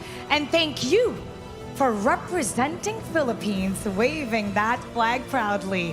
Congratulations once again. Arise, Justy, congratulations to the Philippines. They're heading to the grand finals. And now we're gonna break it down a little bit more for you. So we're gonna go back to our casters. Lead the gorge. Thank you, Mara, for the fantastic interview. And once again, we bid goodbye to the IKL from the honor of Kings Nation Clash. And Chantel, congratulations. You're meeting the MKL in the grand finals. Yeah, thank you. We're meeting you guys tomorrow for another best of 7. But yeah, definitely proud of the boys, Blacklist International Weekend. They really played their hearts out. And we even heard during the interview that they strategized. You know what? Before I came here at the venue, I saw their Finn I'm not sure if it was a Golden Kite or Dragon. I mean, they're twins. They're twins, exactly, right? Yeah, they're together at the gym, so they're really close to each other. So we could see that synergy of the team. But if you go back on that final game, just imagine 4-0-6 for Golden Kite, and there is a huge difference already because you have 4 deaths on the counterpart player of Alter Ego. And you've mentioned that for Alter Ego, they focus themselves on having to get that lead for the Flowborn. Yep. The Alter Ego, they've managed to hold on for so long and so well, being the first hope and the last hope for IKL. But I think that they did pretty well holding out against a strong draft, especially from Blacklist with a lot of their hero powers. I think all in all, the Chaz Motsu pick played off very insanely well. Every cannon blast that he landed on towards the enemy team, they found so much value. Kills after kills after kills came from this one single man. Yeah, and we could also consider that this is a Chami 1 specialty. I mean, even the comment section were like, oh, it's a Chami 1 specialty again. It's the Mayin, and it was very evident on the game. And even at this graph, because it was uprising for the side of Blacklist International. I mean, all the objectives were taken by them. Even during 14 minutes of the game, they got the control. There was a moment, yes, for Alter Ego around maybe 10 minutes of the game, 11 minutes, but it's because of the little things that the Blacklist International had given them more on the split push, but definitely it was not a great time for the Flowborn. True, this was not an easy draft to face with Alter Ego's draft. Blacklist has a lot of their hero powers on the roster when facing on the last game.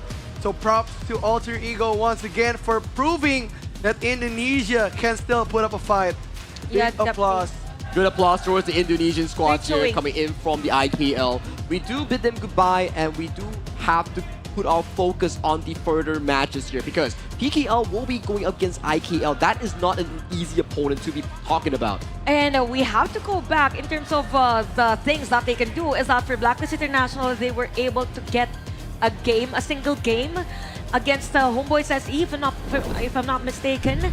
So that's a huge thing. And our MVP of the game, also the PKL Finals MVP, we have Chami 1, Code 1 on that Mayin, 20% damage dealt, 403 KDA. He found those final few moments, really solidifying that game-winning push for the side of Blacklist International to bring PKL into the grand finals here. Props to Chami 1, props to everyone coming in for the side of Blacklist International roster because they played phenomenal.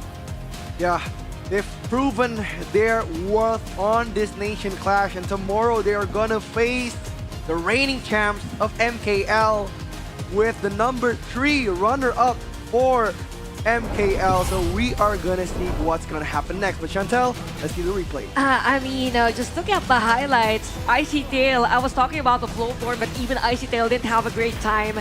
It was just the layering of skills. Even with the Cannon Blast, you also have the Annihilation. So a lot of threat that came in on one TOT's lane, and it's just massive control all over the map that Blacklist International was so effective on rotating and even stopping Icy Tail's supposedly escape. So they want control, they take control, and they charge that control. Every single one of these plays started off with Chaz finding that Cannon Blast, and then all the skills started piling on towards the members coming in for the side of Alter Ego here. And you can see, in the end, it was just a slow death ball coming in from Blacklist International, clean from start to finish. Yup. It's very good on how they try to fight back on the last minutes. They were trying to get a fighting chance, but sadly, Blacklist International was too strong on their team fight, and with the team fight, they managed to get that last point. Yeah, we could see on that final skirmish actually that Chami 1 came from the back. So it's again a map awareness that is being shown by Blacklist International and the mastery of heroes. So this is now the current standings or the bracket for the knockouts. With Blacklist and WeTrend Esports winning for PKL against the side of IKL, they advanced from the semifinals BO7 to the grand finals. For the side of Malaysia fans, come on over to Quill City Mall tomorrow because our Malaysian teams will be going up against PKL for that championship spot. And if you are a Filipino residing in Malaysia, come join us also and support our Filipino teams tomorrow for the grand finals.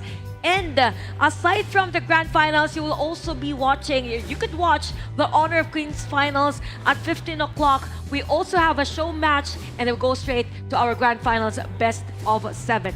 Yep, we have so much stacked for tomorrow. Giveaways, goodies, exciting matches from 3 p.m. all the way to 6 p.m. GMT +8 here. Yup, it's gonna bring a lot of excitement, preferably to the MKL and PKL side. They're gonna fight and they are gonna find out who is gonna be the best nation on Nation Clash. Definitely, this is gonna be about nation's pride. So grab everything to show your support. Grab everything to show your support. I mean, this is something that will grab to show my support. But yeah, everything's gonna be exciting tomorrow. I mean, another best of 7. And take note, the strategy will be the same because the setup is the same as we saw for that semifinals. But it's been a great day, Quill City Mall and fans of Honor of Kings. Thank you for watching this tournament. We are proud and happy to be able to be here. But see you tomorrow for the finale of Honor of Kings Clash. My name is Sagi. With me is Chantel and also Rookie. See you tomorrow.